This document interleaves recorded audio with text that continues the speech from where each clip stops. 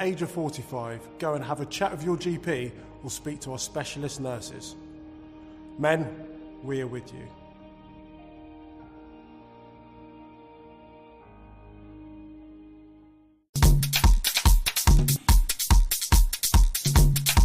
If you would like to advertise your business anywhere in the global diaspora, if you'd like to sponsor, partner 246BeijingVibesRadio.com, all you need to do is go to the website, click on the Get in Touch page, and all the information you need is right there to contact our manager and our marketing and advertising team. So if you'd like to sponsor a show, partner the station, advertise your business anywhere in the global diaspora, go to our website, www.246BeijingVibesRadio.com, click on the Get in Touch page, and all the information you need is right there to contact our marketing and advertising team.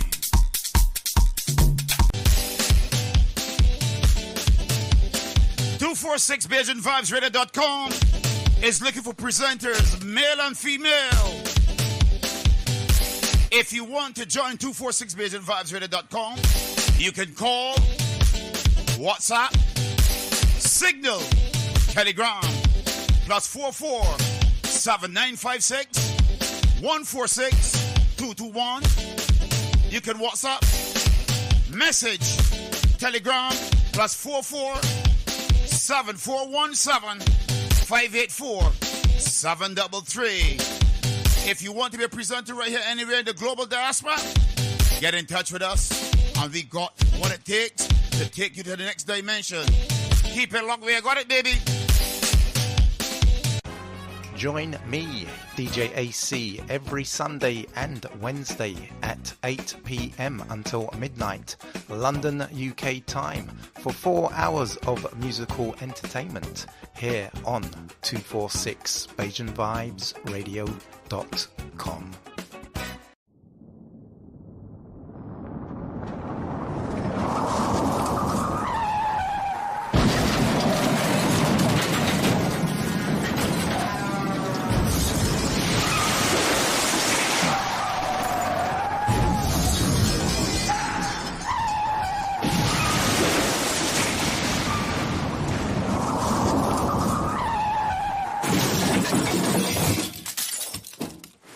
Don't drink and drive. You're listening to 246 Beijing Vibes Radio. As Afro-Caribbeans, we're proud of our sense of community. Oh yeah, we're very big on that. We try to help each other in any way we can. Except when it comes to saving each other's lives. Even if all we have to do is put our names on a bone marrow register. Not quite so big on that, are we? There are 24 times more white people than black on the UK bone marrow register. If you're black or mixed race, join the register today. Visit aclt.org and see how you could be the one to save a life. ACLT unites to fight leukemia. So what's wrong with my car? Lady, I don't know. When can I get it back? Tomorrow? Lady, I don't know. Are you tired of unreliable mechanics? Do you crave good all-round service? Try the auto repair shop that puts ladies first. O'Brien's, located in Locust Hall, St. George. O'Brien's are specialists in all types of vehicles. Brakes, shocks, engine, even your air conditioning. O'Brien's does it all. And O'Brien's uses advanced diagnostic equipment, so there's no guessing. At O'Brien's, there's a drop-off pickup service for all. If you are serious about driving worry-free. So what's wrong with my car? Okay, lady, it's the alternator. Oh, okay. Call O'Brien's at 437-9322. Students to students, talk it out. Teachers to students, talk it out. Peace begins with me. Peace begins with me. Talk it out. Violence solves nothing. Talk it out. We're one family. The school to learn, don't go school to fight. Don't bring school to college on a gun, on a knife. Don't let the violence mess up your life. Fighting all the time, can't get your first prize. Daddy Lance, stop this skylarking. When I'm fighting like dogs that barking. I'm able to yourself or start recording. Then he said they get to start parting. Peace begins with me. Peace begins with me. Talk it out. Violence solves nothing. Talk it out. We're one family.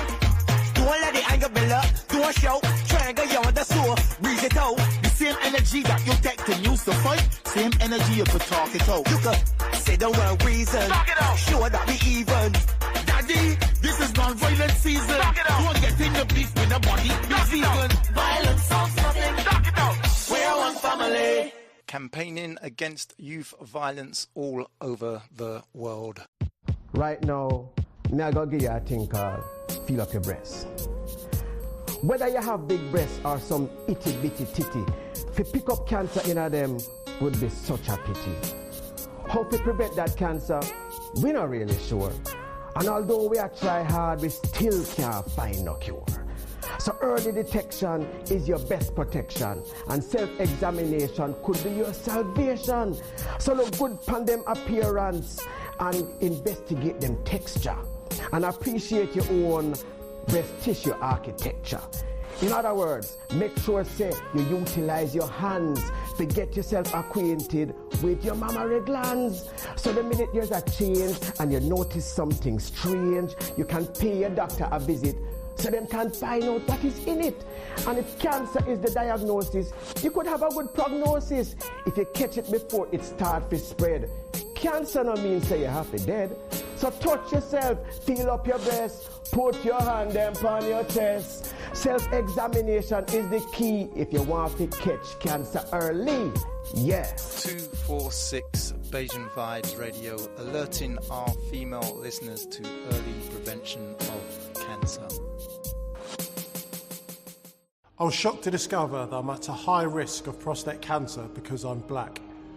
Guys, we've got to keep talking about our health. So if you're a black man over the age of 45, go and have a chat with your GP or speak to our specialist nurses. Men, we are with you.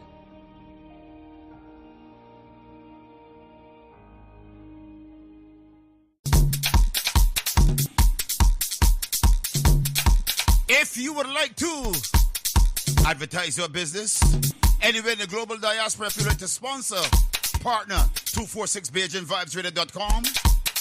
All you need to do is go to the website, click on the Get in Touch page, and all the information you need is right there to contact our manager and our marketing and advertising team.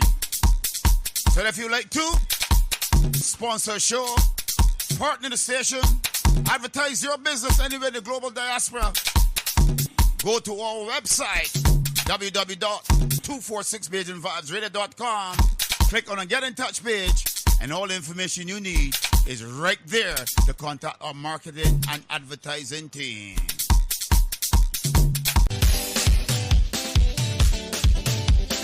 BayesianVibesRadio.com is looking for presenters, male and female. If you want to join 246BayesianVibesRadio.com, you can call, WhatsApp, Signal, Telegram, +44 7956 146 221.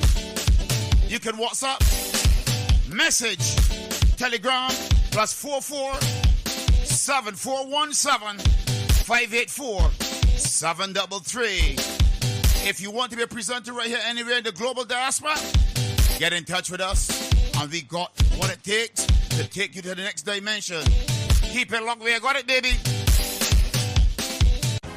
Join me, DJ AC, every Sunday and Wednesday at 8 p.m. until midnight, London, UK time, for 4 hours of musical entertainment here on 246 BayesianVibesRadio.com.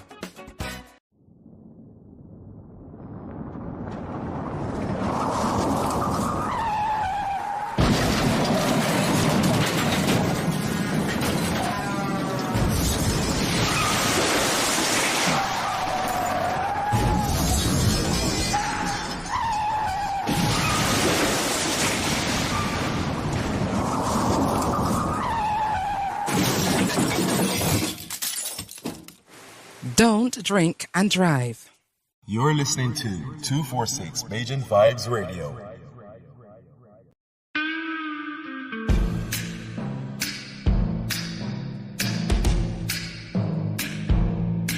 Tune in and be part of the fastest growing, most authentic Black conscious radio show, linking Barbados, the Caribbean and its diaspora. The Global Independent Square with Philip Catlin Springer. Weekdays, Monday to Friday from 5 a.m. to 11 a.m. live on www.246BajanVibesRadio.com and 246 Live. Conscious Vibes, truth and justice from all corners and special guest appearances. The Global Independent Square, 5 a.m. till 11 a.m. weekdays, live on 246BajanVibesRadio.com and 246 Live.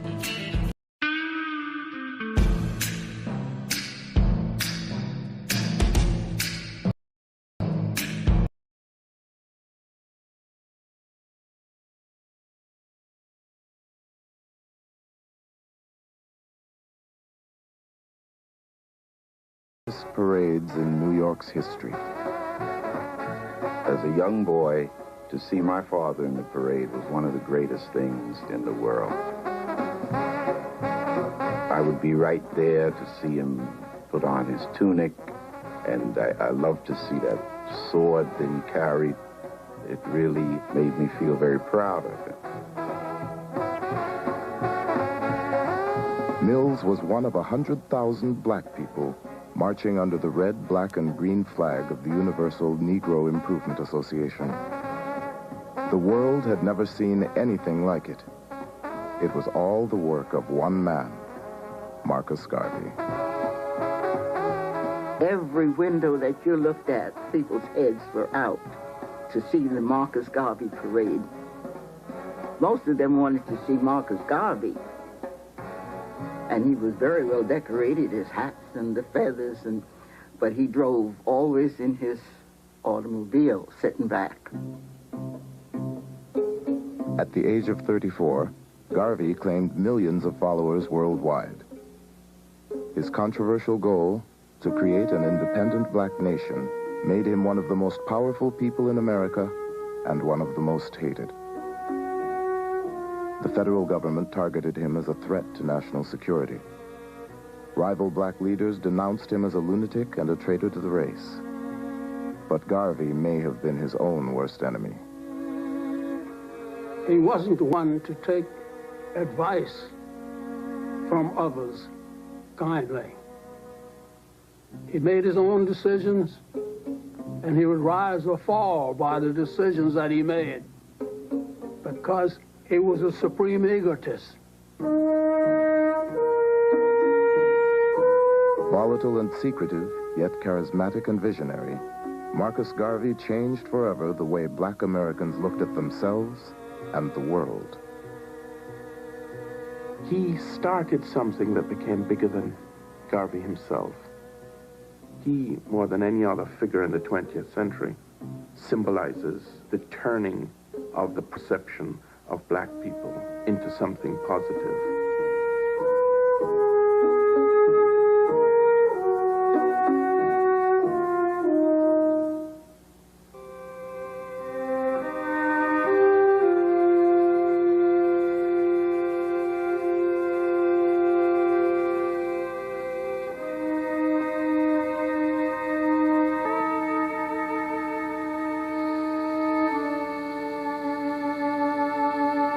Garvey's father was a mason, a professional mason. And among the things that he did was to create tombs for people in the St. Anne's Bay graveyard. He took Garvey with him to the graveyard one day, and they were digging this grave, and his father had Garvey go down inside the grave, but then he pulled the ladder up and left the child in the bottom of the grave. Garvey said that he cried out and his father wouldn't let him get back up out of the grave. He wanted to teach him a lesson.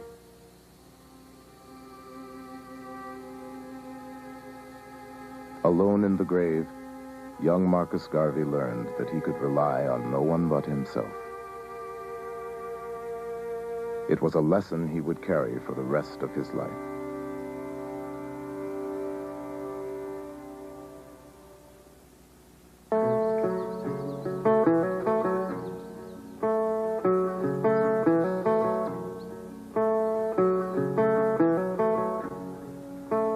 Marcus Garvey was born in August of 1887 in St. Anne's Bay, a small town on the northern coast of Jamaica.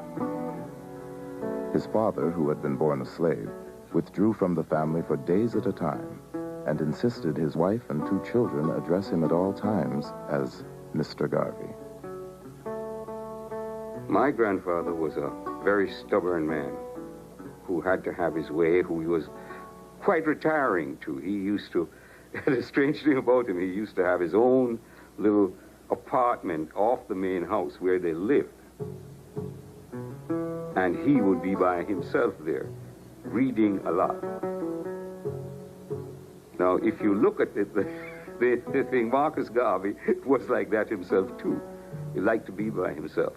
Marcus obviously inherited many of his characteristics. Marcus Garvey's father was repressed in many ways, a frustrated person, a person who could find no way out and seemed to have internalized much of the feeling that the world was against him. Garvey's mother raised crops and, like many women of her time, cooked for a white family to support her own. But Sarah Jane Richards wanted more for her only surviving son than a life of common labor in the banana fields. Garvey's mother had tremendous influence upon him, and she had great hopes for him. She wanted, in fact, to call him Moses, and she thought that he was going to do great things. That source of love, that someone, his mother in particular, loved him, helped to create that extraordinary self-confidence that Garvey had. As a boy, Garvey imagined himself delivering speeches to adoring crowds. He spent hours reading, and even that his friends, they couldn't pick a single word from the dictionary that he didn't know. The young Garvey had ambition. He wanted to get out of St. Anne's Bay. Later he said he dreamt of becoming the first gentleman in the world. And it seemed as if he early on developed this interest in a kind of dramatic, epic story of himself in which he would play a leading part.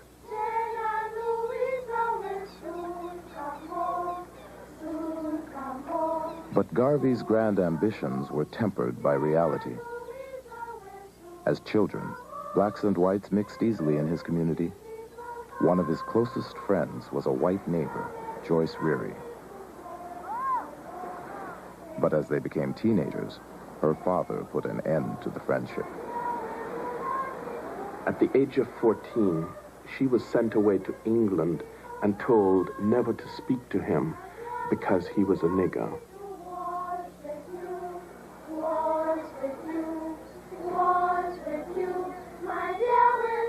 And he said that's the first time that he heard and became aware of this idea of being black and what it meant.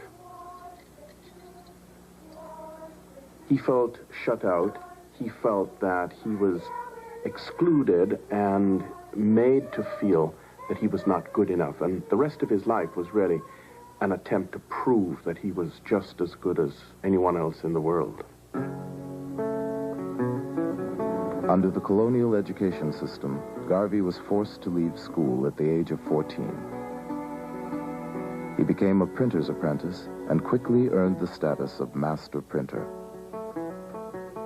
In the print shop, he learned the power of controlling the written word and would soon publish his first newspaper, Garvey's Watchman.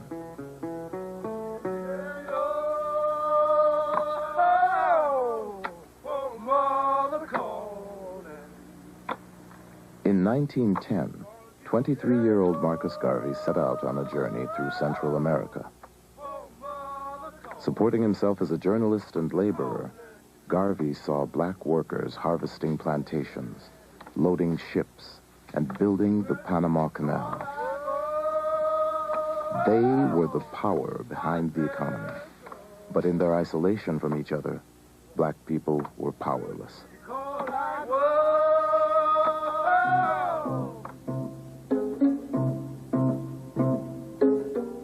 In 1914, he came upon the book that would change his life. Marcus Garvey's reading of Booker T. Washington's Up From Slavery was an eye-opener to him and pointed the way to his conclusion, which remained with him throughout his life, that the situation facing black people was a global one. I was determined that the black man would not continue to be kicked about, as I had seen in Central America and as I had read of it in America. Where is the black man's government? Where is his king and his kingdom? Where is his president, his country, his men of big affairs? I could not find them.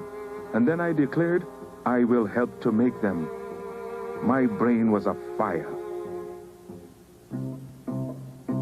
As he sailed for home, Garvey's grand vision for himself and for the world clicked into place. He would unify black people scattered across the globe, and he would be their leader. Back in Kingston, he attended a debate and noticed an attractive 17-year-old named Amy Ashwood. When Ashwood took to the stage and delivered a powerful political speech, Garvey knew he had found a kindred spirit. He approached her later that evening as they rode home on a trolley. "At last I have met the star of my destiny," Garvey exclaimed. Her parents were very opposed to it, particularly her mother, who was trying to keep her away from Garvey because Garvey didn't seem to have a solid income or be the type of person that she wanted her daughter dating. But Garvey was a great romantic, and he announced to Ashwood that she was his Josephine. And she says, if you are my Napoleon, and they make a pledge that they would remain together and forge what would become the Universal Negro Improvement Association. And they launch it together in August of 1914. With the motto, "One God, one aim, one destiny," the Universal Negro Improvement Association stressed race pride and sought backers for an industrial training school, modeled on Booker T. Washington's Tuskegee Institute. Garvey and Ashwood attracted a small, loyal following, but there was trouble from the beginning. Garvey created enemies by attacking established leaders. He wouldn't tolerate the slightest dissent from UNIA members, and he was a disastrous money manager, using contributions to the school to pay for his own living expenses. When his few supporters clamored for an accounting, 29-year-old Garvey decided to leave town. He hired himself out on the crew of the SS Talek, and in the spring of 1916, he left Amy Ashwood behind and set sail alone for New York City. His ideas had failed in Jamaica, but they would find new life in America.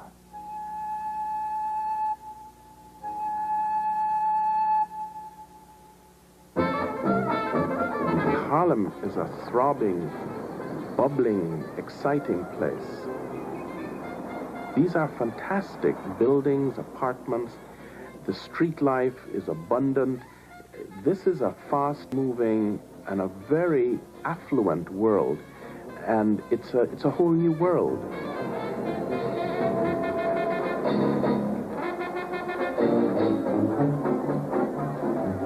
Garvey quickly found lodging with a Jamaican family in Harlem and got a job as a printer. He was not a wealthy person, far from it. Living in a sort of a hall, little hall bedroom, was the kind of bedroom that was very popular in Harlem in those days. So he was in pretty poor financial shape. But the idea that he had this great desire to build a great movement, sort of sustained him. A. Philip Randolph, editor of the influential Messenger magazine, heard about the young agitator from Jamaica and arranged for Garvey to deliver his first formal lecture in the United States. Garvey printed his own handbills, referring to himself as the Honorable Marcus Garvey. He painstakingly rehearsed his speech, just as he had as a boy. But when Garvey rose to address the audience, his confidence shattered. He spoke with a tremor and shook like a leaf. It seems that Garvey was anxious, he was nervous, he was heckled. He, at one point in his address, lost his balance and fell off the stage, fell into the audience. He literally fell on his face. What he had hoped would be a great sort of coming out turned into this humiliation. Crushed by the failure of his American debut, Garvey wandered into the Tabernacle Church of Reverend Billy Sunday, a white evangelist who attracted massive crowds to revival meetings. Billy Sunday was the granddaddy, the man who really created the 20th century revival figure, revivalist preacher figure in the United States. Garvey quickly takes on Billy Sunday's speaking style, very athletic, very intense, moving a lot, and Garvey would refashion his oratory in keeping with the model of Billy Sunday.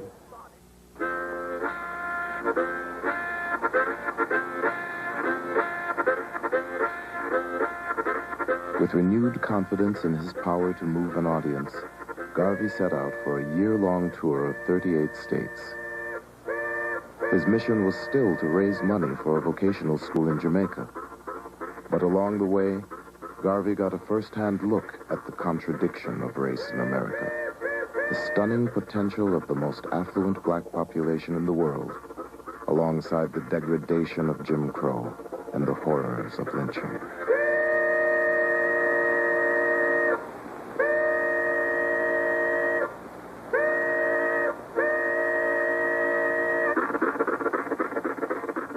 When we'd walk along the plank walks, they didn't have sidewalks here in New Orleans at that time, but you'd walk along the plank walk.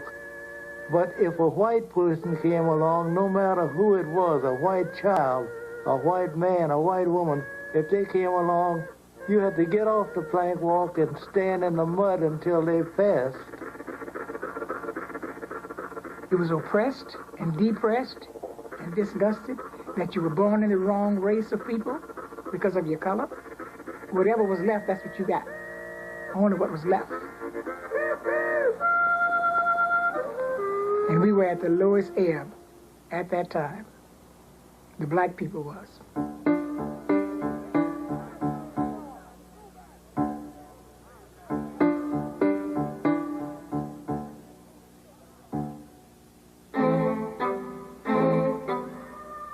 On July 2nd, 1917, just months after America's entry into World War I, the city of East St. Louis exploded in the worst racial rioting the country had ever seen.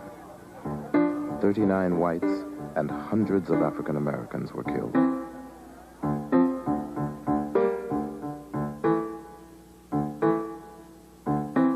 You have black troops going off to fight to make the world safe, democracy in April, and in July, you have black people being murdered in the most wanton and barbaric manner in East St. Louis, you know, children being thrown back into flaming houses, people being boarded up in their houses before they're torched.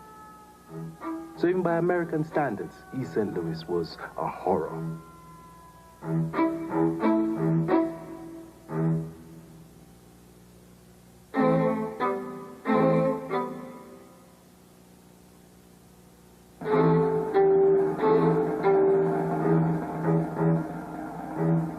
W.E.B. Du Bois, leader of the NAACP and supporter of integration, led a silent march in response to the massacre. But to Garvey, this was no time for silence. It was time for black people to get together and fight back. He spoke out at an emergency meeting in Harlem.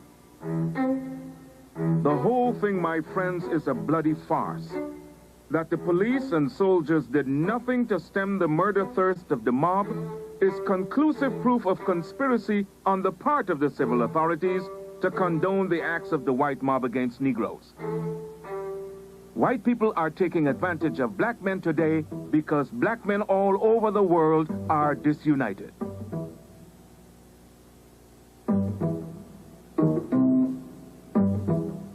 It is that speech that marks the turning point of Garvey away from Jamaica, away from a preoccupation with matters related to the West Indies. And now he's not looking for support for what he is hoping to accomplish in the West Indies, but rather he is now sucked into the vortex of American race relations.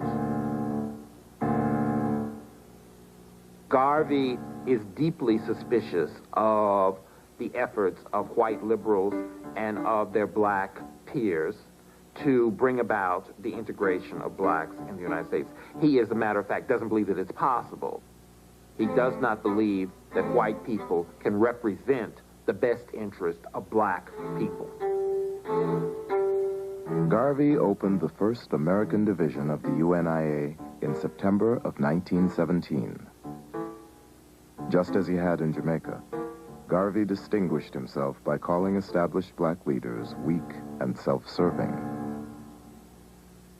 Even though I had a great deal of admiration for W.B. Du Bois and A. Philip Randolph and other black leaders of the time, I thought that their approach to our problems was too doggone tame, and that we needed to have that attitude of Marcus Garvey, that stand up on your feet and be ready to defend your manhood at all times.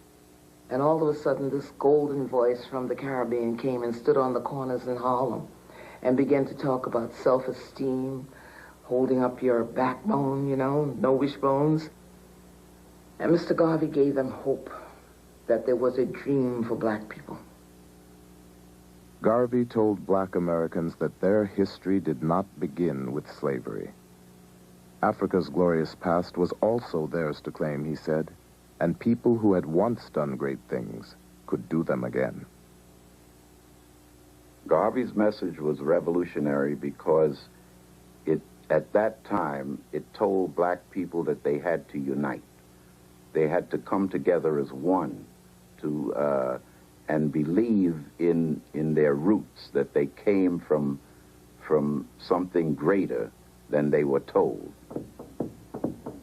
To begin with, Africa was called the Dark Continent. And the pictures that we got of Africa in those days were cannibals running around in the jungles, putting people in pots.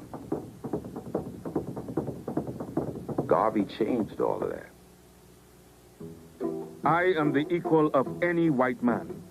I want you to feel the same way. We have come now to the turning point of the Negro, where we have changed from the old cringing weakling and transformed into full-grown men demanding our portion as men.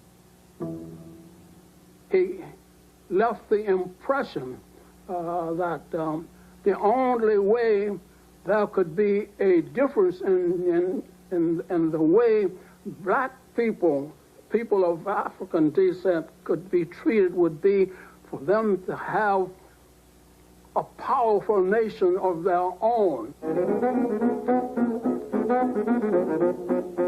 Garvey toured the country again, this time initiating UNIA branches in big cities and small towns. Sunday meetings of the UNIA soon attracted thousands. A Garvey meeting was a day-long family affair, half political rally and half religious revival. The first time I went to a Garvey meeting was a Sunday afternoon in November of 1919.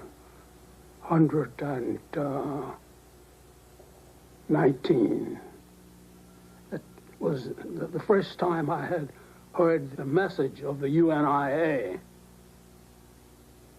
The day I met Marcus Garvey was one of the most exciting days of my life.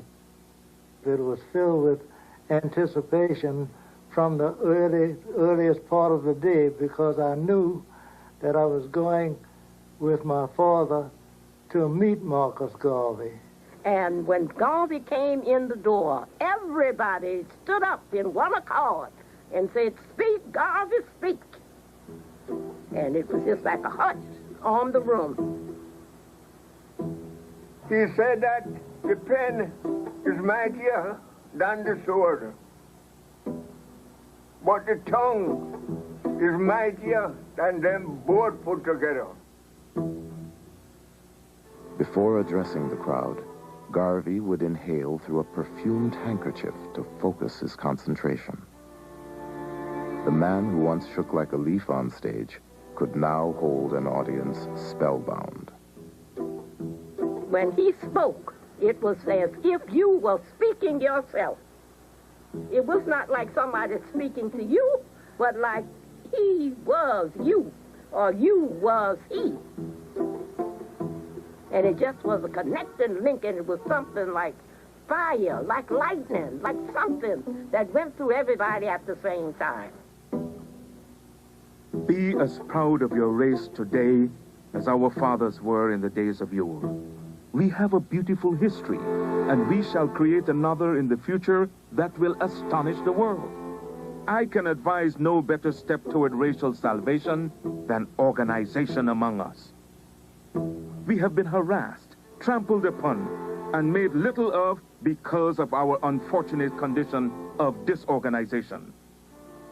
Our racial program of today is a united, emancipated, and improved people. Garvey took black folk who were assaulted by a variety of very unfortunate and negative images of themselves and made them believe in themselves, made them see physical beauty in themselves, made them see the need to interpret and write their own history. In that sense, Garvey sold the Negro to himself.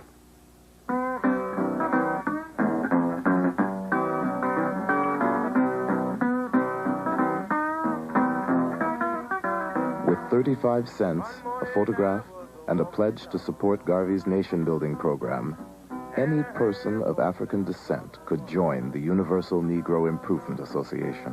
I saw the light, I saw the light, Mona, I saw the light, I saw the light from the heavens. Garvey's genius was to transform cooks, maids, and workmen with the pride that comes with a title and a uniform. Always think yourself a perfect being, he wrote, and be satisfied with yourself. You would almost see them metamorph into something else. You would see it. They'd suddenly get very tall. Because the smallest man in the uniform still looked like a giant. I can tell you that from experience. They were gorgeous. The black men were gorgeous. Jacob Samuel Mills, a master carpenter from St. Kitts, had come to Harlem in 1910. But barred from the All-White Carpenters Union, he could only find work as a janitor. My father joined the Garvey movement because he thought it was something for the advancement of black people. And every Sunday afternoon when he was through with his work, he would put his uniform on. He felt very proud when he wore that uniform. He would wear it on the trolley car and let everybody look at him and talk if they wanted to talk. But that was Captain Mills. The effect of the uniform on everyone who saw it was electrifying, but especially on white people. I heard white women fainted. When we had the big parades going down Fifth Avenue, they would just fall out. The UNIA had something for everyone. For men, there was the African Legion. For young people, the Juvenile Division. And in the Black Cross Nurses and the Universal Motor Corps, the Garvey movement offered black women a place of their own. We wore this uniform everywhere. That was a physical statement that these uniforms and plumage made to the rest of the world, that we are Garveyites and proud of it.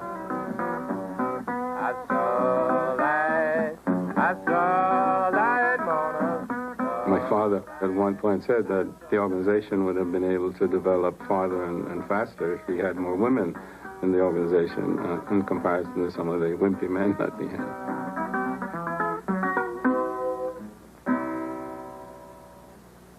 With its elaborate rituals and official songs, Garvey's UNIA was a separate world.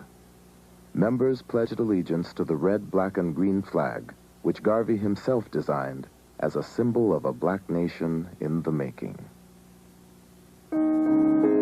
Show me the race or the nation without a flag, and I will show you a race of people without any pride. But that was said of us 4 years ago. They can't say it now.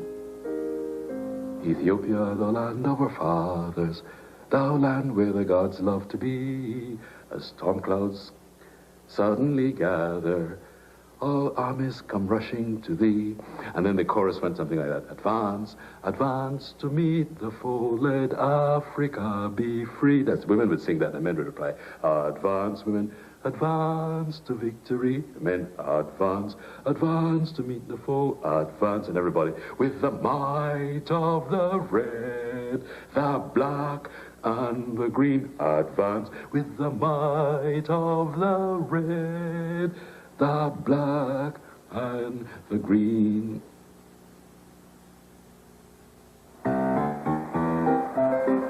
In the summer of 1918, Garvey set out to create a separate economy of black-owned businesses. First, he purchased a half-finished church building for use as UNIA headquarters and christened it Liberty Hall. Relying on the printing skills he'd learned as a boy, Garvey started the Negro World newspaper with a cover price of 5 cents. The paper carried essays, poetry, and articles on black history and world events. On the front page of every issue was a long editorial penned by Garvey himself. He distributed the paper with the help of Amy Ashwood, who had made her way to New York a year earlier. Then, to attract the dollars that flowed through black hands, Garvey created his first of many investment funds. Garvey was aware that blacks had contributed to the war effort by purchasing over $220 million worth of Liberty bonds.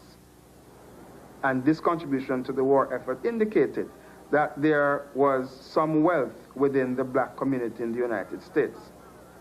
And his idea was that this black wealth should be converted into businesses that would benefit blacks and projects that would benefit black people.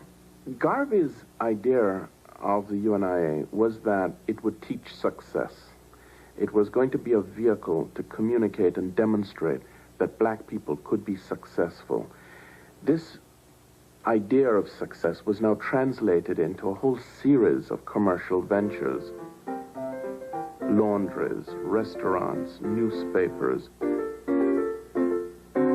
Garvey financed UNIA enterprises through the Negro Factories Corporation, which was capitalized with small contributions from his followers. At their peak, UNIA businesses employed as many as 1,000 people in Harlem.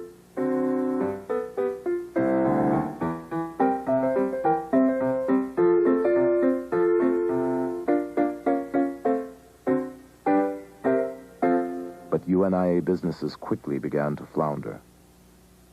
Garvey hired managers with little or no experience.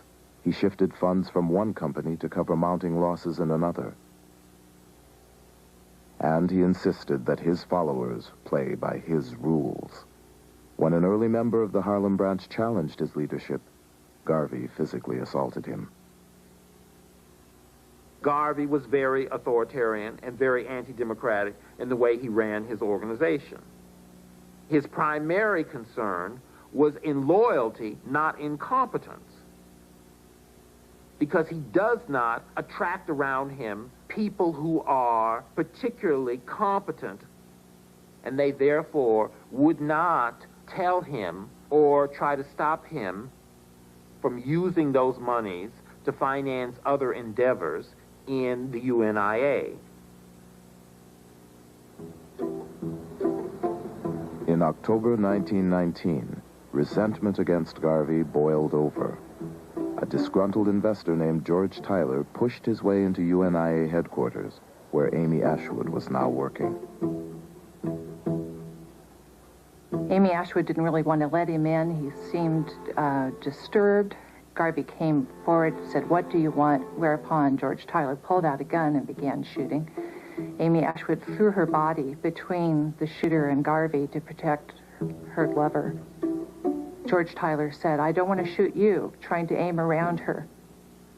She tackled Tyler and they tumbled down the stairs to the first floor. As soon as the shots were fired, the people on the first floor had called the police. The police came, they apprehended Tyler and took him to jail in Harlem. And the news reports were that Garvey had been shot in the head, and it made a huge news splash. And that moment becomes the turning point, because Garvey survives 3 shots. The next day he had a big speaking engagement in Philadelphia, and he goes to Philadelphia in spite of the fact that he's been shot. He's bandaged, but he goes and makes his speaking engagement, and he now has this extraordinary sort of quasi-religious significance. He survived. He's invincible. By the end of 1919, Garvey claimed over 750,000 followers, and the Negro World was the most popular black newspaper in the United States. But his rising influence would soon make him a target of the federal government and a growing number of black critics who called the UNIA a house of cards. The war powers descended on Versailles to make peace and redivide colonial territories. From the seat of his self-styled empire in Harlem, Marcus Garvey argued that it was time to give Africa back to black people. Some said it was a ridiculous fantasy, but Garvey's slogan, "Africa for the Africans," reverberated around the world as his movement spread through the colonies. In Europe, Garvey began to be seen as a threat. The United States had worked with the British government during World War I, and they continued that after World War I with a focus on Garvey, because the British government was deathly afraid that the Garvey movement was going to spread revolution. They feared the hundreds of thousands of the masses of blacks under his influence. Undoubtedly, Garvey did stir up nationalism. I say this plainly and for everybody to hear. We are organizing to drive every pale face out of Africa. Do you know why? Because Africa is mine. Africa is the land of my fathers. We who make up this organization know no turning back. We have pledged ourselves even unto the last drop of our sacred blood that Africa must be free. Garvey's Negro World, now published in Spanish, French, and English, carried news of rebellion around the world. In Africa and the Caribbean, colonial authorities banned the newspaper. But with over 500 divisions of the UNIA in 22 countries, Garvey's message could not be stopped. The Negro World was being smuggled into Kenya by seamen, black seamen, and then it would be read aloud to groups of people around this reader, plus young children, young boys in particular, who were charged with memorizing Garvey's editorial in the Negro world. So it would read out, and then these young boys would run off, having memorized it, run off to the villages and spread Garvey's word in that way. In the United States, black troops returned from World War I with high expectations for change. But they returned to a country that was not ready for equality. A country increasingly suspicious of radical political movements. In this unsettled climate, Garvey's appeal to disgruntled African Americans with military training sounded an alarm. Attorney General Palmer decided there needed to be a special division of the Justice Department. He called it the General Intelligence Division. And he picked a young Justice Department attorney. He was really unknown at that time, but must have been known enough for his diligence, and his name was J. Edgar Hoover. Garvey really gets pinpointed. Hoover, the Justice Department, were clearly hooked on a fixation on Garvey, which would before long become a vendetta. J. Edgar Hoover wrote to a colleague, "Garvey is a notorious Negro agitator, affectionately referred to by his own race as the Negro Moses."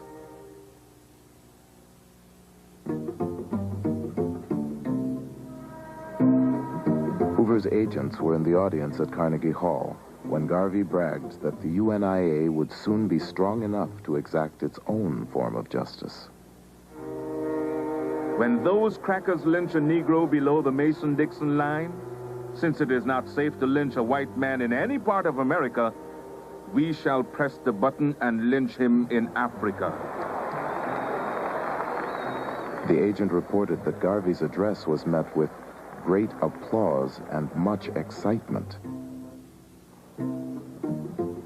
J. Edgar Hoover had long relied on casual informants, but now, in his determination to go after Garvey, Hoover hired the first full-time black agent in the Bureau's history. He was known by a code number. All his reports were signed 800. That was his code. And his job was to go into Harlem and to infiltrate the Garvey movement, to try and find evidence that could be used to build a legal case for ultimately getting rid of Garvey. Garvey rejected America.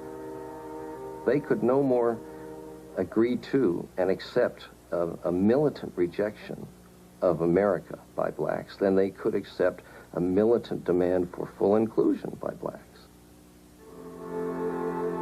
Just as the government campaign against him escalated, Marcus Garvey unveiled a new business enterprise. It was his most ambitious venture, but would prove to be the most fateful.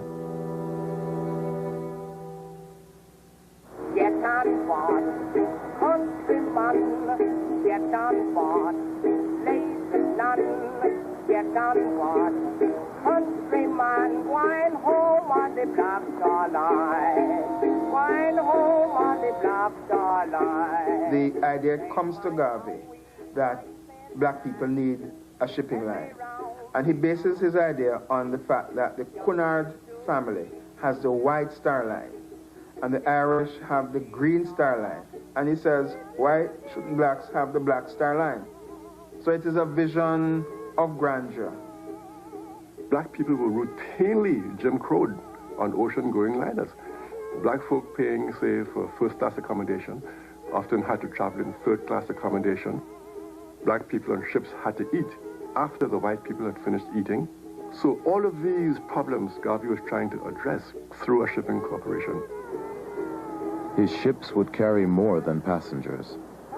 Garvey envisioned commercial trade among black communities around the world, with produce, raw materials, and manufactured goods transported on UNIA vessels.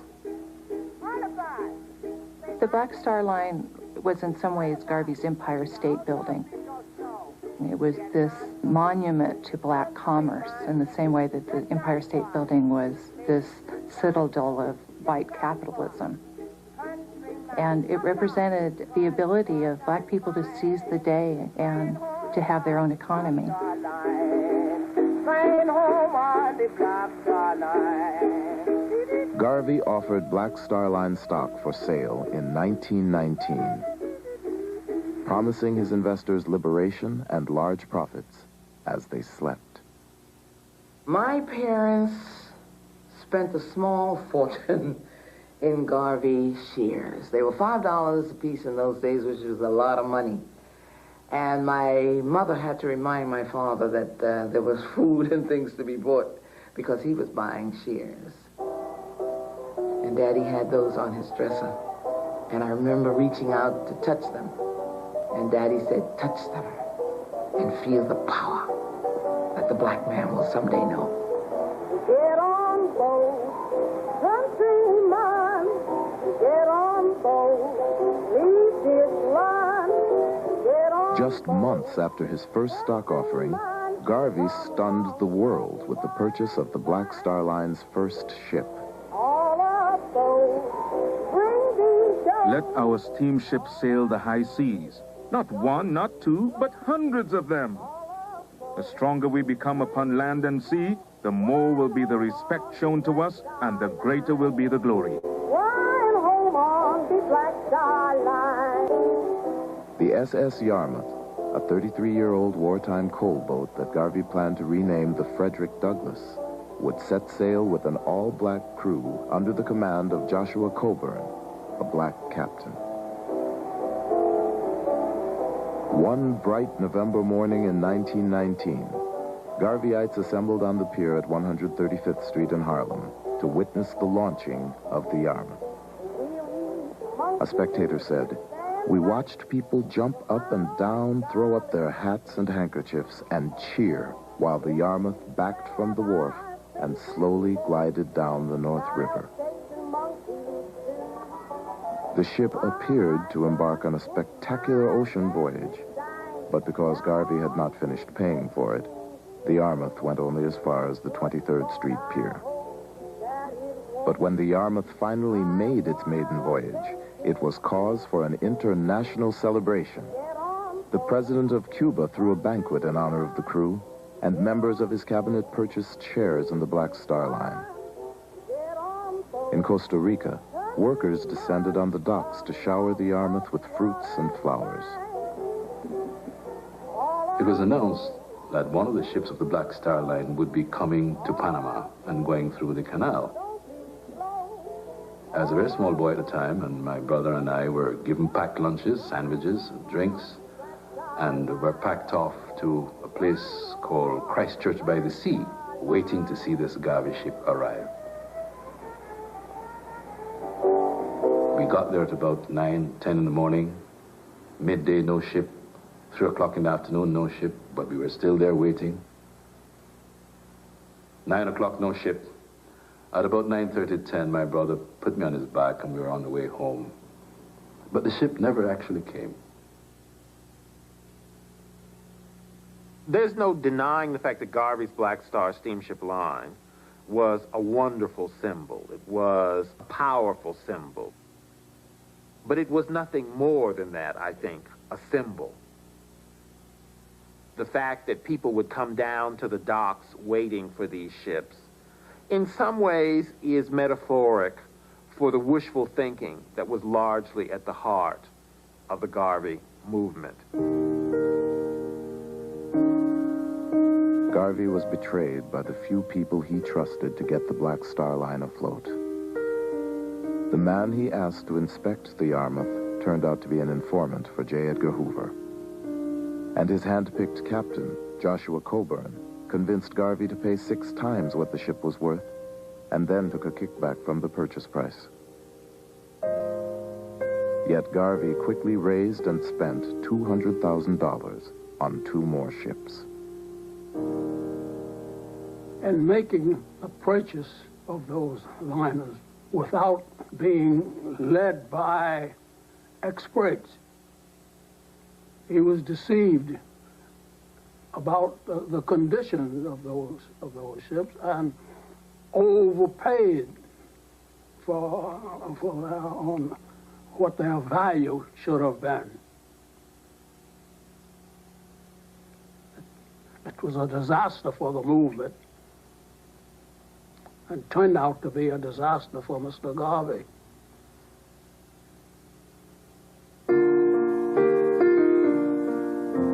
At the end of 1919, Marcus Garvey married Amy Ashwood, the woman who just months earlier had thrown herself in the line of fire to save his life. They had a very rocky relationship. A lot of off again, on again, a lot of quarreling. And finally they married in a spectacular Liberty Hall marriage on Christmas Day. Their extravagant wedding was the talk of Harlem. 5 different ministers performed the ceremony before 3,000 guests. Just 4 months later, the couple separated. Having a wife was an impediment to my work and peace of mind, Garvey would later say. I can't pay her personal attention as the average husband. In fact, I have no time to look after myself. My father was committed totally to the struggle, and that's why he never seemed to relax. He never seemed to take a day off. He was always committed to the struggle. He was always appeared to be dressed, ready to work. And he's working at home. He was working at the office. He kept tremendous hours. So it was a total commitment to the struggle and the cause. The UNIA was taking in thousands of dollars a day, but Garvey lived modestly on the 6th floor of a Harlem apartment building. He didn't drink or smoke, and preferred to eat the same food night after night. Garvey spent his few idle hours arranging and rearranging a collection of Egyptian vases and African ornaments, making his home into an orderly private world. Unless it was about UNIA business, Garvey rarely spoke to even his closest associates. I never saw him laugh. I never saw him laugh. At the office, he was serious. When we went to visit him there and at home, well, he was very kind. My father was very kind. He was always bringing things for us, children. But I never saw him. He was always looked serious.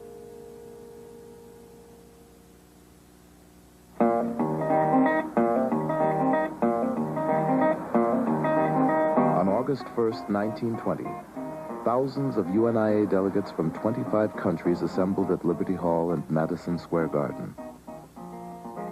Garvey called it the International Convention of the Negro Peoples of the World. He hoped to move a step closer to his dream of a black nation in Africa, with himself at the helm. The whole convention is this extraordinary public event of pomp and ceremony and magnificence and grandiloquence. Garvey, he would now establish a stage, a world stage for his movement. And effectively what he gave the black world was a government in exile, a government in waiting. We have met in this historic building tonight for the purpose of enlightening the world respecting the attitude of the new Negro. If you believe that the Negro should have a place in the sun, if you believe that Africa should be one vast empire controlled by the Negro, then arise and sing the national anthem of the Universal Negro Improvement Association. The month-long convention combined substance with overblown symbolism. Garvey installed officials with outlandish titles like Supreme Potentate, Leader of the American Negroes, and Lady Commander of the Supreme Order of the Nile. After insisting that no African was qualified for the post, Garvey named himself Provisional President of Africa. But behind closed doors, convention delegates produced a groundbreaking document. They developed a program which was based on assessment of what was the black experience in up to 1920 and how do we go forward, which led to the development of the Declaration of Rights of the Negro Peoples of the World. They were thinking there needed to be a black Declaration of Rights. This was an important document that called upon the nations of Europe and America to respect the rights of black people throughout the world. This was the moment at which Garvey, I think, was both the most powerful in the sense of his articulation of ideas of justice along racial lines, and at the same time, his most grandiose and megalomaniacal, because there was really nothing behind any of this. Garvey's reply to his critics was simple. "I am accused of creating dukes, barons, and knights," he said. "But who gave the white man a monopoly on creating social order?" Garvey's government in exile conducted its own foreign policy, appointing ambassadors and sending a telegram of support to the Irish Republican Army. He dispatched a team of engineers to Liberia to begin construction of a black homeland, and chartered a delegation to the League of Nations to argue for the transfer of African colonies to UNIA rule. When he finally took to the stage, it was Garvey's moment of greatest triumph. 25,000 people, black people, packed Madison Square Garden, and Garvey delivers this magnificent speech in which he tells the Europeans to give Africa a wide berth because we are coming home.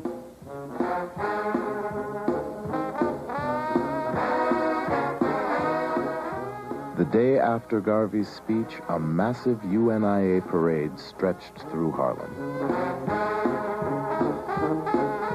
If you didn't live in Harlem, you tried to find someone that lived in a front apartment where you could get in the window and view everything.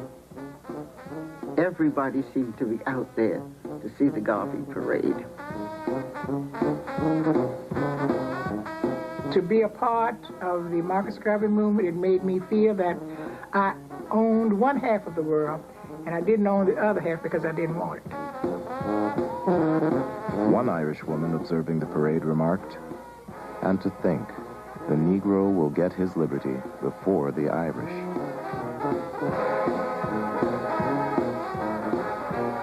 And of course we were looking for my father, who would be in the group of officers marching proudly down the avenue with his sword at his side. It was an exciting thing to see. Marcus Garvey now stood at the head of the largest black movement in history.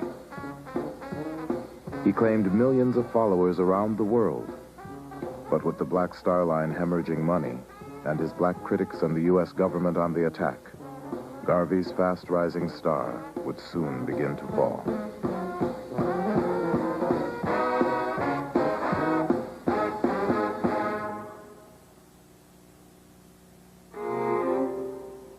Not all African Americans were thrilled by the splendor of the Garvey movement. Many were embarrassed by the pompous spectacle of Garvey in cap and gown. A. Philip Randolph, who had introduced him to his first Harlem audience, said Garvey had succeeded in making the Negro the laughingstock of the world. W.B. Du Bois and A. Philip Randolph saw Garvey as a person who was engaged in a grand distraction.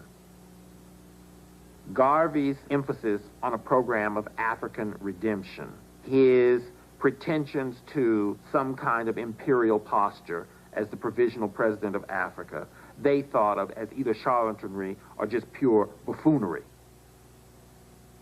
Their complaints about him provide a legitimation for the government to move against Garvey. Because you can always say, you see, his own people don't even want him. And if they don't want him, then there must be something wrong. Encouraged by growing black opposition, the U.S. government stepped up surveillance of Garvey. 8 federal agencies were directed to report on his activities, and J. Edgar Hoover resolved to deal with Garvey once and for all. They placed spies in the UNIA. They sabotaged Black Star Line. The engines sometimes of the ships were actually damaged by foreign matter being thrown into the fuel and so on. And there was every effort made to destroy the movement. However, that wasn't the only thing that actually destroyed Garvey. There were internal problems to the movement as well as these external forces. Garvey's own crews took the Black Star Line to the brink of disaster. One captain steered his vessel off course to visit his wife. Another had a nervous breakdown and tried to sink his own ship. Enraged at the chaos on board one ship, Garvey got into a fistfight with the captain and fired half the crew. But when it came to mismanagement, he had only himself to blame. Garvey looked for people who would be personally loyal to him. I think this is the only way we can explain the mismanagement and incompetence of the Black Star steamship line. The first treasurer of that line was a railroad clerk who had no experience in bookkeeping. What was important here, I think, was not an intellectual competence, but a loyalty to this charismatic leader. As things spun out of control, Garvey confided in Herbert Boulin, the owner of the Berry and Ross Doll Company. To Garvey, Boulin was one of a few real friends. To J. Edgar Hoover, he was Agent P-138. He got closer to Garvey than anyone else working for the government. And Garvey was really isolated. Things weren't going well with the organization. The Black Star Line was losing money. And so remarkably, he confesses to this informant that he tried suicide, that he was thinking of suicide again. It shows the loneliness Garvey must have had at the top. You know, he couldn't reveal those sorts of things to the key people around him. By 1921, the Black Star Line was on the verge of bankruptcy. But Garvey mailed brochures to his supporters advertising stock in yet another ship. It would prove to be a major blunder. In the brochure is a picture of a ship which purports to have been the SS Phyllis Wheatley. It was a ship that Garvey was negotiating for and did not own. And it seems that someone etched into the bow of the ship the words, the SS Phyllis Wheatley. In other words, it was a misrepresentation. It gave the impression that Garvey and the Black Star Line owned this ship, when in fact there was no such ship. In January 1922, Garvey and 3 UNIA officers were arrested for federal mail fraud. The man Hoover once called a notorious Negro agitator was finally in his grasp. The mail fraud was the most convenient and ultimately the only means that they could find to prosecute him. Prosecution was not the end. Deportation was the government's real aim.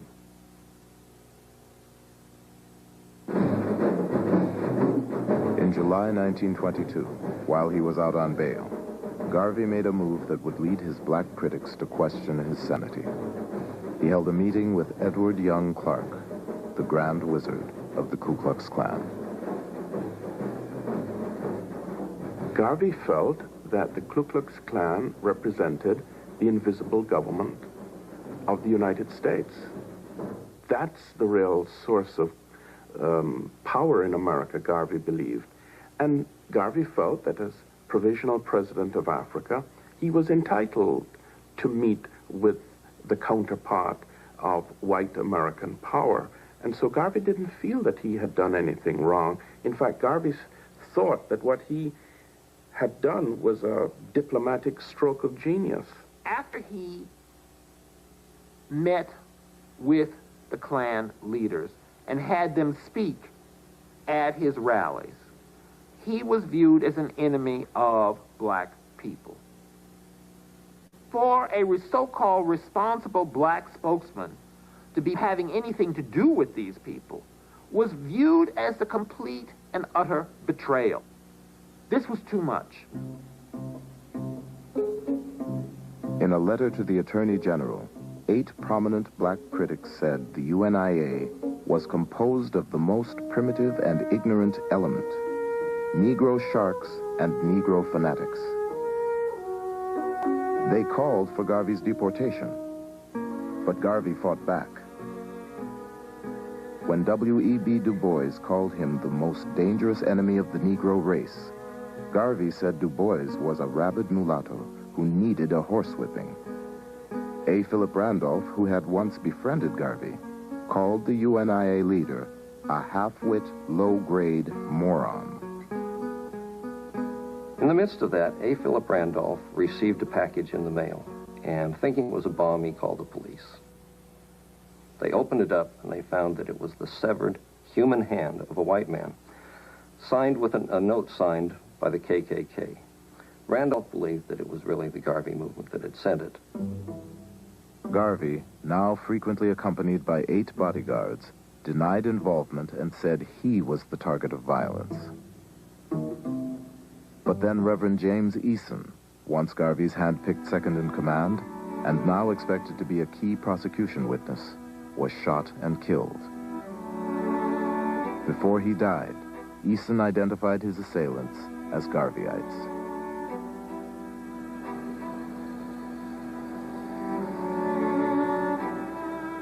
As Garvey's trial began on May 18, 1923, a police bomb squad stood on alert, and UNIA members packed the courtroom. On the first day of the trial, Garvey fired his attorney and announced that he would defend himself. I think Garvey believed that his powers of rhetoric and oratory would ultimately sway the court in his favor. He would have ruled the court, in other words, by his superior oratorical gifts. And I think Garvey came, in the end, to rue that decision because it was a disaster. Garvey paced up and down before the jury box as a parade of former UNIA officials took the stand to testify against him. Defiant, Garvey blamed subordinates and evaded responsibility for his errors. He also took a lot of time badgering witnesses, alienating, I think, in the process, a lot of jurors by his courtroom manner. He seemed to be intimidating of witnesses, even his own witnesses. It was not a good performance by Garvey. In his closing statement, Garvey's voice carried clear through the corridors and out to the street. I want no mercy, only justice, justice, justice. I would not betray my struggling race. If I did, I should be thrown into the nethermost parts of hell.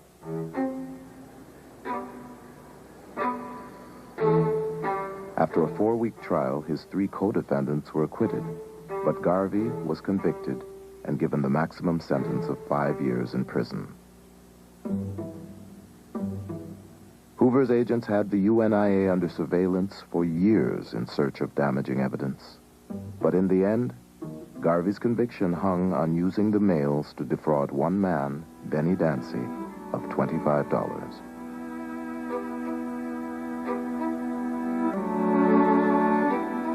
He took no advice. He did not heed advice.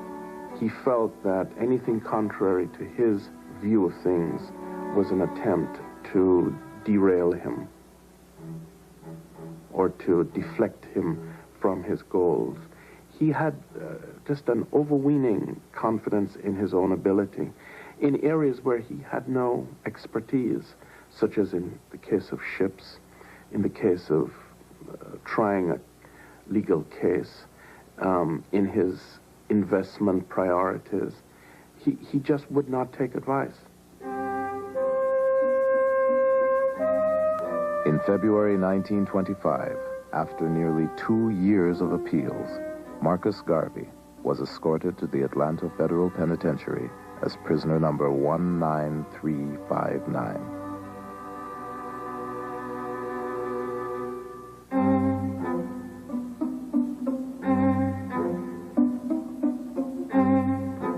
His only personal assets were $40 and a few hundred shares of his own worthless stock.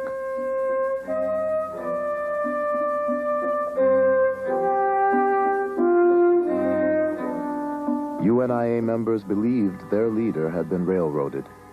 To dampen their frustration, Garvey wrote a song. Let no trouble worry you. Keep cool, keep cool.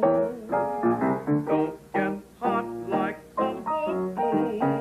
Keep cool, keep cool. Garvey's personal secretary, Amy Jakes, had become his second wife in 1922. While he was in prison, she and Garvey's followers struggled to keep the movement alive and raised tens of thousands of dollars for Garvey's defense. There's one group in rural Louisiana that gave on average 5 cents. They actually gave $8, but when you actually counted the number of people involved, it actually amounted to something like 5 cents each. And it actually showed the level of loyalty that the little people had towards Garvey and the movement. People around the world began to send in petitions and letters and so on. There were literally millions of signatures that were appended to petitions that were taken to various government agencies in Washington, D.C.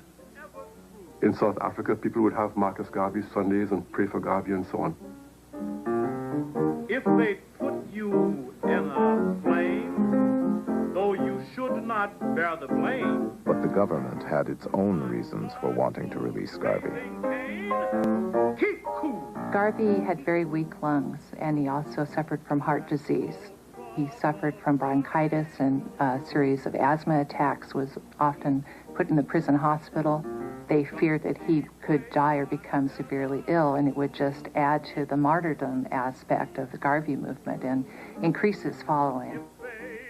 And there was an election year coming up in the U.S., and the Republican administration felt that black folk, who were largely Republicans in those days, might vote for the other party if Garvey was not released.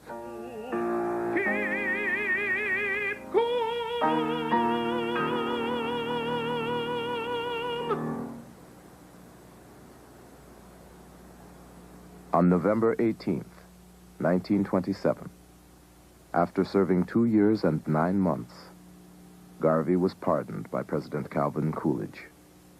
But he was ordered immediately deported. He was put on board the SS Saramacca, a ship owned by United Fruit, the same company on whose Costa Rican plantation he had worked as a young man. It was announced that Garvey would sail back to Jamaica from the port of New Orleans. It was a Monday morning in November. A cold, drizzly, damp November New Orleans morning. It was more like a Mardi Gras day in New Orleans on that particular day. Going out to see Marcus Garvey on this ship. I imagine the conductors got tired of asking for fares, so some people rode for nothing. And the fare was only 7 cents. And they were just packed on top of each other on the streetcar going out to the riverfront. And everybody went out with their children, everybody just to get that glimpse of him as the ship would leave. And the people could stand on the levee and stand close to the river. And, you know, they were for miles around, for about the people. Mr. Garvey was not allowed to land. He had to stay on board ship. He did not put his foot on land. And he spoke to the people, bidding them farewell and wishing them well and asking them to hold on, keep the fort. As the ship was moving out from the docks, the people on shore was singing the President General's hymn. One God, our firm endeavor, one aim most glorious spent, one destiny forever. God bless our President. One We saw waving. We saw him do that with a handkerchief or something. But the people in general, they just was waving. Waving, waving, waving, and crying and waving. Crying and waving. And the waves appeared to have been in harmony with the song as the people were singing, and the boat was moving out to sea.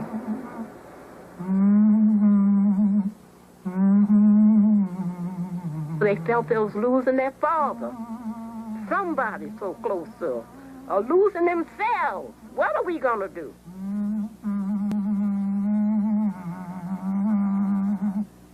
And my mother said until the day she died, she would not forget the sight of Garvey waving that white handkerchief as far as she could see the boat.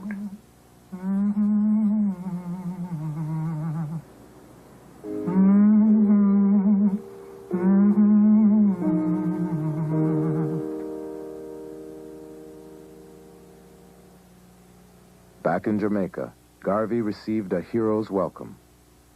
He and Amy Jakes Garvey settled in Kingston and had 2 sons. He tried his hand at elective office, real estate, an amusement park, a collection agency, and a newspaper. But when an American court took title to his personal assets and all UNIA property from New York to Kingston, Garvey was forced to declare bankruptcy. Garvey was now a person who had come down in the world.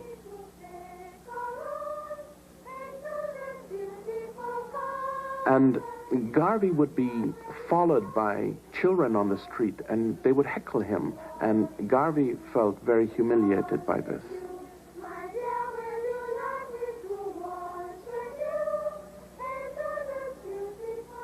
Garvey relocated to London in 1935. For a time, he had regular speaking engagements and managed to publish a newspaper. A handful of UNIA members, including Jacob Mills, migrated to Liberia on their own. But without Garvey's strong hand, his hundreds of thousands of followers in the United States dwindled to a small band of the faithful. The men folk, if they had your names and everything, and you are a member of the UNIA, you'd lose your job. So you had to meet in disguise. That was one of the reasons why the Garvey movement was so thorough in being broke up. You couldn't say, I'm a UNIA member. I'm Marcus Garvey. You whispered it, Marcus Garvey. You could not speak his name. Garvey was alone in London. The asthma and heart disease that had plagued him in prison began to worsen. Garvey had a stroke in January of 1940, and he becomes incapacitated.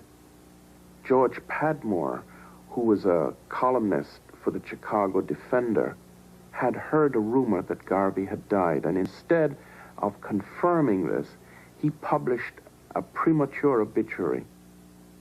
The obituary described Garvey as a man whose followers had deserted him, a man who died broke, alone, and unpopular. When Garvey reads it, he lets out a loud moan and he collapses. He suffers a second stroke. And next morning, he dies. The date was June 10th, 1940. Marcus Garvey died a forgotten man. But his vision of Africa would influence future generations of what he called the beloved and scattered millions of the Negro race. When Garvey's passionate ideas about black pride and independence finally took hold, he would be revered by many as a prophet and a saint. In death, I shall be a terror to the foes of Negro liberty. Look for me in the whirlwind or the song of the storm. Look for me all around you. In his 53 years, Marcus Garvey never set foot in Africa. I dreamed a dream that he came and I saw him. And he said to me, Barnes, do not be worried, for everything is working according to plan. I am not dead. I am only sleeping.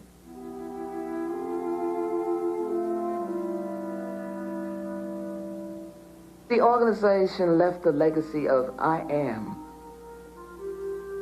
Simply, I am. With no apology. I am. We had never had that up to that time. We belonged to churches where we sang, but Garvey made you stand tall and quiet, looking into the future. And that's a great legacy.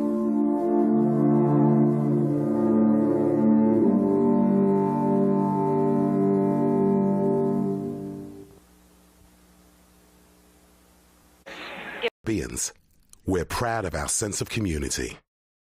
Oh yeah, we're very big on that. We try to help each other in any way we can. Except when it comes to saving each other's lives. Even if all we have to do is put our names on a bone marrow register. Not quite so big on that, are we? There are 24 times more white people than black on the UK bone marrow register. If you're black or mixed race, join the register today. Visit aclt.org and see how you could be the one to save a life. ACLT unites to fight leukemia. So what's wrong with my car? Lady, I don't know. When can I get it back? Tomorrow? Lady, I don't know. Are you tired of unreliable mechanics? Do you crave good all-round service? Try the auto repair shop that puts ladies first. O'Brien's, located in Locust Hall, St. George. O'Brien's are specialists in all types of vehicles. Brakes, shocks, engine, even your air conditioning. O'Brien's does it all. And O'Brien's uses advanced diagnostic equipment, so there's no guessing. At O'Brien's, there's a drop-off pickup service for all. If you are serious about driving worry-free. So what's wrong with my car? Okay, lady, it's the alternator. Oh, okay. Call O'Brien's at 437-9322. Students to students, talk it out. Teachers to students, talk it out. Peace begins with me. Peace begins with me. Talk it out. Violence solves nothing. Talk it out. We're one family. Go school to learn, don't go school to fight. Don't bring school to college on a gun, on a knife. Don't let the violence mess up your life. Fighting all the time, can't get your first prize. Daddy Lance, stop this guy larking. Wanna fighting like dogs out barking. I'm marvel out yourself, won't stop recording. Then he said I got to start parking. Peace begins with me. Peace begins with me. Talk it out. Violence solves nothing. Talk it out. We're one family. Don't let the anger build up. Don't shout. Triangle you on the sewer. Breathe it out. The same energy that you take to use the fight. Same energy you could talk it out. You could say the word reason. Talk it out. Sure that we even. Daddy, this is non-violent season. Talk it out. Don't get in the beef with nobody. Be vegan. Violence solves nothing. Talk it out. We're one family. Campaigning against youth violence all over the world. Right now, me I gonna give you a thing called feel up your breasts. Whether you have big breasts or some itty bitty titty, to pick up cancer in them would be such a pity. How to prevent that cancer, we're not really sure. And although we are try hard, we still can't find no cure. So early detection is your best protection, and self-examination could be your salvation. So look good upon them appearance and investigate them texture, and appreciate your own breast tissue architecture.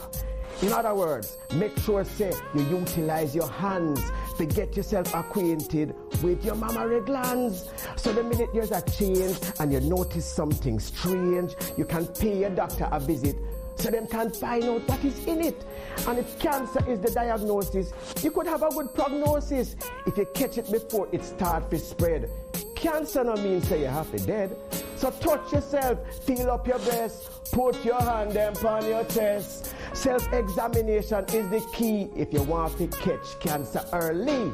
Yeah. 246 Beijing Vibes Radio, alerting our female listeners to early prevention of cancer. I was shocked to discover that I'm at a high risk of prostate cancer because I'm black. Guys, we've got to keep talking about our health. So if you're a black man over the age of 45, go and have a chat with your GP or speak to our specialist nurses. Men, we are with you.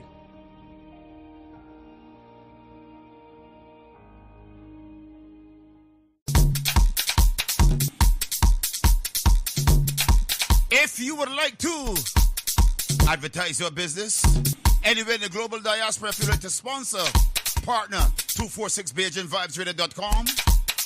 All you need to do is go to the website, click on the Get in Touch page, and all the information you need is right there to contact our manager and our marketing and advertising team.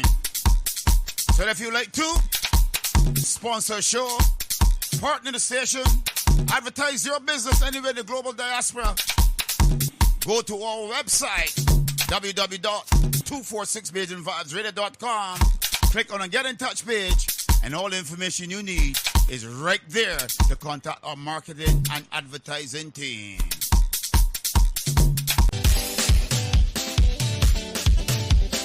BeijingVibesRadio.com is looking for presenters, male and female. If you want to join 246BeijingVibesRadio.com, you can call, WhatsApp, Signal, Telegram, +44 7956 146 221. You can WhatsApp, message, Telegram, +44 7417 584 733. If you want to be a presenter right here anywhere in the global diaspora, get in touch with us, and we got what it takes to take you to the next dimension. Keep it locked, we got it, baby. Join me, DJ AC, every Sunday and Wednesday at 8 p.m. until midnight, London, UK time, for 4 hours of musical entertainment here on 246 BeijingVibesRadio.com.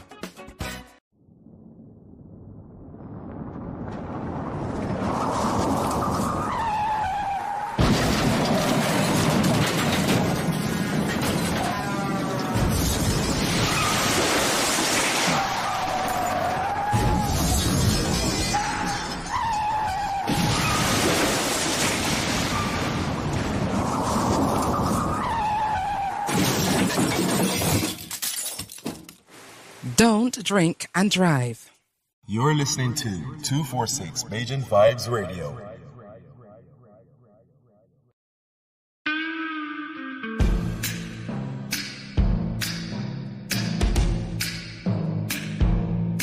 Tune in and be part of the fastest growing, most authentic Black conscious radio show, linking Barbados, the Caribbean and its diaspora. The Global Independent Square with Philip Catlin Springer. Weekdays, Monday to Friday from 5 a.m. to 11 a.m. live on www.246BeijingVibesRadio.com and 246 Live. Conscious vibes, truth and justice from all corners, and special guest appearances. The Global Independent Square, 5 a.m. till 11 a.m. weekdays, live on 246BeijingVibesRadio.com and 246 Live.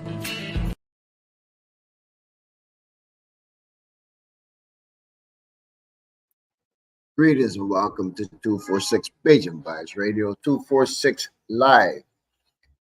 This is the morning show, the breakfast edition of 246 Live, the Global Independent Square. And I'm your host, Philip Catlin Springer. If you notice where is it? There it is, my little button thing here going on. That's a UNIA pin. And that is a new addition to my wardrobe. Welcome to you. It is Friday, the 19th day of January 2024, 6:32 a.m. And we are climbing the hill to the top of the weekend. Starts in a few hours. We thank you for being here with us. If it is your first time locked on, we welcome you. Greetings to you. And if you are one of our regular listeners and viewers, welcome back. Good to see you again. And we look forward to a good day. We have the GGRU crew coming in at 7 a.m. It's about a half an hour from now. And we have, hopefully, if Raymond is feeling better today, he wasn't feeling well yesterday, the UNIA crew at 11 this morning. It will take us out through the rest of the day to 1 o'clock. Look forward to a good, productive day. I have some nice videos lined up, but also I'm hoping that we'll have our conversation up as usual to the level that it usually is or better. As I said, we have some sick people. I'm not sure but how things will fully go, but we will just take it. We'll take it one step at a time, one person at a time. And we will see from 7 o'clock when folks are supposed to start filing in who is missing in action. But we look forward to a good day. No matter what, I'm here. And I will keep the ball rolling, even if we have to improvise. We have sufficient material to get through the day.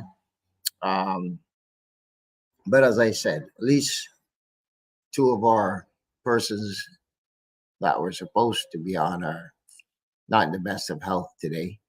And a third person, I'm not sure if what the circumstances, but can't make it. So, but saying all of that, we will still persevere. I have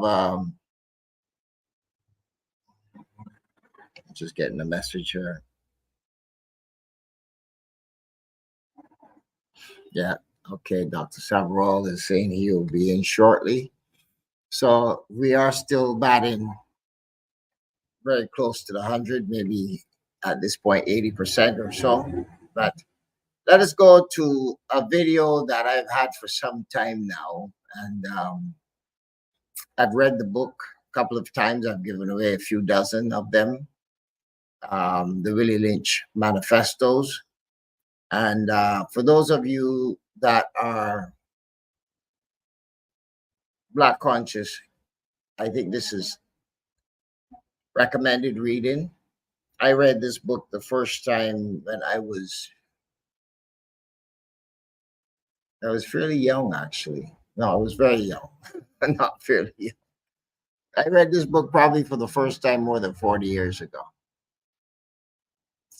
And I've read it periodically over the years from time to time. I have chimed in on it. Haven't read it in recent years, but I think I've read it enough times that much of it is sunk into my cranium. And but I've watched this video a number of times. This is a fairly recent video by Phil Scott, podcaster out of the United States.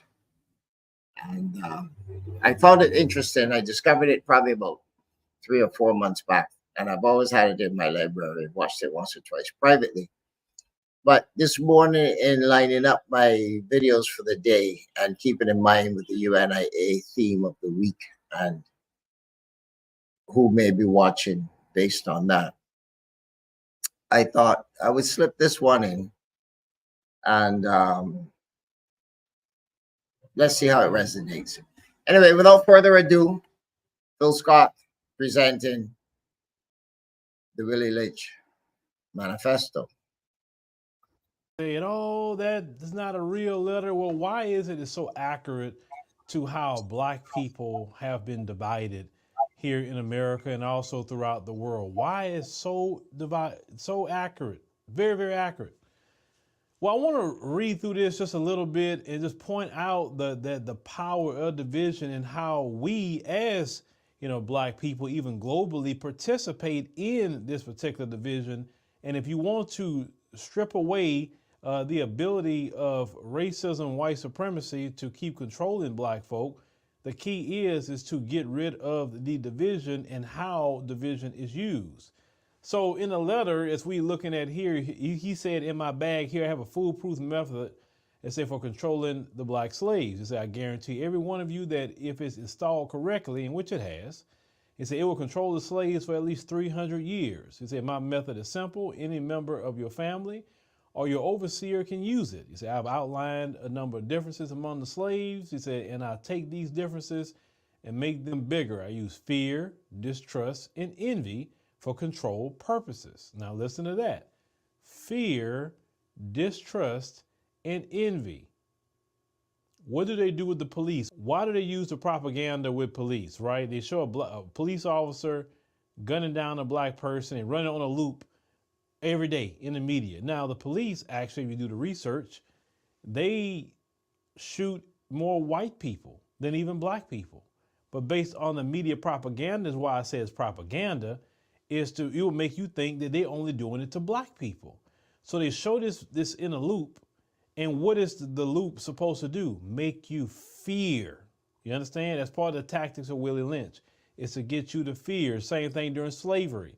They would take a slave out, beat the slave, do all kind of horrible and gross things to the slave, even bug break slaves in front of everybody. All the slaves on the plantation. Why? For fear. He continued to say that he also used distrust. Why distrust? Because when a person distrusts you, a lot of times you're trying to gain that trust of that person. So if you're constantly trying to gain the trust and you'll never get it because that's a tactic that's being used, that's control. He said, and envy for the control purposes, jealousy, right? Validation is part of it. Oh, why this person get to be in the good graces of massa and I can't? So you not like another black person because they're in the good graces of massa, right? It's all about control. Now he continues to say these methods have worked on my modest plantation in the West Indies or the Caribbean. He said it will work throughout the South. He said take this simple little list of differences and think about them. He said on top of my list is age, but it is there because it starts with the letter A. The second is color or shade. There is intelligence, sex size of plantations, status on plantation, attitude of owners, whether the slaves live in the valley, on the hill, east, west, north, south, have fine hair, coarse hair, or is tall or short. Now, listen to that list. If you look in the black community today, he mentioned age. The younger people don't like the older people, and the older people don't like the younger people. He talks about color and shade, colorism. Not only do we have colorism in this society in America, but we actually practice colorism within our own community, and you know this. Intelligence, AKA boule. Oh, well, I'm smarter than the average black person. I'm part of this group called a boule. The rest of them are underneath me. I'm next to massa. Of course, you're talking about size, say sex, size, plantation. Now, you can go on and so forth, right? Attitude of the owners, status of the plantation is what I'm talking about. Oh, well, I'm closer to massa. I'm getting crumbs from the table. That's a division. You understand what I'm saying? And I'm liking the boule because they all kind of fit into the status of the plantation. They fit on intelligence, things like that. Now, they say where the slaves live, right? So where you live, a lot of times they can create a division that way. Well, I'm better than them that live on the east side. I'm better than them that live on the west side. I'm better than them because I live in the suburbs, or I live, over here where they live in a gated community. I'm better than the rest of them, right? He said, have fine hair or coarse hair. Now think about that. How many times we say in the black community, oh, this is good hair. This is bad hair. How many times have we said that? All of our issues is linked to things like Willie Lynch. Now, no other group in this country have been picked apart in that manner. No other group. Every other group have never been told nothing about their color, their hair, They have never been tried to be divided with age, with intelligence, with none of this. So when other groups try to compare themselves to us, this is why it's kind of silly when I hear that. And they try to do that so they can try to get a leg up. Because we are the only people in this country who's had a story like ours, right? Nobody else has our story, period. Now he continues to say, now that you have a list of differences, he said, I shall give you an outline of action. But before that, I shall assure you that distrust is stronger than trust, and envy is stronger than adulation, respect, or admiration. He says that the black slave, after receiving this indoctrination, should carry on and will become self-refueling and self-generation for hundreds of years, maybe thousands. He's saying, don't forget, you must pitch the old black male versus the young black male and the young black male against the old black male. You must use the dark-skinned slaves versus the light-skinned slaves and the light-skinned slaves versus the dark-skinned slaves. You must use the female versus the male and the male versus the female. You must also have your white servants and overseers distrust all blacks. He said, but it is necessary your slaves trust and depend on us. They must love, respect, and trust only us. Now, that portion right there is what I want to home in on a little bit more than anything else. Is that he taught with the folks, they must distrust all black people. It don't matter if you are a saint or a sinner. It don't matter if you are a president, an astrophysicist, a doctor. It don't matter if you're homeless. You are not to trust and have distrust of all black people. Have we seen that in society? We've seen this. So when they say that Willie Lynch is fake, it's not fake based on what we see. Now, he said it's necessary to have your slaves, which is the black people, trust and depend on us, that they must love, respect, and trust only us. What's one way that I noticed that more than anything? I'll say something on this platform or say it on our African Diaspora News Channel app. Make sure you download that in the Apple App Store and Google Play. Join us and get a membership there. It helps support our show, and we also show content there that we cannot show on YouTube due to YouTube rules. And when I say something on this platform, many, many times you've heard me say it. I've gotten emails in the past from people, and they say, oh, Phil, you need to listen to this guy. Listen to what he says. So I'm thinking, okay, I'm about to hear something profound I never heard before. And then I play the video, and it's a video of a gentleman within their community, and he literally saying the exact same thing I said, verbatim. And I'm like, I say this all the time. What's so special about him? What did he say that was so profound? A lot of black people will only respect and trust it unless it comes from them. I said before, I can literally train up a white woman, put her here, and have her speak exactly like me, and the white woman would gain more viewership. The white woman would gain more love than I ever could gain. All she gotta do is talk like me. That's it. On this same platform. This I do know, because I've seen the responses when I interview white women or women of the communities saying things similar to what I'm saying, and the views are through the roof. So no, Willie Lynch is not a fake thing, because I've seen that. When he say they must love, think about it. The police will take our children out of here. And how many times have you seen black people forgiving? I forgive, I forgive, I forgive. But you don't forgive another black person. If they step on your shoe, you ready to take them out of here.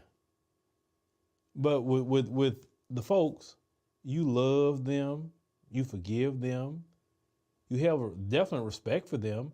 When you go into one of their businesses, you're going to follow all the rules possible. But when you go into a black business or some black establishment, You don't want to respect them. You look down on them. Matter of fact, you are angry if a black person has some sort of rules on you, demand you respect them and their business. You get angry with that. Remember the turkey leg hut when they say, hey, y'all can't come in here looking in no old kind of way. Y'all gonna have to put some clothes on, have some decorum.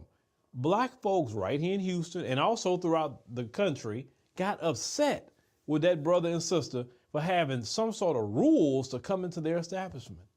But if it's a white-owned business and they told you the exact same rule, let's say a place like Steak 48 here in Houston, if Steak 48 tell you you got to wear certain clothes to come into Steak 48, you're not arguing with them. You're not telling them nothing. You're going to follow those rules and be glad to follow them. So when he said that if you follow these rules here, like telling the folks, they will be self-generating, self-replicating. And that's exactly what a lot of you have done. It's the truth. Now, he say, gentlemen, he say, these kits are the keys to control.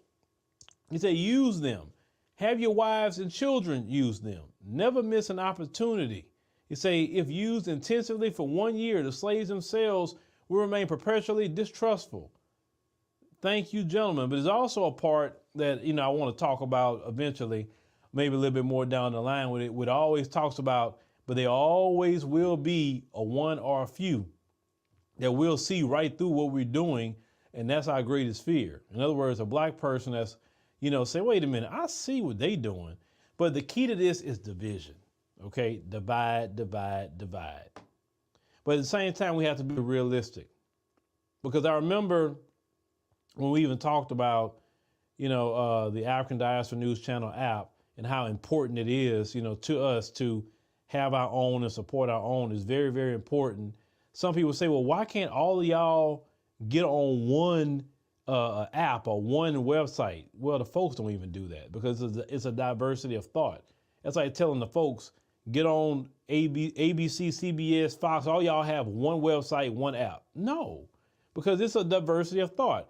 I may have a thought, somebody else may have a thought, and we all need platforms, because if you have one platform and they go down, then you're done. So no, we need a diversity of programs, which is very, very important. So we can't even be dividing on that. We need to support each other and make sure we support what's important. But what we have to do is get rid of division, because as you know, division is what's used, and they constantly doing that. They promote that, light skin, dark skin, male, female, but when we on code with each other and say we on code just as a community, we don't do that division about no color. We don't do no division about no hair. We don't do no division about age. We don't do no division about, economic status, where you live, where she lives. No, we are on code with each other. Only time we're going to divide is on the issue of good versus evil. You're supposed to divide from evil and embrace good. So if people in the community are doing evil things like going along to get along and supporting a system that's against the community, okay, we supposed to divide from you. We don't supposed to be going along with that. We supposed to be calling that out. And that's right for us to do that. It is. But if it's not nothing going along with good and evil, we have to stay on code. And trust me, when we on code with each other and unified and not allowing none of their trickery, none of the trickery that is given by, because the Bible even teaches that the devil likes to work in trickery. None of that trickery, right? And we just focus on being on code and focusing on our community. And that's why they always want us to pull us away from focusing on our community. That's another way they try to divide us. Because some of us say that's where we're on the community. They'll say, no, we got to go virtue signal with everybody else. Well, I always say this. In order for us to really be whole, we got to focus on our community and our community only. We can't virtue signal. We're not even in an economic position to virtue signal with other groups. And then at times there are certain issues that's in the world right now. No matter what position you take, you're wrong. So I'm never going to put myself in a position where I'm wrong no matter what I say. I just won't say nothing. And that's just the bottom line, because I'm going to take all my energy to help our community and never feel bad about having that attitude. Say, no, I'm focusing on our community and what we're doing. So this is why even how we run our company here, we don't run our company on division. We run our company on we work together, we trust each other, and we gonna do this thing. We go through our ups and downs, of course, but with your help and support and understanding this is one of the most important platforms that you can support. And also we talked about recently how it's really important to download the African Diaspora News Channel app in the Apple App Store and Google Play and join there. That's how we can shore up what we're doing. Because that's also, and also supporting other black businesses as well. You know, just because we're supporting, that's why we partner with other people. Like we partnered with the Real South Africa again. We partnered with them to do the trip to Johannesburg and Durban. Why? Because number one, we should be supporting each other. It can't just be people supporting me, but we have to support each other. And when you support other people like the Real South Africa, partner with them, take our people out of here in that system of war that's constantly going on and giving us a break, you know, at least a 10-day break where we could eat some good food, be with the brothers and sisters, enjoy our time. I mean, that's things like that is what's important. It's not only just getting support, but it's also giving support to our brothers and sisters who are doing great things. And I'm always going to partner with great people in our community who do great things. It's not saying that when you go on a trip, that somebody telling you to move anywhere. No, it's you taking a great trip, enjoying yourself. Because I see every other group of people going to enjoy themselves in the African continent, South Africa in particular. I definitely see them. So why can't black Americans go have a great time, eat some good food, enjoying the air, you know, enjoy the air. Yes, enjoy that. See some sights you wouldn't see here in America. Why not? And so that's why I say that's partner with them. And let's sell out that tour. You know, we have, the spots open. All you got to do is go down to the pinned comment and send an email to Mark and Dr. Latasha. And they're going to get with you. You can pay a payment plan. And also you can, make payments. It's April of next year. So what a great time. I say you can give somebody that as a Christmas gift. Say, hey, I got a trip for you to the continent. Take your family. When I took my family, it was great. I took my grandson. You know, we celebrated his birthday in South Africa. His 4th birthday, we celebrated in South Africa. It was great. And my 9-year-old, my wife, my kids, we all went and had a great time. And I know you will too. So make sure you utilize that email and sign up. But don't let them to continue to divide us. If anything, we have to be more and more together because we are actually being more and more on code. And that is scaring them, especially with this election coming up in 2024.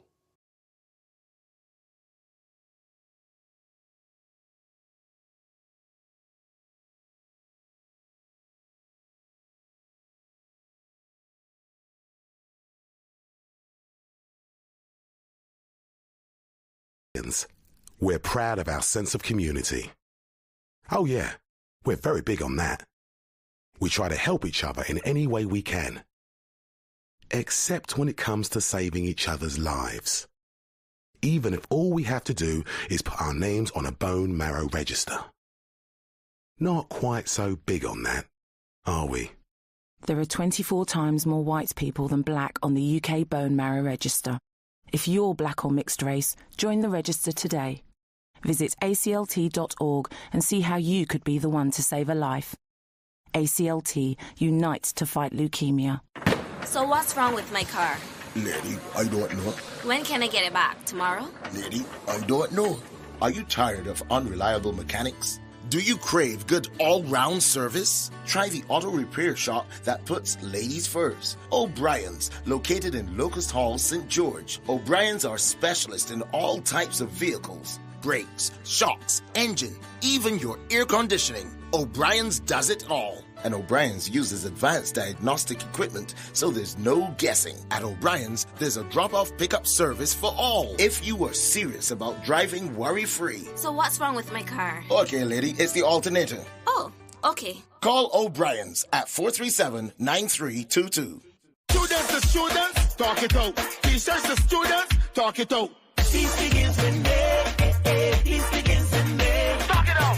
Violence solves nothing. Talk it out. We're one family.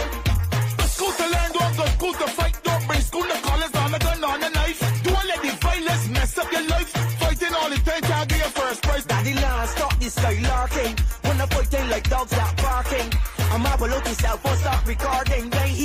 get to start parting. Peace begins with me. Peace begins with me. Talk it out. Violence of nothing. Talk it out. We're one family.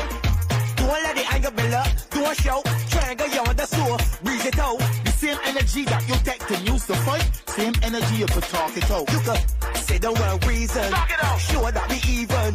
Daddy, this is non-violent season. Talk it out. Don't get in the beef with the body. Be vegan. Violence of nothing. Talk it out. We're one family. Campaigning against youth violence all over the world. Right now, me I go give you a thing called feel up your breast. Whether you have big breasts or some itty bitty titty, to pick up cancer in them would be such a pity. How to prevent that cancer, we're not really sure. And although we are try hard, we still can't find no cure. So early detection is your best protection, and self-examination could be your salvation. So look good upon them appearance and investigate them texture, and appreciate your own breast tissue architecture. In other words, make sure say you utilize your hands to get yourself acquainted with your mammary glands. So the minute there's a change and you notice something strange, you can pay your doctor a visit so them can find out what is in it. And if cancer is the diagnosis, you could have a good prognosis if you catch it before it starts to spread. Cancer no means say you have to dead. So touch yourself, feel up your breast, put your hand on your chest. Self-examination is the key if you want to catch cancer early. Yeah. 246 Bajan Vibes Radio, alerting our female listeners to early prevention of cancer. I was shocked to discover that I'm at a high risk of prostate cancer because I'm black. Guys, we've got to keep talking about our health. So if you're a black man over the age of 45, go and have a chat with your GP or speak to our specialist nurses. Men, we are with you.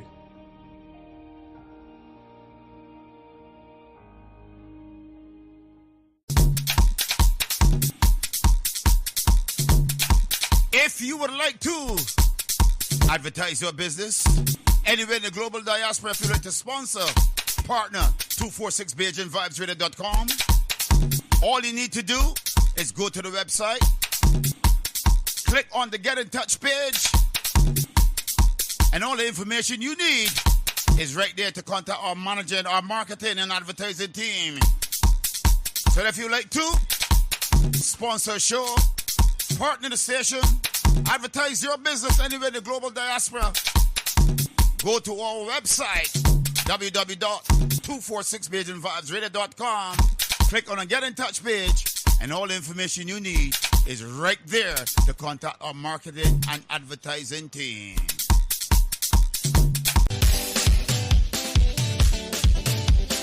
.246BajanVibesRadio.com is looking for presenters, male and female. If you want to join 246BajanVibesRadio.com, you can call, WhatsApp, Signal, Telegram, +44 7956 146 221. You can WhatsApp, message, Telegram, +44 7417 584 733. If you want to be a presenter right here anywhere in the global diaspora, get in touch with us, and we got what it takes to take you to the next dimension. Keep it locked, we got it, baby. Join me, DJ AC, every Sunday and Wednesday at 8 p.m. until midnight, London, UK time, for 4 hours of musical entertainment here on 246 BajanVibesRadio.com.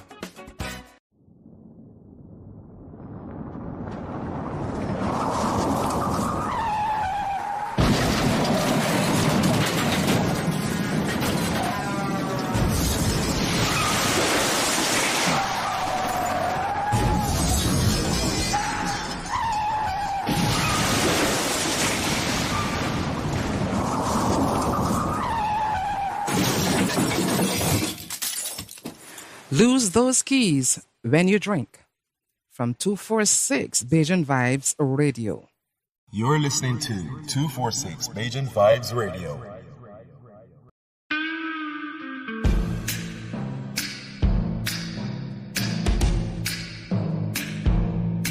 Tune in and be part of the fastest growing, most authentic black conscious radio show, linking Barbados, the Caribbean and its diaspora.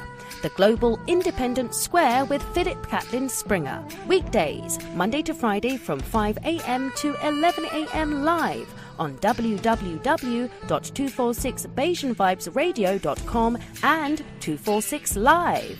Conscious Vibes, truth and justice from all corners and special guest appearances. The Global Independent Square, 5 a.m. till 11 a.m. weekdays, live on 246BeijingVibesRadio.com and 246 Live.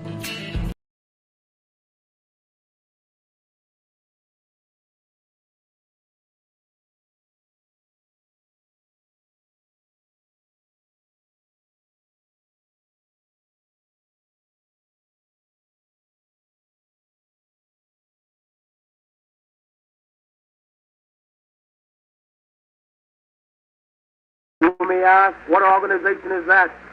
It is for me to inform you that the Universal Negro Improvement Association is an organization that seeks to unite into one solid body the 400 million Negroes of the world, to link up the 15 million Negroes of the United States of America with the 20 million Negroes of the West Indies, the 40 million Negroes of South and Central America with the 280 million Negroes of Africa for the purpose of bettering our industrial, commercial, educational, social, and political conditions. As you are aware, the world in which we live today is divided into separate race groups and distinct nationalities. Each race and each nationality is endeavoring to work out its own destiny to the exclusion of other races and other nationalities. We hear the cry of England for the Englishman, of France for the Frenchman, of Germany for the German, of Ireland for the Irish, of Palestine for the Jew, of Japan for the Japanese, of China for the Chinese. We of the Universal Negro Improvement Association are raising the cry of Africa for the Africans, those at home and those abroad. There are 400 million Africans in the world who have Negro blood coursing through their veins, and we believe that the time has come to unite these 400 million people for the one common purpose of bettering their condition. The great problem of the Negro for the last 500 years has been that of disunity. No one or no organization ever succeeded in uniting the Negro race. But within the last 4 years, the Universal Negro Improvement Association has worked wonders in bringing together in one fold 4 million organized Negroes who are scattered in all parts of the world, being in the 48 states of the American Union, all the West Indian Islands, and the countries of South and Central America and Africa. These 4 million people are working to convert the rest of the 400 million scattered all over the world. And it is for this purpose that we are asking you to join our ranks and to do the best you can to help us to bring about an emancipated race. If anything praiseworthy is to be done, it must be done through unity. And it is for that reason that the Universal Negro Improvement Association calls upon every Negro in the United States to rally to its standards. We want to unite the Negro race in this country. We want every Negro to work for one common object, that of building a nation of his own on the great continent of Africa. That all Negroes all over the world are working for the establishment of a government in Africa means that it will be realized in another few years. We want the moral and financial support of every Negro to make this dream a possibility. Already, this organization has established itself in Nigeria, West Africa, and is endeavoring to do all possible to develop that Negro country to become a great industrial and commercial commonwealth. Pioneers have been sent by this organization to Nigeria, and they are now laying the foundations upon which the 400 million Negroes of the world will build. If you believe that the Negro has a soul, if you believe that the Negro is a man, if you believe the Negro was endowed with the senses commonly given to other men by the Creator, then you must acknowledge that what other men have done, Negroes can do. We want to build up cities, nations, governments, industries of our own in Africa, so that we'll be able to have a chance to rise from the lowest to the highest positions in the African Commonwealth.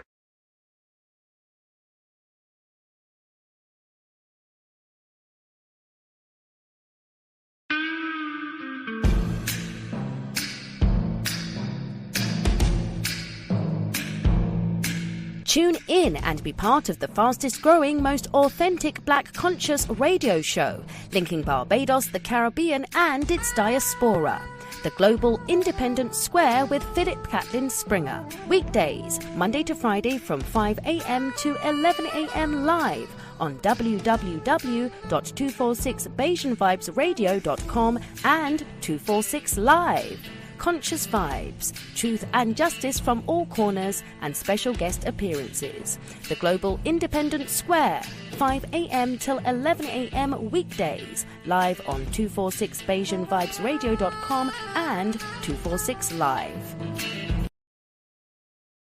You are always welcome home, welcome home. Hello! Have you been looking for the right travel agency to take you on an educative and entertaining tour in Ghana? Look no further. G&G Travel and Tour presents to you a Black History Festival and Cultural Tour Ghana 2024, which starts on the 29th of July to 11th August 2024. All you need is to pay an affordable amount of $2,950 for single occupancy and $2,650 per person for double occupancy. This amount covers a package of a 4-star hotel for your comfort, transportation to all tourist centers, airport transfer, and domestic air tickets. Book now to have an unforgettable, educative, and entertaining tour with us. For more details, log on to our email info@gngtourbookings.com or contact +233 54 86 31 009 or 057 65 94 091. G&G Travel and Tour, where a great journey begins. You are always welcome home, welcome home.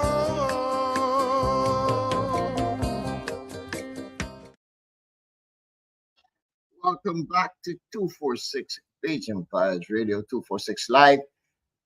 We were just watching a piece by G&G Travel and Tours out of Ghana. Our good brother, Gabriel Epi, is the proprietor of G&G Travel and Tours. And I will bring Gabriel into the studio now. Good morning, Gabriel. How are you, sir? Good morning. I'm doing well. How about you? I'm doing wonderful, wonderful. It's good to see you. We missed a couple of dates this week, but Exactly. I know you've been swamped with people coming in. I know that because It's crazy. they've been in and out of that airport. I think they're gonna have to give you an apartment there or something. More than apartment. Yes, a whole house. A whole house. Yeah, looking forward to that. Well, it is good to have you. I know I pressed you into this time slot here this morning because I didn't want to go the whole week since Monday without plugging our little adventure there to Ghana. Please tell us a bit about that. Tell us about G&G Travel and Tours, and anything else that you think is relative or relevant to our excursions in Africa in 24. Go ahead, Gabriel. Thank you very much. And I'm very grateful that this morning I'm online to communicate, to talk to my brothers and sisters. G&G Travel and Tour is a tour company in Ghana, West Africa, located in Accra. And the aim is to sell African package to the world and to market what we have as a practice, what a nature has blessed. So that is our as a tour company. So we 100% focused on tour in Africa, both the whole Africa, that is North Africa, Southern Africa, East Africa, Central Africa, and West Africa. So that is our goal, that is our objective, to sell the product that we have in our motherland. So that is what we do as a tour company. Besides that, this year we are coming with a very great package that we want our brothers and sisters to come on board so that they will come and learn, discover, and socialized and entertained themselves as one people. So this year we are planning a Black History Festival and Culture Tour that we want to discover the roots of Black and where we are coming from and where we are going as a nation. So that is the aim. So the tour is basically educative tour, history tour, and entertainment tour. So three tour come together, and that is what we are putting together for this event. And we want everybody to come on board, to come and witness, and also to participate in the tour fully. We are one people, and together we will build one nation. So that is the reason why we are coming together as Black people, so that we will be able to correct ourselves and correct our leaders through our action, through our behavior, and through our attitude. So these are some of the things that we wanted to learn, and we wanted to witness, have a vivid witness on the tourist site where our forefathers, the struggle that they went through, so that whatever that we are planning, we will think about what the blood that our forefathers sacrificed for us before we are enjoying without going through the pains that they went through. So those are the things that we wanted to learn. Most of the times, to one thing I will say that really affect us is if your father have prepared a future for you and you never go through any pain. Sometimes we, the new generation, we find it difficult to protect that properties because you never go through the pain. I think that is what our leaders of Africans are doing, because if those who went through the slavery, how they go through pain before they went to exile, one is alive and is alive now, witness what these current presidents are doing in Africa, it will be a war. It will be a coup d'etat because the pain they went through, they will never allow that pain to go in vain. They will fight for that pain and make sure that the generation will never go through that pain again.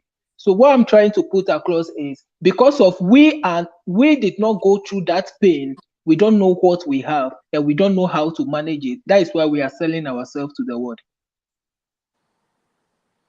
So I want everybody to come on this tour. Let us learn. Let us discover what we have, who we are, so that we will learn out of it. Wherever place that we find ourselves, we know that we have a root and we need to protect that root. The foundation of everything, whether you are strong, your foundation determines where you will go. But if your foundation is weak, you can never achieve anything in life. So with this, we are coming with 4-star hotel that is making the package a little bit expensive. So, but it's known. I would say when you plan, you'll be able to achieve it. So we have an installment plan that our people who are interested, brothers and sisters, father and mothers who are interested, they are paying to come on board. So there is an installment plan. We have a brochure that if you are interested, we'll forward the brochure to you. You read the terms and the conditions. You know the installment plan. And I'm very flexible because the economy is very hard. So how you wanted to do it, I'm ever ready for you to accept your plans so that you can come on board for us to learn and upgrade each other on this tour. So when you are coming, Brother Gabriel, pause for a second, please. I have Okay. with us Dr. Lynn Severall. I'm not sure if you ever met the doc before. He's No, my please. co-host on most every Friday, but on other segments of the program as well. Dr. Severall, can you see Dr. Severall? Because I know you're on the avatar. I'm not sure if you can see. Yeah, I can this. see him very well. Okay, great. All right. Well, Dr. Severall is probably going to throw one or two questions at you, but I want to start off by asking you this one. The payment plan. Let's say we were to organize a group from Barbados here. Dr. Severall is in Barbados as well. He's a professor at the University of the West Indies here in Barbados. let me say to you, let's say we were to organize a group to come there and we wanted to do it in September. We could start on a payment plan in advance and pay towards, let's say, July or something like that. Is that an arrangement that is in place at this time? Well, with you and I don't have any problem. The most important thing I need is the name and the list. They can pay to you. The hotel that I've been working with, I sign agreement with them. They know me very well. So the only thing is that I submitted the name to them. I do a payment to secure the seat for them. So if you decided that okay, we are going to gather all the money and do one payment on this month, I'm ever ready to go. I'll just let the hotel know that this is the plan. So I've already secured the hotel. So you do payment and I'll pay them by this time. So there is no problem about that. Yeah. Okay, thank you. The Dr. most Rain, you have- important thing I will advise is the airline ticket. The more you purchase the ticket ahead, the more you save a lot of fare for yourself. That is the most important thing that I will advise, that the ticket should be purchased ahead to save more money. and of course, any visas that's required and yellow fever shots and all of that. Yes, for the visa, I don't have a problem about the visa because I work with Ghana Immigration Office. So for the visa, there is no problem. The moment the money comes, the visa will be issued a week or 2 weeks before departure. So that one, there is no much problem about it. The only thing, I will just submit and forward it to the names and the passport details, forward it to the my immigration officer that I work with in the headquarters of Ghana Immigration, so that immediately the money come, I pay for it to be issued. I did one for my uncle and his friend from Germany. They paid 3 weeks towards their departure, and within a week the visa is out for them because of the relationship I have with Ghana Immigration head office, because I've been doing a lot, so they know me very well. So there is no problem. But I will advise for the 60 years above, you don't need a yellow fever card, but 60 years below, you need a yellow fever. So I will advise that you may take that shot 2 months or 3 months, or a year. 2 months is okay, so that if there is any reaction in your body, you'll be able to control that before you depart, because everybody with how its body reacts. Thank you very much, Gabrielle. Dr. Rain, any questions for young Gabrielle P? Okay, good morning to everyone, and fantastic Friday to everyone, to our listeners or viewers. I listened to a bit of it, and my question would be, what is the experience like? I mean, I don't know how long you've been organizing these tours and so on. The experience for your brothers and sisters who are coming from, all over the world. What is the one takeaway that you would say that you've witnessed from these tours since you've been organizing them? Well, that is a very nice question. Every brother day that I go there, or let me say, every time that I have a tour, I have a different experience that opened my brain a lot. This last year alone, I had a tour for people from Panama, people from Barbados, and the US, and they are really marketing me a lot for this tour. About this tour, I'm getting about almost six or five people from Barbados, from Panama, from only one person that came on my tour, and the experience that he have. But one experience that I always learn out of the tours that I always organize to the slave side is to be determined and focused, and to one that always touch my heart is take control over what you have. That is one thing I will let you know, because when you listen to the history and the pains that our forefathers went through, Sometimes if you don't take care, you see the oh God, the mistakes that your presidents are doing. If you don't take care, in quote, forgive me to say, you may plan of coup d'etat. Tell us about the one thing that you always tell me, Philip. You're gonna cry. You're gonna cry. Tell. I think the doc. I think the doc is challenging me that when I go to the dungeons, I'm gonna cry. Jack, Yeah, and I I've heard promise about the painful experience. You know that I think. I mean, as I sit here and I think about it, it's like standing in their shoes and watching across the ocean and wondering, you know, where am I really going? It's like walking into excellent. space, you know. So I think that's the big Yeah. shock that's going to be to your psyche. You know, it's like if you stand there and you said, okay, you've never left the shores, you've never seen the sea, because most of the times you might be inland. Yeah. You know, it's not like us on the island. You know, we are surrounded by the sea. We see the sea every single day. Even if you are, you know, inland, you still see the sea in the distance. But these guys who've never seen the sea is like, what? What's going on? Where am I going? What's going on here? You know, it's like a shock to your system. You know, so I think, I mean, I've seen a clip or a couple clips, and to me, that's the thing that's going to be really heavy. And there's a song that a Ghanaian writer, we are going, heaven knows when we are going. Very emotional. I want to be a bit cheeky here. Just something that's coming on my mind as we speak. And thank you, Doc, for that question. That was a very good question and statement. I'm wondering if we could be so ambitious as to arrange a reenactment of that trip across the Atlantic. We fly everyone to Ghana and literally have a ship that brings you back to the Caribbean. Oh my God, that just came all over me there just now. Yeah, that would be that's giving me goosebumps as I speak.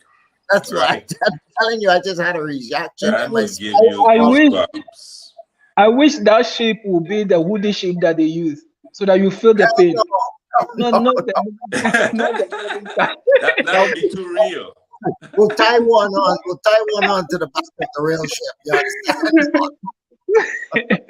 Because the modern type will take this thing out, the memory out of you because of the fashion things that is inside. But if you use the old type of, that's where you know how cold that weather will be on the sea. But they pack you like they pack you in the container like a fish. You are all using one place, and oh my God. Yeah. It's you know, brothers, when I think about this, I think of we have a reenactment called Camboulet in Trinidad. The reenactment of the challenge of the slaves, the ex-slaves, to British rule in Trinidad. So every carnival, you know, before Juve, which is like 4 in the morning, we start at 4 in the morning. There's a reenactment of Camboulet.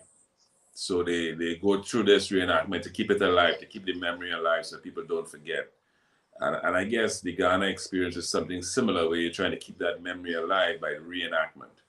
Yeah. You know, so the youngsters can see, the youngsters can know, and people who've heard about it can actually see what it's like. I mean, reading it is one thing, but reenacting it is like, whoa, it's being transported to that place, you know, almost immediately. And I'm pretty sure that will have some serious impacts on the persons who are there to reenact and to feel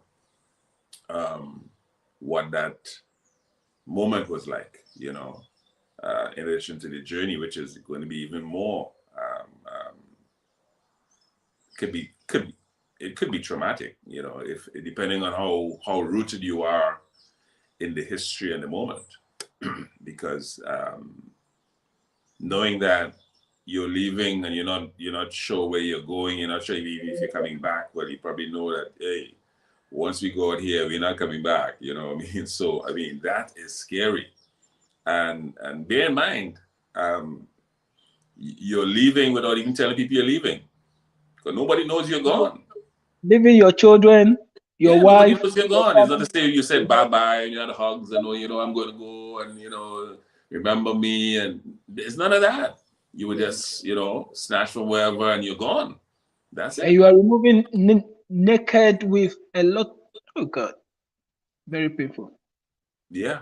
That in itself, gentlemen, is a crime that needs to be addressed. I mean, we talk about reparations and all of this stuff, but nobody talks about the mental distress, the mental illness, the trauma, the loss of family, the loss of sovereignty that you would have suffered.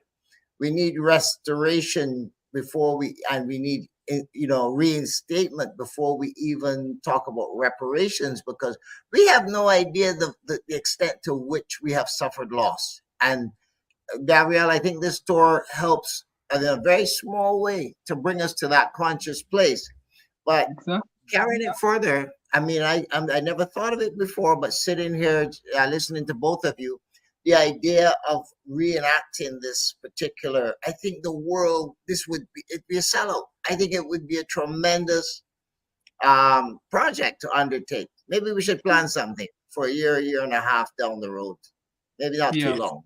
I wouldn't say 2 years, but a year and a half, and get the relevant authorities on board, and the universities, that would contribute. We have plenty of schools that are Black schools, like Howard University, the University of the West Indies, the University of Trinidad and Tobago, Guyana, all these places. We could say, look, to teach our history, let us reenact this thing. Let us get 1,000 people or 2,000 people. You rent we're not coming on no wooden boat. We're gonna come on one of those fine ships that can hold 3,000 or 4,000 people, 5,000 people, and sell it out. But yes, while we're there, we could probably, I don't think we would be able to tow one of the boats along, but have a replica or something of it on one of the decks that people can observe, or even a mural, of it, that kind of thing, just to give the effect. But I think just coming across the Atlantic from Ghana to Barbados in particular, which was the staging ground, would be a tremendous experience. Imagine going to those dungeons and feeling that, and feeling the spirit of the ancestors, and then boarding those ships and coming across, and you land in Barbados. Oh my good God. I think that was, talking about it, I'm just tingly all over. There's one experience for us to do. There's one experience that we also had, I think 2 years ago. Is it 2 years? Yeah, 2 years ago. We need to protect the white that is among the black, because when they go through the step of how their forefathers they went through before they were taken as, they rather develop hatred for the whites that follow them, especially the Black Americans and the students. So you need to protect the whites. If not, they try to beat the whites among them who travel with them to participate in the tour, because when they go through, they develop hatred for the whites. So when it happens like that, you, the tour company, you need to step in and protect the life of that white that is among them. They don't care whether the white is their friend or they want to beat him or her that is among them. So we normally, because of the fear, yeah, exactly. So we need to protect. So mostly we advise that sometimes we try to separate a little when we see how the emotion is going. Then we try to control, because when it happens, they develop a lot of hatred for the white. A lot. So we need to step in to talk to them that, look, this is a new generation. He's not among those who maltreat. You need to, before they will start coming down. It's very painful. No, it is. It is. I mean, that's the pain, huh? That's the pain that people feel. I From don't know. reading a I don't know book. if you guys ever saw um, Roots on TV. Well, I can tell you from Trinidad and Tobago, it was very painful. Yeah. Very, very painful. And that was just a movie. So you can imagine, and just watching that alone, I mean, was very traumatic, very painful, and it brought such raw feelings, to the surface because people, I mean, your imagination can really overtake you. It's like, what? Yeah. They did this? I can't believe this, and so it's almost like you want to go out there and riot, I mean, because it's like, no, no, no, no. But going back to Philip's point, I think we have, I wouldn't say never, I think we have underestimated the impact of the loss of culture. Vastly underestimated it to the point where we don't even recognize the job that was done on our psyches. We have not recovered. The single most devastating action that was done was that separation. You ever try to separate a mother and a child? It is very, very traumatic and painful. Because loss of culture, loss of self, loss of identity, fear of the unknown, where am I going? What's going to happen? What am I going to meet on the other side? Can I really make this journey? Am I going to make it? I have no way of maintaining contact with my ancestors and so on and so forth. So you can imagine the fear and the fight that's going on within your body is like, when you're being attacked, you talk about flight or fight. Is that going on through your body constantly? It's like, what's going on? So and those who couldn't handle it would have said, okay, you know what? Maybe if I jump overboard here, I'm closer to my ancestors than somewhere in the middle of the ocean. I don't know where the hell I'm going. So let me do this here now. I'm closer to the shore. I can still see the shore. So, I'm home. I'm still close to home, and that is, home is where your heart is. So it would have been a very psychological trauma having to experience that. And I think that's what people will feel when they stand there at the as you said, at the gate of no return. Yeah, exactly. 100%. Listen, I sat here, right, in the time that the doc was speaking just now, and I put down 1, 2, 3, 4, 5, 6, 7 corporations that I know that I could approach for sponsorship for something like this. And that does not include like the universities. These are just 7 private corporations already on a list here in front of me that I could come up with to sponsor such an idea, even to birth the idea. There are 7 corporations in front of me. Imagine the momentum we could build to this is a phenomenal project. I mean, I'm sure, Gabrielle, when you came in this morning, that's not something that you had in your mind. You make from time to time. You're so busy. This guy, Doc, all week he missed 3 sessions this week because he was so swamped with people coming in and out of Ghana. And every time we trying to get him on, he's at the airport, I'm taking people over. I say, okay, then relax yourself, you deal with that. We'll get back to you. We get back to it. He was actually on his way to the airport here now again, I believe. And I said, no, you got to come on now. I'm not going through the whole week. You're not accepting no. Yeah. No. It's I like the idea. It reminds me of there was a project called the Slave Root Project, which was supposed to be like a global project, a heritage project, linking all the routes and so on. So to the Caribbean, to the Carolinas, to Brazil, and so on and so forth. Well, And, it's like a UNESCO project, essentially. God, God is so good. People always tell me I sound like Billy Graham, but I can't help that. I probably am in another life. Watch this. At least the spirit of um, the group that you introduced me to with the airline and the cruise thing, the Mm-hmm. cruise ships. Right. What a perfect fit. What a perfect shoe in. Correct. We don't have to. We have the airline and we have the ships. Correct. They're three cruise ships. So imagine if we were to sit down with them, build a package such as this with Gabrielle and our team and your team, because that would be three teams now. Yeah. And promote the hell out of this. We got the Global Independent Square, the platform here that we're on 246 to promote such a wonderful idea. Sponsored, of course, through the GGRU. This is GGRU Of course. session, so we don't want to diminish the importance of the GGRU in all of this. I wish Matthew was on here right now, because this is an idea that just born here out of necessity. But it just came about. So I have to believe that the ancestors are saying this has to be done.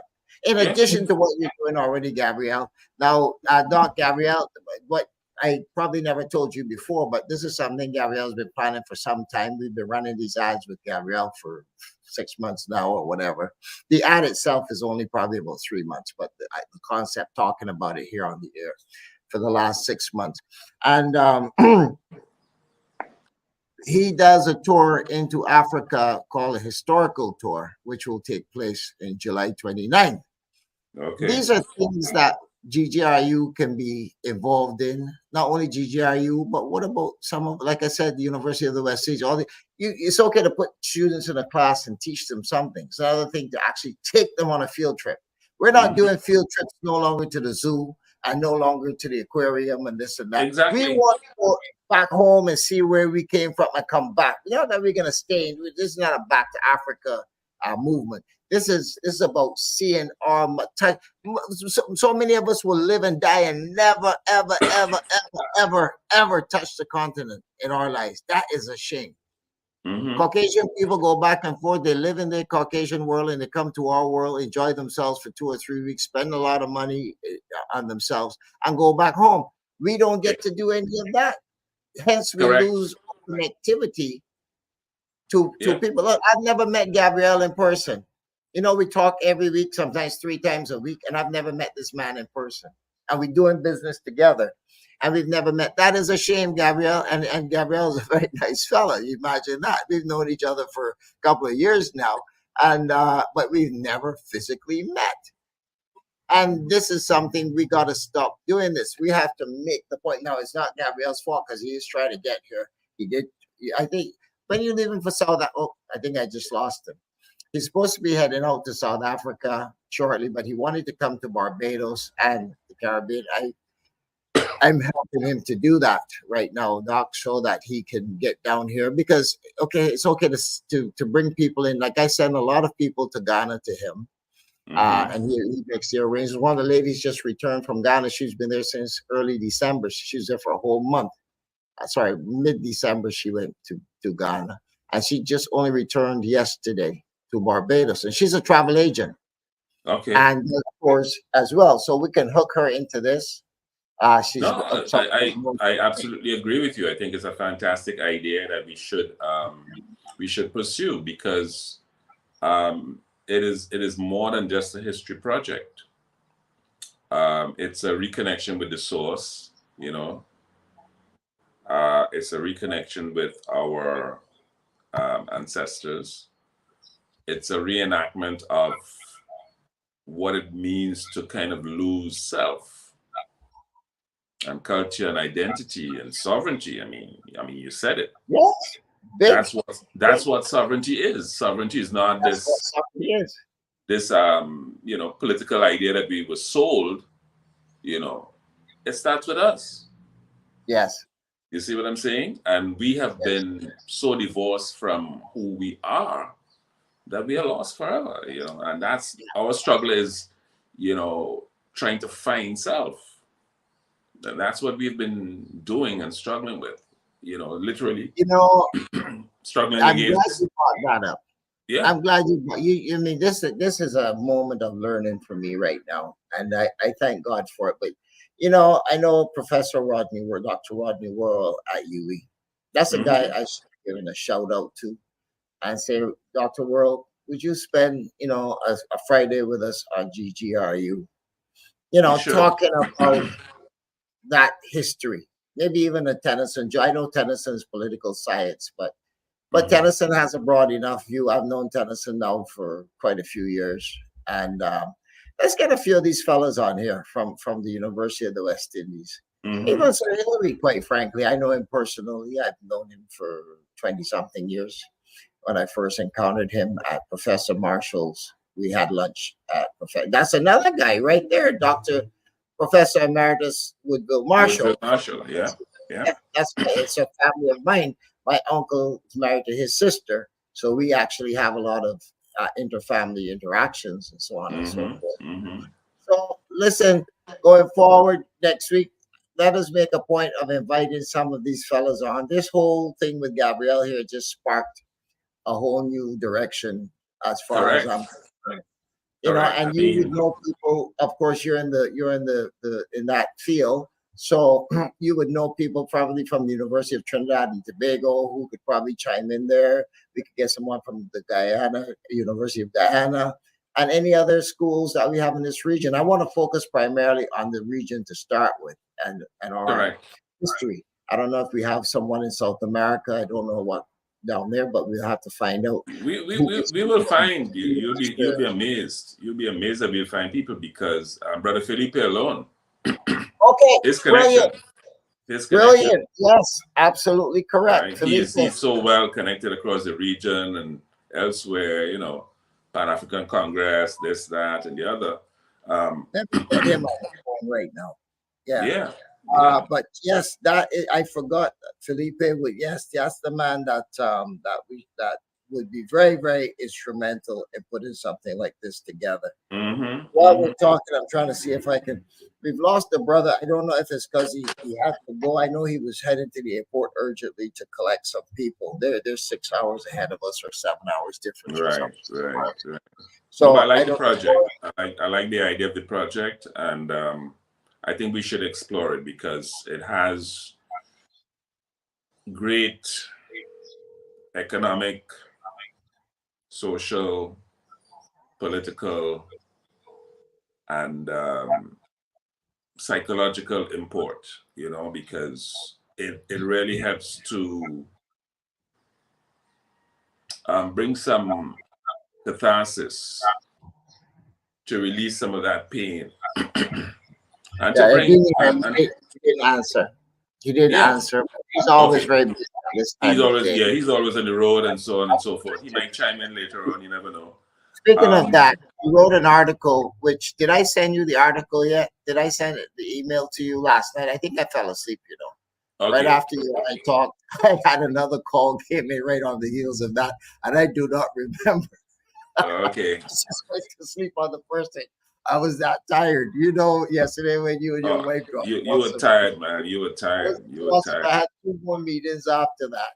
And then by the time I spoke to you, and then I had a call come in, and I was talking to this person this morning. I woke up and the phone was there, and I was still on the person. Totally knocked out. Yeah. I'm gonna rest this weekend, though.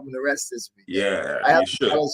On Sunday, so I'm gonna push it a little bit today, and I'll clean up Sunday and get some rest and get right back at it on Monday. But I'm gonna talk to Felipe. I'm gonna put his name down here to discuss this idea with him.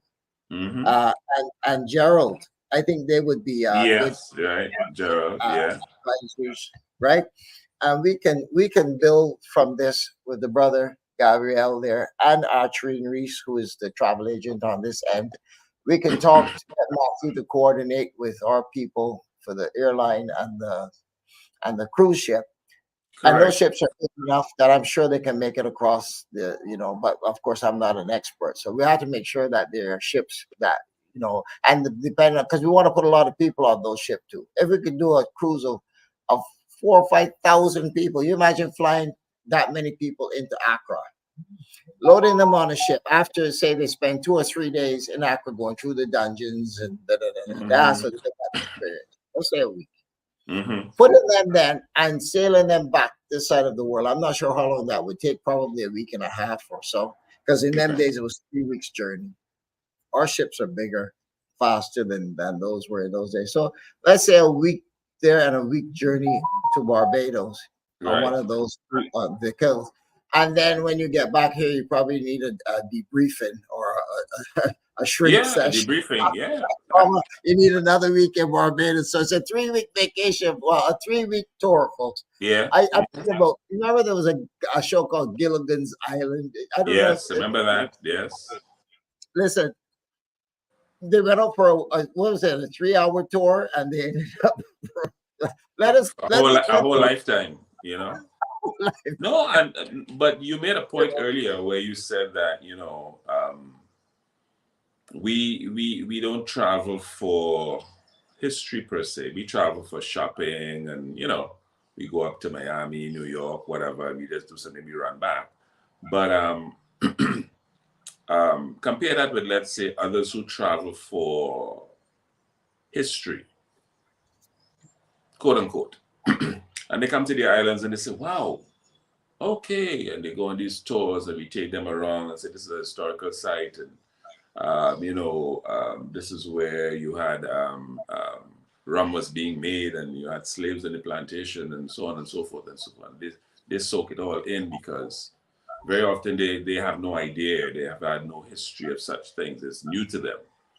Or imagine us going to, I remember we went on a tour to the castles, Windsor Castle. We were in London for a seminar. And then the Sunday you had tours. Sunday morning you can take bus tours and go to Windsor Castle and this castle and that castle and so on. And walk through the city of London and say, well, you know, the king walked here and he got water from this well and he got sick because that water was contaminated and so on. And it's like, whoa, these are things that are not in your history books, right?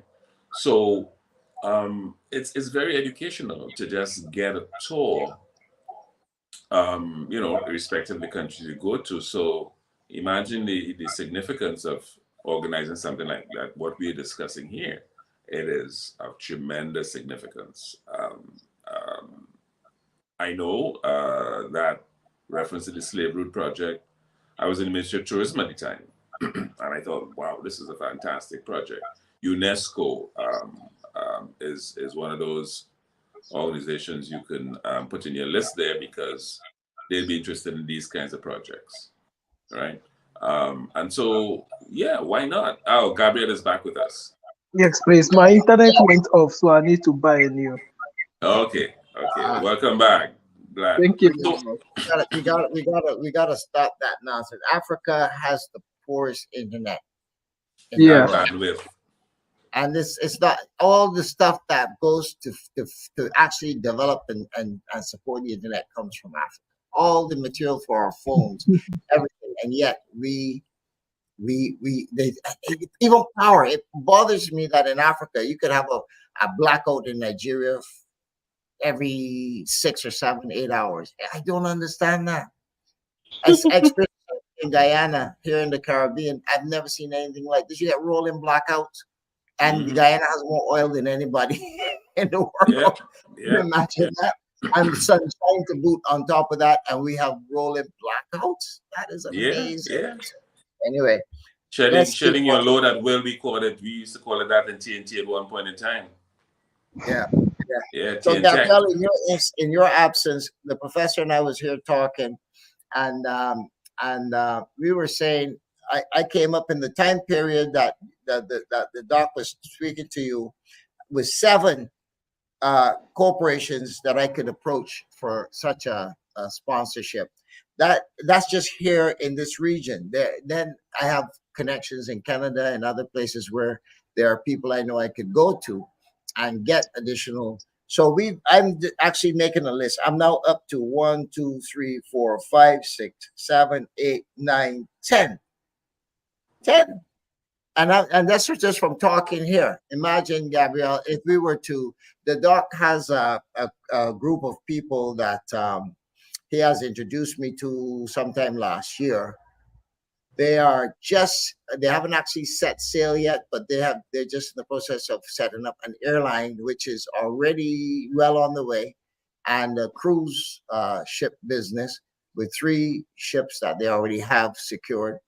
And I'm thinking, what a way to launch that business, Doc, if we were to tie in a program such as this. Yeah. You, Gabrielle, you'll know this better than me and the Doc. But what's the largest ship you can rent out there? To, let's say, could you have a ship for say 5,000 people? From Ghana to Barbados? Yeah. Yeah.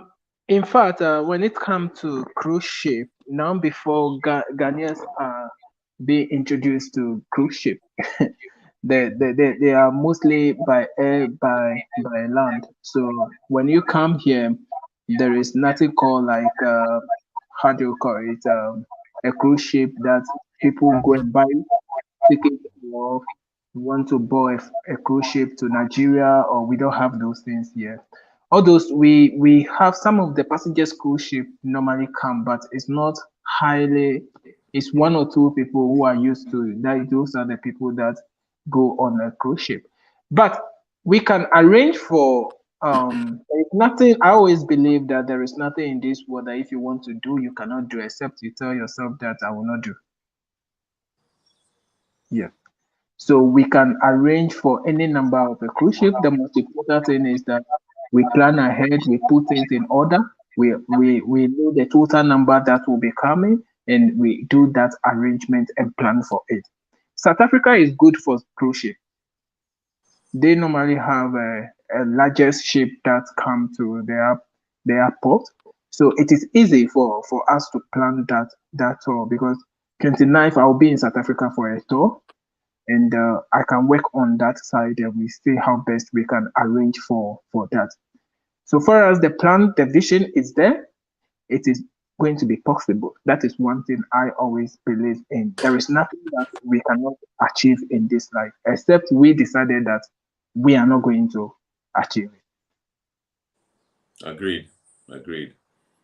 And so we have enough time. We can plan for it, get all the relevant personnel, corporations, institutions, and so on. Literally all hands on deck, and work this out because it's something that just came to us as we spoke, and therefore it has currency, it has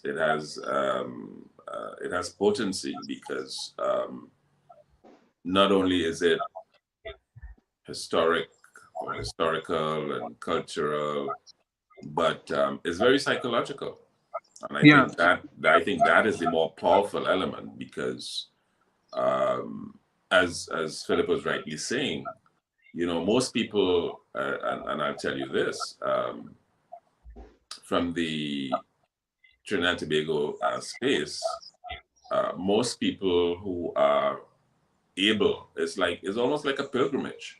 Most Muslims are asked to do a pilgrimage. As a Muslim, you are asked. It is one of the things that you aspire to. Before you go to meet your ancestors, you should at least make the pilgrimage to Mecca. That's your Hajj. That is part of your identity. And likewise, persons from different cultures, our Indo-Trinidadian brothers and sisters, try to go back and find their roots. So they would have been told by their grandmother, well, you came from you crossed the Kalipani and you came from, let's say, Gujarat, or you came from one of those cities up on that side. And so they try to go back and see what it's like. I mean, we have a couple of our former Prime Minister Basdeo Pandey went back to see, and so on and so forth. We, on the other hand, because we were wrenched away from our local villages and what have you, don't even have a benchmark as to where you would have come from. So it's hard to go back. You might just say Ghana, or you might just say Nigeria, or you may say Cameroon or Ivory Coast, because we're doing now some DNA testing and so on and so forth. But you do not have the village. Whereas these guys can go back and say, this is the village I came from. Yeah.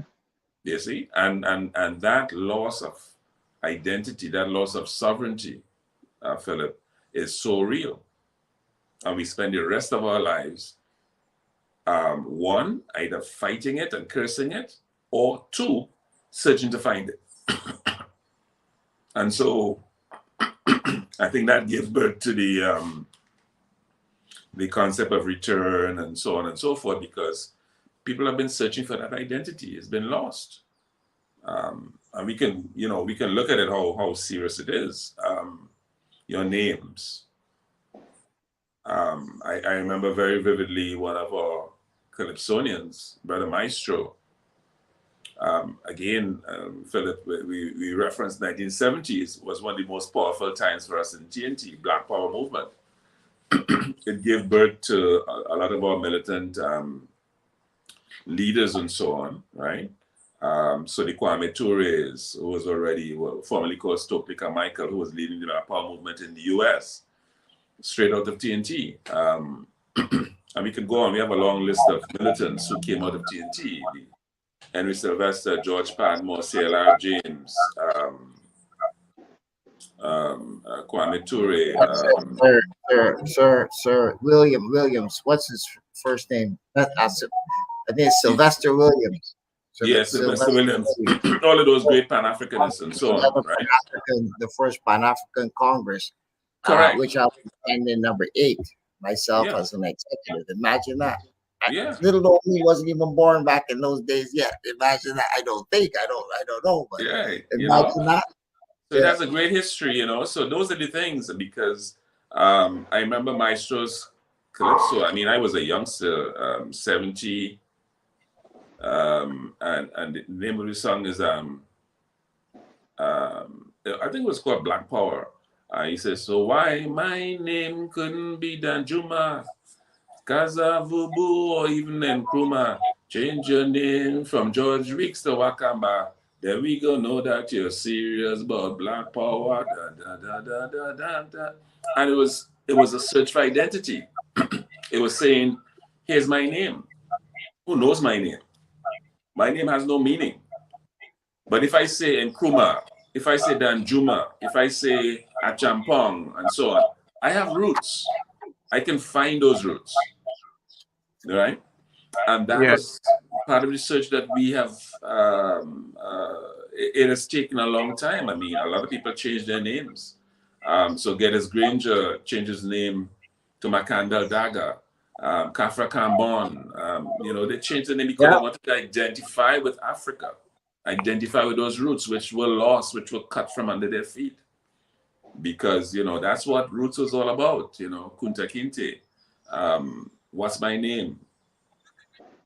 And, being forced to take another name, So these are very traumatic psychological issues, which we are struggling with up to today. It makes a big difference, One of my favorite Hebrew songs, Doc, and it's in my prayer book that I use every day. This is the book I pray from every day, 4 times a day. One day I'll do a prayer for you guys from this in Hebrew. Okay. But what's this? One of the songs, one of my favorite songs, and as soon as you said it, let me see if I can put. Sorry, what's my name? Yeah. What's yes. Hold on, Doc. Let me find my position. Yeah, what's my name? Yeah. Now that's a song in this book that we sing in our temple. What's my name? You got to know who your roots are to know who you are. Exactly. Exactly. And I've known this whole world over, been immersed in sin and shame. No man's feet I've not been under. What's my name? In other words, this is a slave song, Of I course. have gone dispersed to every part of the world. I've been on everybody's feet. But one thing I have to know and I have to remember is what's my name. And Absolutely. when you come to Africa, each name have its own meaning. And the moment you mention the name, you know exactly the tribe the person is coming from and its meaning. So names are very powerful. You just don't give birth and name that child anyhow. Every name that you put on that child have positive and Has a meaning. negative. Yeah. Yes. So Yeah. Says, I've been chained, whipped, and beaten. Slavery is my only fame. Even my soul, the nation plunders. What's my name? I have to always come back to what's my name. This is a powerful song, Doc. This is a when you said that, that just jumped out at me so hard, you know. Right. But No, it's very powerful, you know, and sometimes we don't recognize how powerful it is. And those are the things that bring the tears, because when you reflect, it's like, oh my God, yeah, this is where it I all mean, started. they don't teach us this stuff in traditional school. This is No. taught in Hebrew school. That song is one of the songs we sing, not every week, but regularly. You have to know, you seek to find your name. Matter of fact, I'll tell you a little secret that I don't think a lot of people know. Every Hebrew has a Hebrew name, including myself. Even though I go by the Carmi name of Philip Catlin Springer, that's only a white man's construct. But I actually have another name. And I don't, unless I'm in my community, which they call me by, I don't usually bring that out. But it's important to know who you are. We are the reincarnation of our ancestors. We are, the creator wasn't some man in the sky, you know. That was the original creator. But once we were created in the image of God, they had the power to recreate. So the man and woman becomes the creator. The man and woman have to come together in a sexual way in order. That's the mechanism of creation. And then once we are created, I mean, that's your creator. So simple thing like the Holy Bible, the White Bible says, honor your mother and your father, that your days may be long in the land which the Lord. Most people don't have a clue what that means at all, because it's taken from the Hebrew Torah text and it is watered down somewhat. But the African concept of spirituality, the African concept of ancestry, if you connect yourself to every person who came before you in your line, you will get to God. There we go. I'll leave it at that. There we go. There we go. You know, it is very, very powerful, and it only comes if you are able to understand, you know, that lineage, that link, and the power of the name. You know, I remember my first friend at Pace University was a Nigerian by the name of Edward Segusaki. Both Nigerian and Ghanaian roots, right? Segu Saki and first name being Edward, and I said, wow, Segu Saki. I said, I remember Saki. I've always heard Saki as somebody who represented Ghana, the United Nations, and so on. It's a very famous name. So he said, well, that might be is a relative, you know, but I have both Nigerian and Ghanaian links. And I said, okay, great. I said, so what about Edward? He said, well, you know, this is where the British rule, you know, that you had a British name and so on and so forth. And I said, okay, I hear you. But I was trying to understand how these things evolved. So what you just said there, Chancellor Philip, is very important, because it helps to ground you. You know, we talk about grassroots and the roots. You are rooted.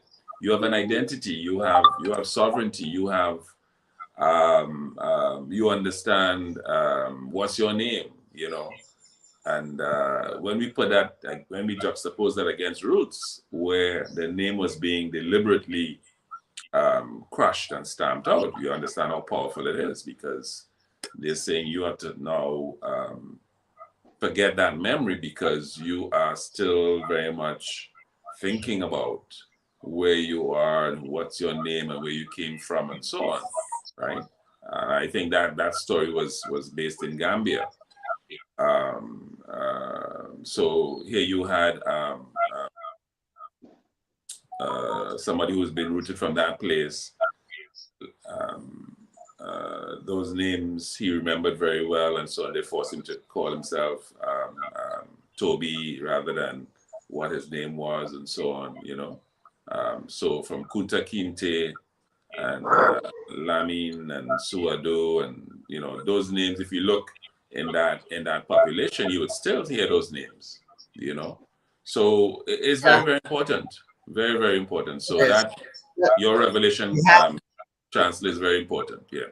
We have Professor Clyde with us at this time. And Professor Clyde, welcome, as usual, to 246 Beijing Vibes Radio, Global Independence Square. Of course, you're no stranger here. This is your session on Friday. The GGRU, Global Independence, the Global Grassroots University. But we were having a very spirited conversation. Online with us here is our brother Gabriel Epi from Ghana. Gabriel is a regular as well. He does 3 days a week with me on the show. For the ease of the conversation, I'm going to do something quickly. Gabriel's got to go very shortly, but I'm going to play the game so that you.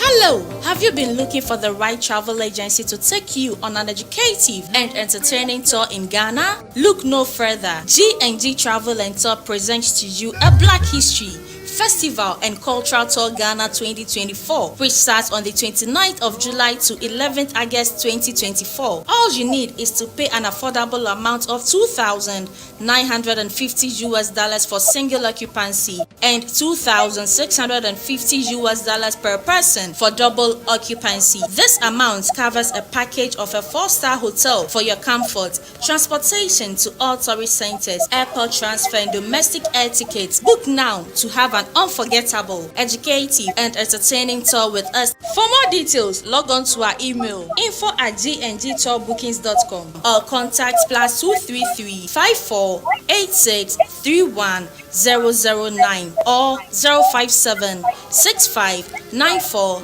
091. That professor is the basis that Gabrielle and I have formed a relationship now going back some while. He is the CEO, the owner of G&G Travel out of Ghana. Now, Gabrielle's a young man. How I really met him was through Moray Makaya a couple of years back now, I think. So it's been a while. And Gabrielle said one of the first things I remember him saying to me, which really captured my attention, and you will like this, Professor. He said, I don't know if he said it to me directly, but he said it while I was on the call with him. And he said, I could leave Ghana and go anywhere in the world and get a job because I'm an educated person. But I choose as a young man to stay in my country, come to my country and build my country. And I thought, wow, that sounds like Professor Clyde all day long. That is so. Professor Clyde, please meet Gabrielle at P. Gabrielle and Dr. Wayne and I were here having a conversation, and out of it birthed the idea of doing a reenactment of the Atlantic slave travel from Ghana to Barbados. That's what I can think of at this time, but of course that will require some planning. So without further ado, Professor, please meet the young man. He has to go very shortly because he has people at the airport waiting for him, but he just wanted to take the time to chime in. Professor Gabrielle, Professor Clyde Phillips. Thank you, Chancellor, for welcoming me and introducing me to Brother Gabriel. Welcome. Good morning to you, Principal Wayne. Good morning to Trinidad and Tobago. Good morning to the Caribbean. Good morning to the diaspora. I took note of the closing, well, not closing, but I took note of the discussion that was taking place, and I was trying to connect some dots that make sense to me.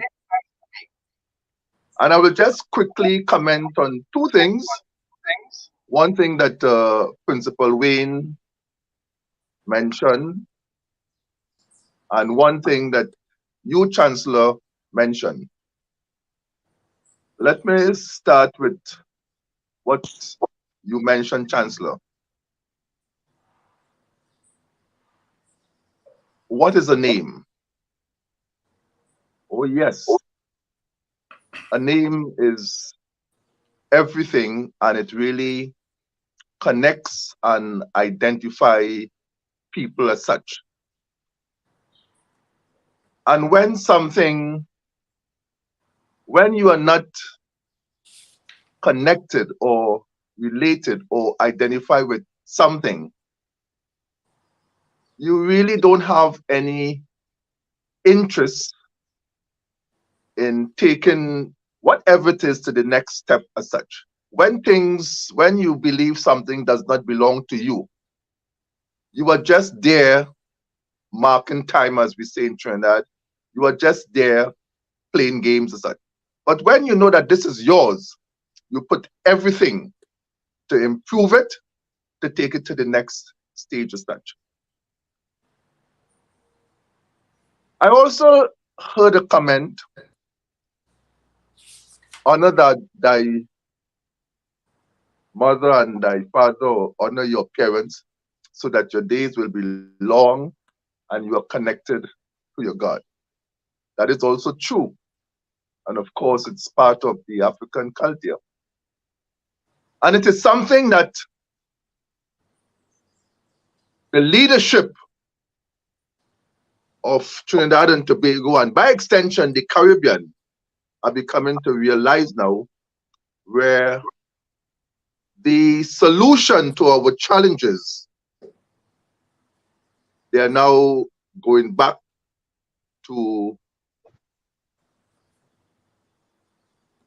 this concept of parenting, this concept of the church, this concept of God, to instill in it in our children for the solutions that now is plaguing our country.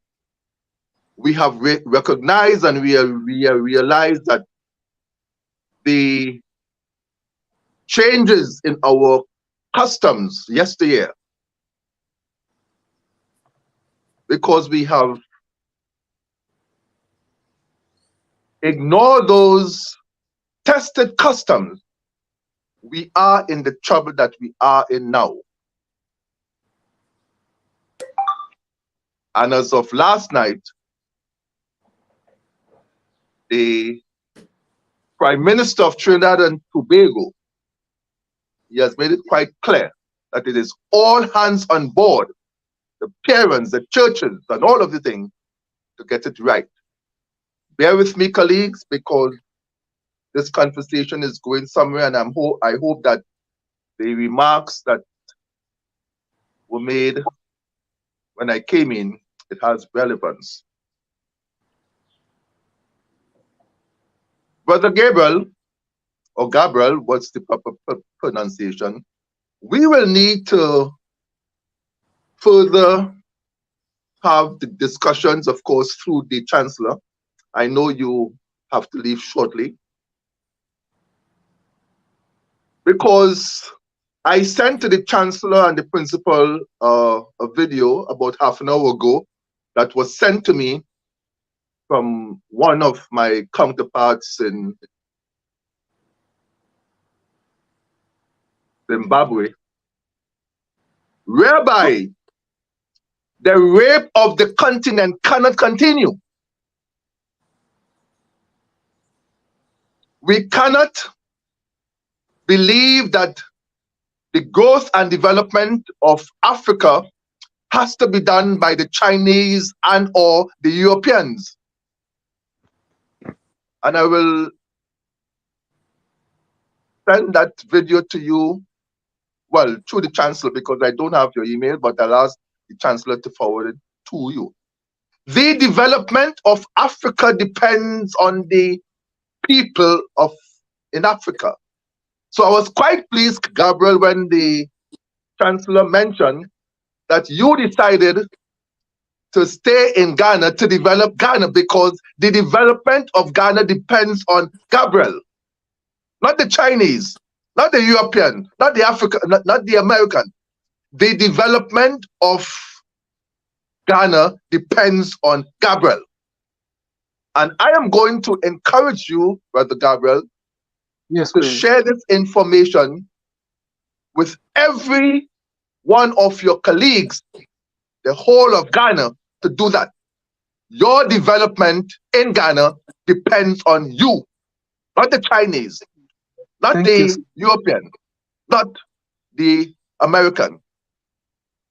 We have to stop that miseducation that has been subjected to us over the years. So, as I close my comments, and I specifically spoke to the comment I heard that the chancellor made, as far as what's a name is everything. If something does not belong to you, you don't pay any attention to that. You are not interested in that. But if something belongs to you, you pay attention to it. I made comment also to what I heard the principal would have said, as far as honoring your father and your mother so that your days shall be long, consistent with the Bible. It is what now we are now doing here in Trinidad. Today is the 18th or 19th day of the year, and there are now 30 deaths, 30 murders caused by young people in Trinidad. Absolute horrific. We have to turn back and go back where we were as far as having parenting and all of these things. And Gabriel, I salute you. I take my hat out. I tip my hat to you that in spite of your global exposure to education, you have decided to stay at home to develop Africa. So thank you, Chancellor. These are my, as usual, long introductory remarks, but I turn over to you, Chancellor. Okay, thanks. Thank you very much. Hey, 1 second, Doc, because Gabriel has to go. I'm going to turn the mic over to you so he can leave in a minute. But thank you very much, Professor. That was very timely. I didn't actually realize you were there until something caught my attention. I realized you'd been there. So, but this was a very riveting discussion, and it's timely. In addition to all the things that we're doing, we must find our roots. And I believe that this lends to that particular purpose. Thank you, Professor. Dr. Wayne, over to you. Right. Thank you very much, and welcome, Professor Clyde. I think we've come back full circle to roots, finding our roots. And that is very, very important. Parenting it's a big challenge now. We've had a judge here recently, about 2 weeks ago. I think I shared it with this program, and actually he was calling on parents need to be taught parenting skills and so on, because we have situations where the parents themselves do not necessarily have the skills to teach their children. And so we have gaps, we have challenges, because we make reference to children making children without recognizing the significance of that. And so there's no transfer of skills and knowledge and things that your parents would tell you, and the words of wisdom, the pearls of wisdom that they would pass on to you is not happening as we had in the past. And so a lot of younger persons may feel that they know everything because they've come up in the world, but Exactly. not knowing they don't have the roots, you know. Yeah. And that is a big problem. So, Gabrielle, what you're doing is absolutely important because, as the professor said, you have a duty and a responsibility as a citizen to stay at home and build your country. It's about nation building. We have to build our nation. Nobody else can come and build our nation for us.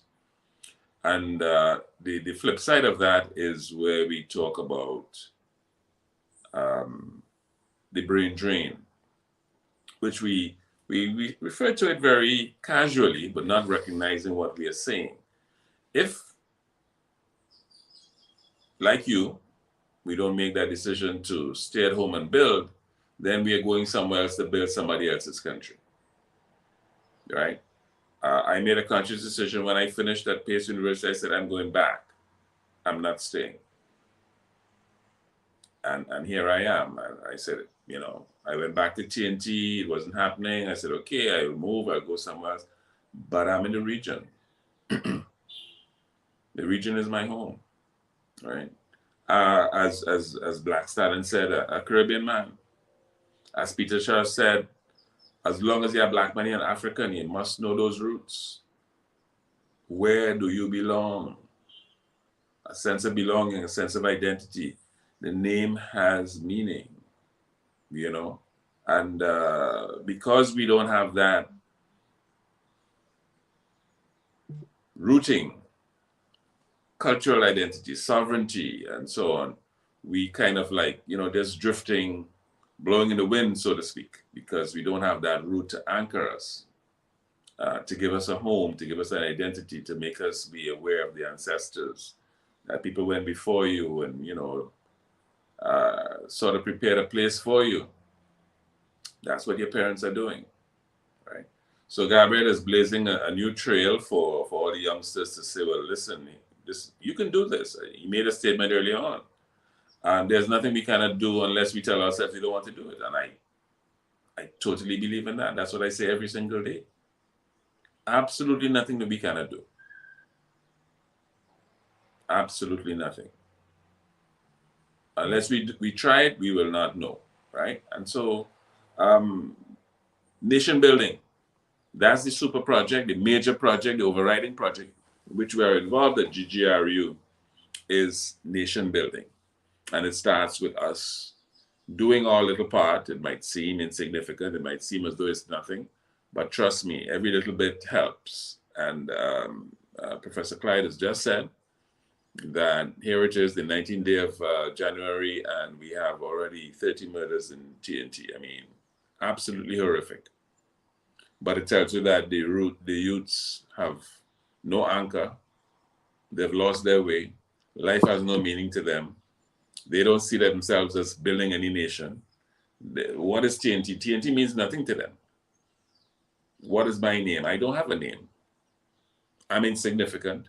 I don't think anybody loves me. I don't think anybody sees me. I don't think anybody hears about me. So I will just be like a bull in a china shop, destroy everything.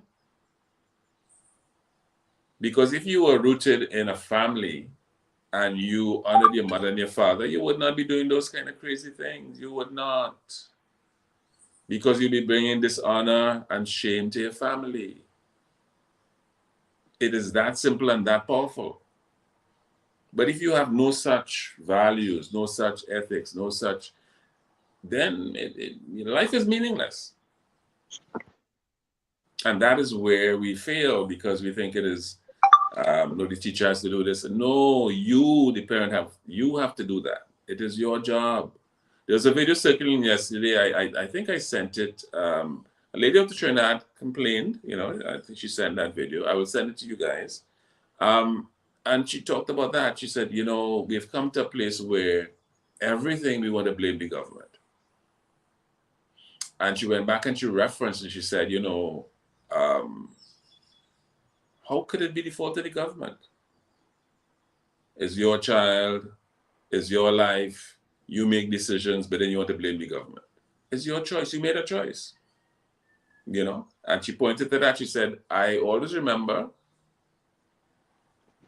our first Prime Minister, Dr. Eric Williams, said, your future is in your book bag. A very powerful statement. What does that mean? It means that your future depends on you. Icing on the cake, Sparrow came along and said, children, go to school and learn well. Otherwise, later on in life, you're going to catch real hell. I remember that card so like yesterday. I mean, it gives me goosebumps up to now.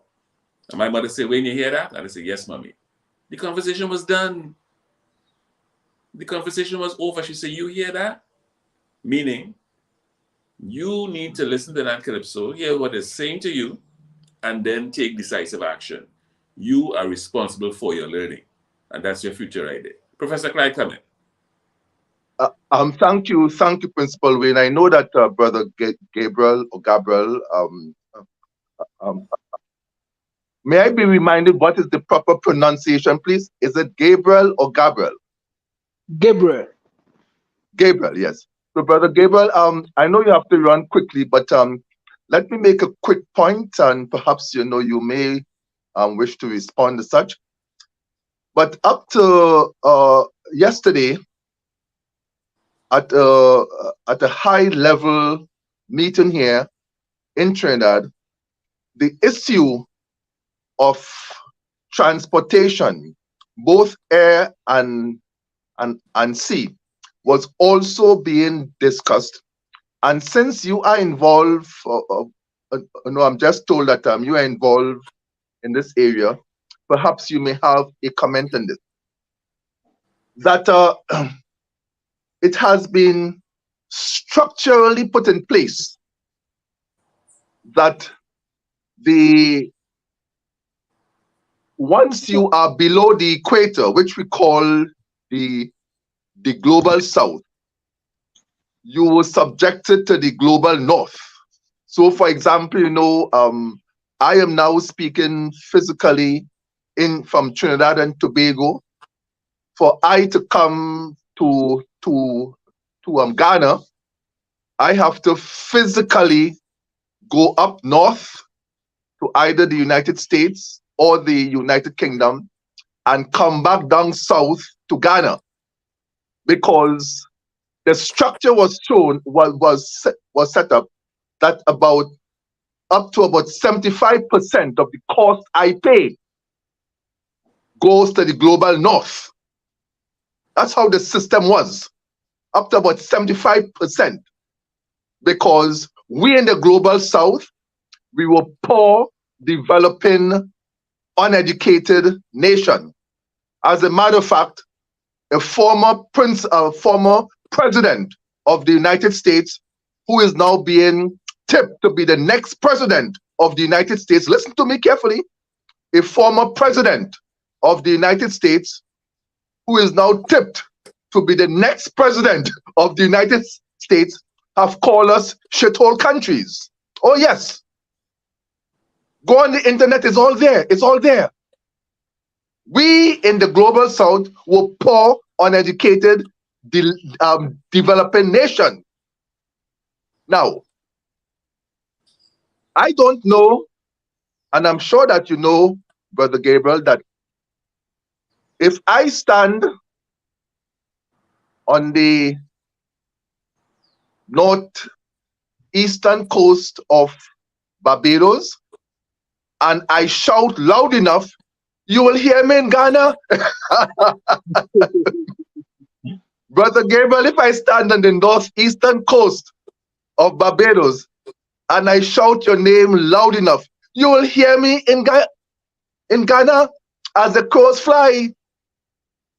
And what must happen, what must take place, is that same route, that same line of sight route that our slave boat took many, many years ago, we are now going to commercialize that route now. Direct flight, direct sailing. And this is the sort of education that we must pass on to our young people. These are the conversation on the ground now in the Caribbean. That same direct route that our slave boat took from Ghana to the Caribbean, line of sight, we are now going to commercialize that. In other words, the global south really is we are going to disconnect ourselves now from the global north because we have what it takes. So thank you, Principal Wayne, for allowing me to chip into this. But I know that Gabriel is leaving. But these are some of the conversation that is taking place now. And since he is involved in the airline industry, I think that he should know. Thank you, Principal Wayne. Thank you very much, Professor Clyde and Brother Gabriel. Yes, so you are part of this new equation. And we know that whenever you're ready, you can take your leave because I know you have other things you're going to go and do and so on. But thanks for making this connection this morning, which we hope to build on in the future because we have some work to do. Thank you very much. When I listen to him, the only thing is to, I will say is all these things were planned to disconnect or to break the relationship between Africa from our brothers and sisters that are taken away. So personally, I'm also going through the same pain as he's talking because if I want to fly to Barbados or Panama, I need to either transit in US or UK. I need to go and pay for visa fee. I need to submit document before it will be given to me. So all these things are things that even I'm going far within Africa. Why should we introduce visa among ourselves? That is another issue that we need to look at critically as one people so that we can break that chain. You know, the chain has been there for a long time. We need to break that chain so that there will be a smooth transportation or there will be a smooth conversation between the two, between us. So it's something that is really affecting us a lot because, and I don't know what our leaders are doing. These are some of the things that they need to fight on so that we will come together as one people to build. These people are very smart. They know that if they do it like that, you will not be able. The only thing is, I deny you the visa. What will you do again? There is nothing you can do because that is the only routine that you have. So when they deny you the visa, how will you be able to communicate or how will you be able to do whatever that you want to do with your brothers and sisters who are outside? You can never do it.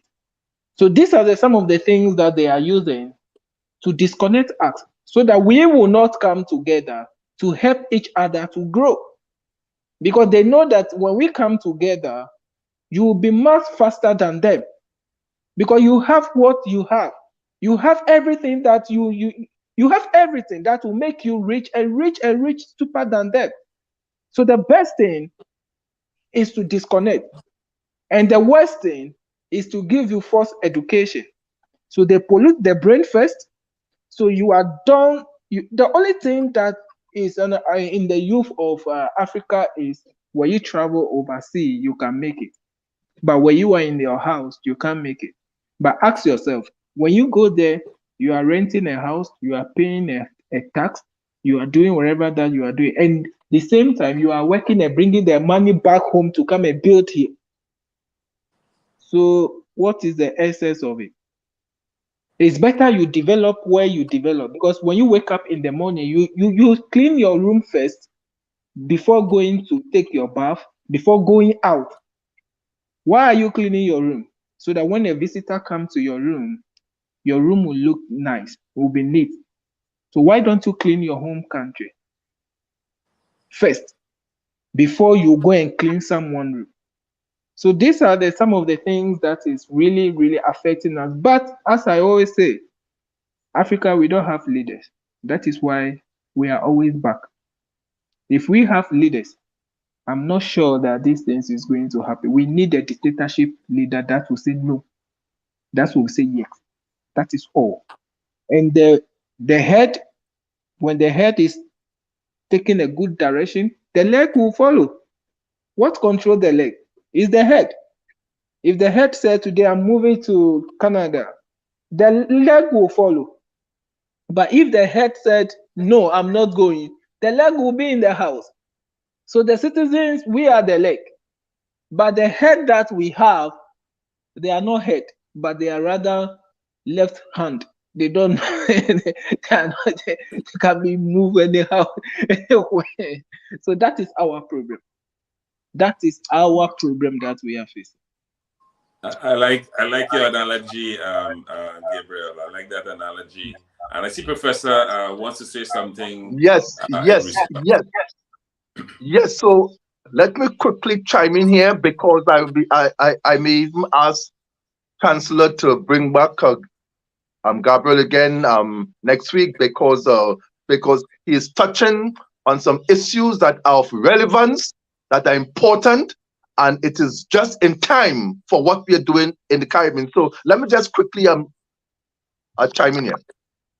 Gabriel, Africa is in a better state than the Caribbean. Africa is a continent. Africa is a large landmass. And if at this point in time, there are some challenges in Africa as far as the leadership is concerned, I may be able to understand that. I am saying it to you, brother Gabriel. In the Caribbean, there are about 29 rocks. Listen to me carefully. 29 rocks in the Caribbean Sea and the Atlantic Ocean. On the west of these rocks is the Caribbean Sea, and the east is the Atlantic Ocean. It's rocks. And those folks up north, those white folks, did an extremely good job in ensuring that nobody on these rocks talked to each other. Oh yes, nobody talked to each other. So we are disconnected. We are divided. And none of us in this region can pay our bills. We have to continually look up north for help, for handout. Brother Gabriel, I'll be asking Chancellor to bring you back next week because you are talking about some major issues that are now developing, and we are realizing what has been done to us, and there is now a new player. There's a new kid on the block in South America called Guyana that we are hoping that will cause change to what has been to what our people have been subjected to over the years. So in conclusion, I may understand why the leadership in Africa may not be speaking, but I really don't understand why it's the same in the Caribbean when each island is just about a rock in the Atlantic Ocean and the Caribbean Sea. Having said that, I am going to ask you if I can use your analogy, because I really love your analogy of the head and the foot. I love that, because it is the head that tells the foot what to do. Yeah. And if the head decides that, look, I stay home, I want to stay home and sleep all day, the foot can't do nothing. Yeah. If the head decides that, look, I'm going out there and look for opportunities, the foot has to go. I really love, Brother Gabriel, go to the head of the class. Go to the head of the class. I love that analogy. Thank you, Principal. You have to go. I know you're beyond your time, so I'm going to take you out by playing the video. I will connect you with Professor after the show, and we will bring you back. Thank you so much. Thank you. Nice Thank you. meeting Thank you very you. much. God Thank bless you very you. much. Thank We you look so forward to much. having you again. Bye.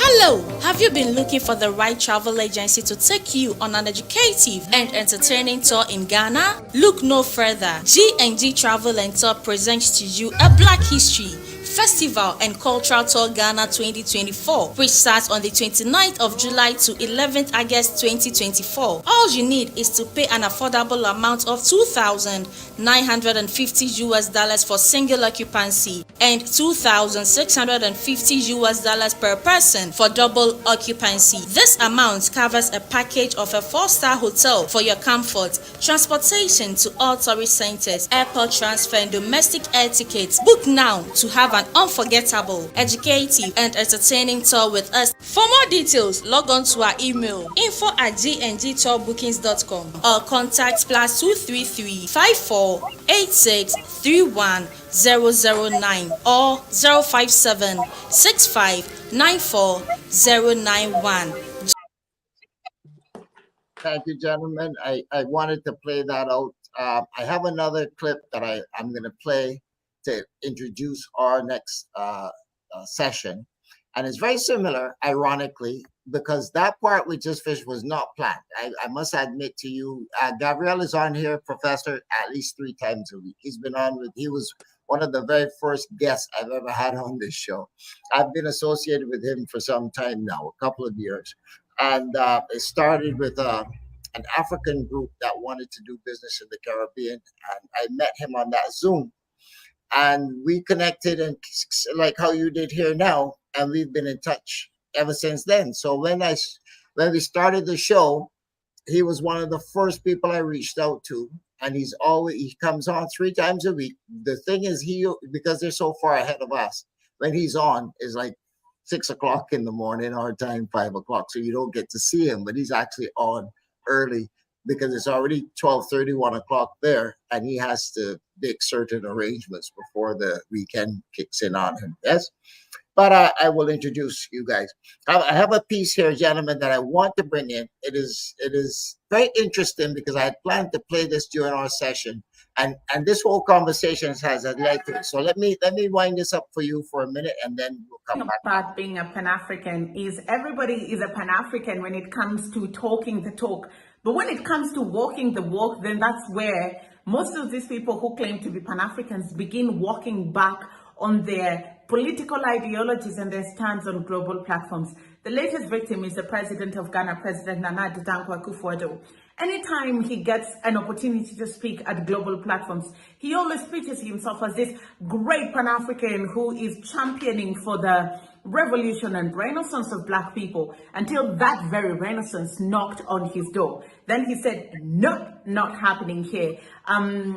Arikana Chihombori, Dr. Arikana Chihombori, Julius Malema, Peter Obi was supposed, and Professor Peter Lumumba was supposed to have a rally in Ghana, almost like a public lecture. But guess what? The president doesn't walk the talk at home, and he was scared that the chicken were coming home to roost.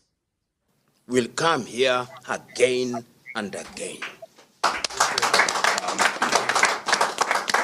If only to energize ourselves about which is good and right for the continent of Africa. Africa will rise, and this struggle for Africa is an intergenerational struggle. The baton that we now wield will be passed from generation to generation.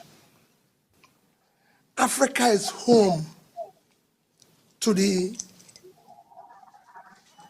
biggest, highest amount of natural resources, from minerals to, we have 65% today of the world all cultivated arable land. Let me call you back. I'm just on the live. So imagine what we can do.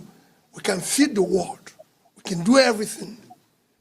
But ironically, because of what I started with, failed leadership over the years, Africa is also home to the highest number of poor people. Hello there, how are you doing? Welcome to another episode of our conversations. My name is Sindora Ganga. I am a digital content creator by profession and a business journalist. I love coming on here, having conversations with you guys about Black people, Africans, our empowerment, and how we can rise up and take our rightful place at the global stage. Today, I want to profile something that happened in Ghana over this past weekend. But before we get into it, I would like you to connect with me at Yes, I wanted to use that as an introduction, gentlemen, for our next segment of our discussion. And ironically, Professor, if you can adjust your, come a little more, a little more, a little more, a little more. Yes, perfect. Um, if we, Gabrielle, funny enough, led us right into this discussion that I wanted us to have today. This is GGRU segment, and on this here is a very conscious. This is a very conscious moment of the week. You can go through everything from Sunday to Thursday night, but Friday morning consciousness has to kick in, right? We go out there, we hustle for $1 all week long, and we're busy. Like me to this past week, Professor Dr. Wayne will tell you, I was so stretched. I don't even know how I'm sitting here right now because I've been that stretched. 20 hours a day, every day, easily 18 hours. And so I can imagine how other people will feel. For me, though, it's a case of, what happened here? It's a case of, sorry, one of my monitors just went down, so I can't see the other side of the program. Anyway, for me, when I come to GGRU on a Friday morning, it's a time to not only learn, but to be able to exhale, to let out all of that I've been holding in all week, hustling, trying to please the man, trying to make $1, trying to survive, you know what I mean? But we forget our consciousness. What is our root? What is our name? What is our name? Professor, I was telling Dr. Wayne and Gabrielle, this is my Hebrew book that I use every day. And in here at 153, page 153 of this is,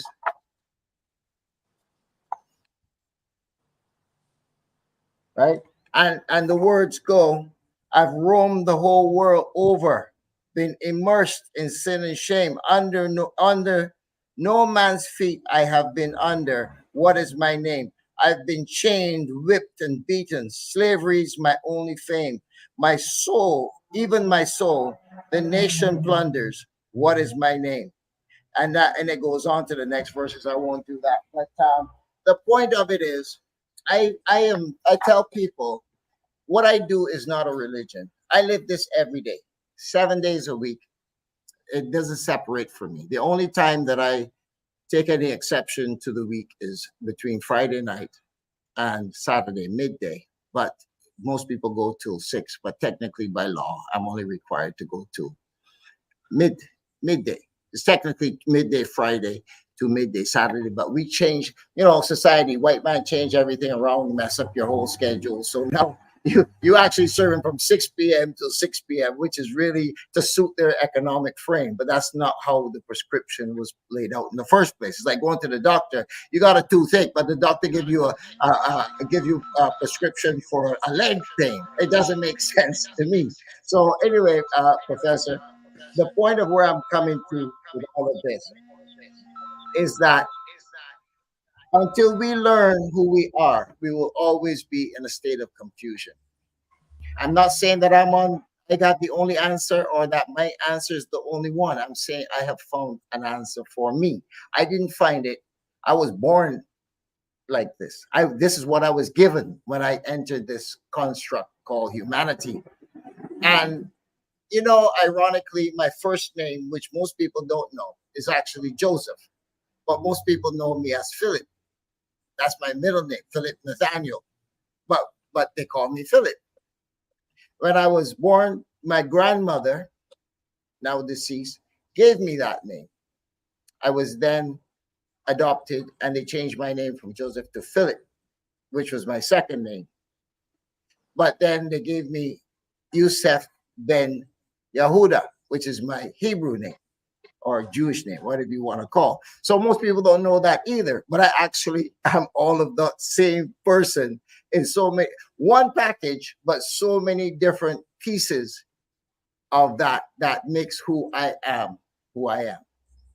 And, you know, I've lived that life. I've had to sort of live it under the carpet a little bit because most people in our environment do not understand these things. They would think that you're weird. You black kid, Yusef, what? Ben Yehuda, can you even spell that word? You know what? But the thing is, right, that we look at our lives. We, you know, our whole history. You know, even if you read the say the Lord's Prayer in Hebrew, it is different than the Lord's Prayer in English. Did you know that? Absolutely. These are the things we don't know. These are the things we don't know. And so when the white fellas go to the mosque and pray, and they pray in Hebrew, they're getting our blessing because we don't know how to pray. We're praying to a dead statue on a wall somewhere, and these guys are enjoying the benefits of what we gave into this earth being bestowed upon us. And I didn't come today to preach on that. I was gonna speak. I had this video lined up because I thought, like, do people really understand what you are about? Do they know who you are? Can they relate to where you're trying to go with all of this? And the answer was resoundingly no, they do not. So it's funny that Gabriel was running late, and that's why you caught him when you did, because he would have been in an hour away, gone. He's gone for the day to do what he's got to do. But God knows best. The God that I serve is a very powerful construct. And I say construct because we have to retool our minds. Somebody said it. I don't remember if it was a professor or if it's Gabriel said, re-education. Dear friends, we are miseducated people and we need to be re-educated. Even the construct of reading from left to right is not natural to us. We read from right to left. Look at me. Let me show you how weird I am, right? Here I am. Okay, let me just put you back on the. Here I am writing. I write from the back of the book to the front. I'm going forward. Look at this. If you look at this here, right? This is the page that I just wrote on. This is the back of the book here. Look at the next page after that. And I'm going forward into the future. How can you start in the future and go backwards? You're confused. You're confused. You have to start back here and go forward so that you are building a lineage. And they told us to come backwards. So we're always going backwards as opposed to going forward. You know, and I don't want to preach, folks, but I feel compelled to just say these things today because we're at the GGRU. And we are saying to the people here, we want to help you. We want to change society. Not because we want to change it, but we have to change it. This is a deliberate attempt to keep us where we are, confused, dumb, and just lost by teaching us everything backwards. Now, Professor, I know I'm getting under your craw right now, and I can feel it. But hear me out, Professor. 1 second. I really feel today is a significant day for us. And when I say I'm talking about the crossroads of GGRU, because next week will not be the same, and the week after that, and the week after that. I think we're finding our voice. I think we're finding our footing. And I want to thank the young man, Gabriel, for opening that door today, because that's what the instrument that God used today for us to have this conversation. And I feel very comfortably that we're going to have a good session today. I'm going to talk a little bit about what has happened this week in my world, and Dr. Wayne can concur many of the statements I will make as we go along. But Professor, you two are significant in everything that that I do these days because I'm learning. God puts people in your way to teach you. You see, I grew up with one construct. I am now learning a whole nother construct.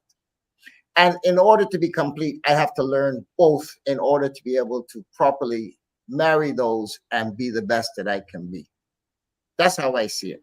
So I appreciate you. I appreciate the time that you take to come here every week and teach me.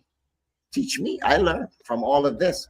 I'm the baby that was sent away. You can go in your own Bible. You read about Moses being put in the bulrushes and sat down, and he went to Pharaoh. His daughter took him, and he was raised as an Egyptian in Pharaoh's house.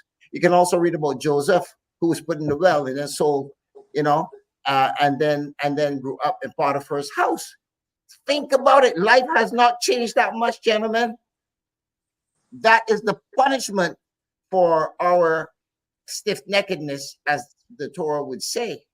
And the stiff-neckedness is that we as a people were blessed and endowed with everything that is here, including the Garden of Eden, which is the land of Africa, what we call Africa now, which is not the original name, but named after the man who claims he discovered that piece of land that people are already living on. The theory of discovery confuses me. I don't know how you can come to the Caribbean, the place they call the Caribbean now, find people, the Tainos, all of the tribes that were here, the Arawaks, the Garafunas, and everybody, and you came and said, I discovered it. That's like me coming to your house, Professor. I say, Professor, I didn't ring the doorbell. I just come through the damn door, and I look around, and I say, hey, I just discovered this house. But Professor said, well, that's my house. He said, that doesn't matter. I discovered it, and I got a gun to prove it. You understand? This is the nonsense that we have to debunk. If we do nothing else, gentlemen, going forward, get our people's heads sorted out, because there is a big, big, big need for that.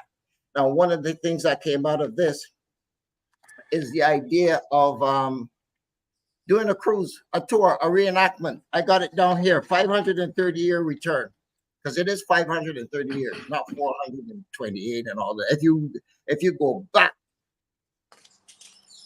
to the Council to the Berlin and come forward, it is 530 years, folks, that they have cut up our lands, disinherited us, and pushed us into a reservation, just like they did in Canada with the native people, and in America where there's still reservations.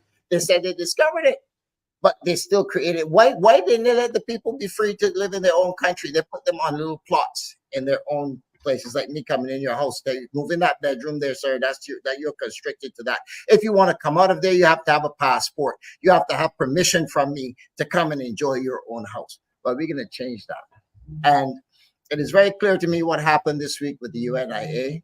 And I know that God brought them here for a reason. I met those fellas middle of last year, April or something, like the middle, but I met them around April of last year through a friend of mine from Curacao who knew the leadership of the UNIA, which is the Garvey organization. And I contacted them promptly, and we've developed a relationship to the point where they got on a plane now, after planning and some discussion, and they ended up here in Barbados on Monday, and they will leave on Sunday. The doc and I have been fortunate enough to be with them at least 3 days this week already, 2 days already, and now a third day today. We will be.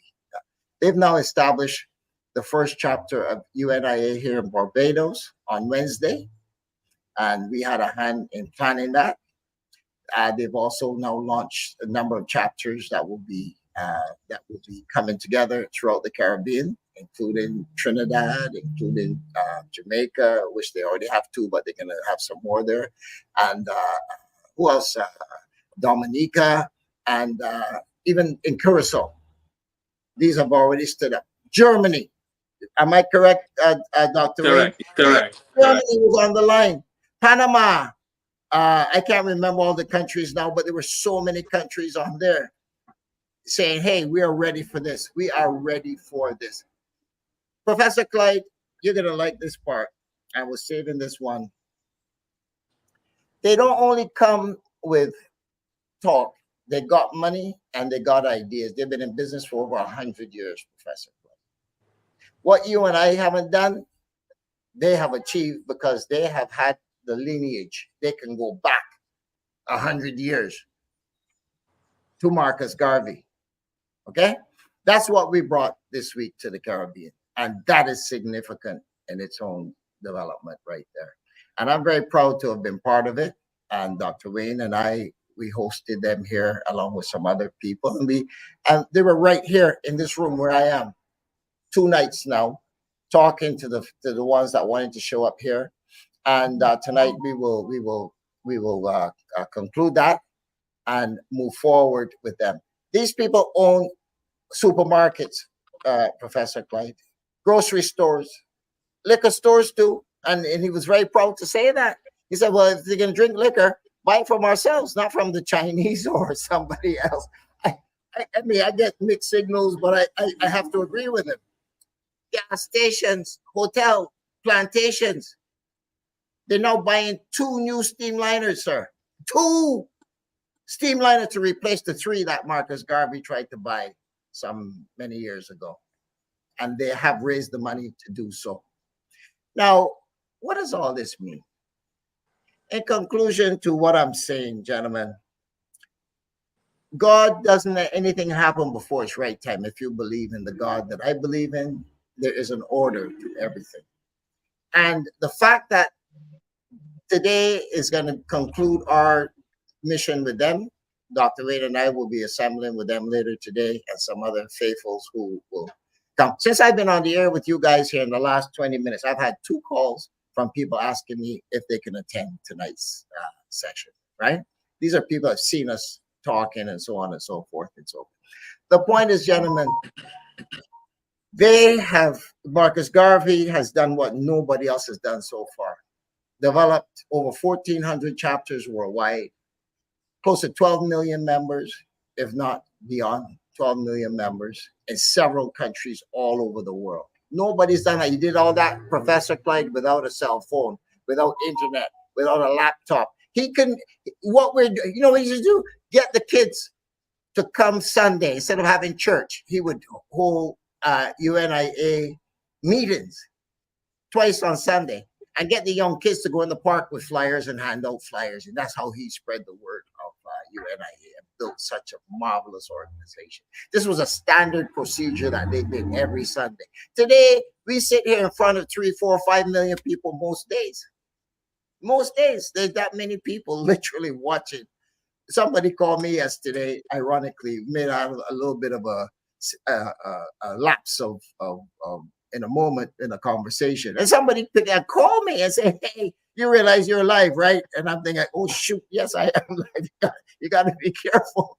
You know, so the point of what you say, I didn't actually, it wasn't a curse word or anything. It's just that the conversation kind of degraded a little bit in a certain way.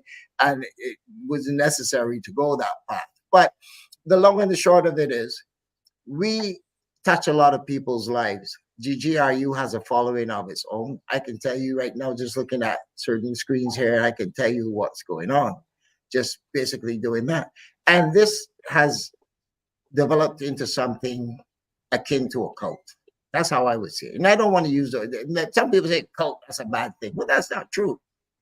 And it is what it is. People are seeing it, they're liking it, and they are receptive to it. All we have to do is treat them sovereign, allow them to have their sovereignty, and then it's not a cult. But the following is growing. I will yield there, gentlemen, and allow you both to ventilate on that statement that I just made. Go ahead, whoever wants to take the floor. So, Professor Clyde, I'll allow you to go, and then I will come in. Floor is yours, Professor Clyde. Thank you, Chancellor, for those remarks. And thank you, Principal Wayne, for asking for my comment.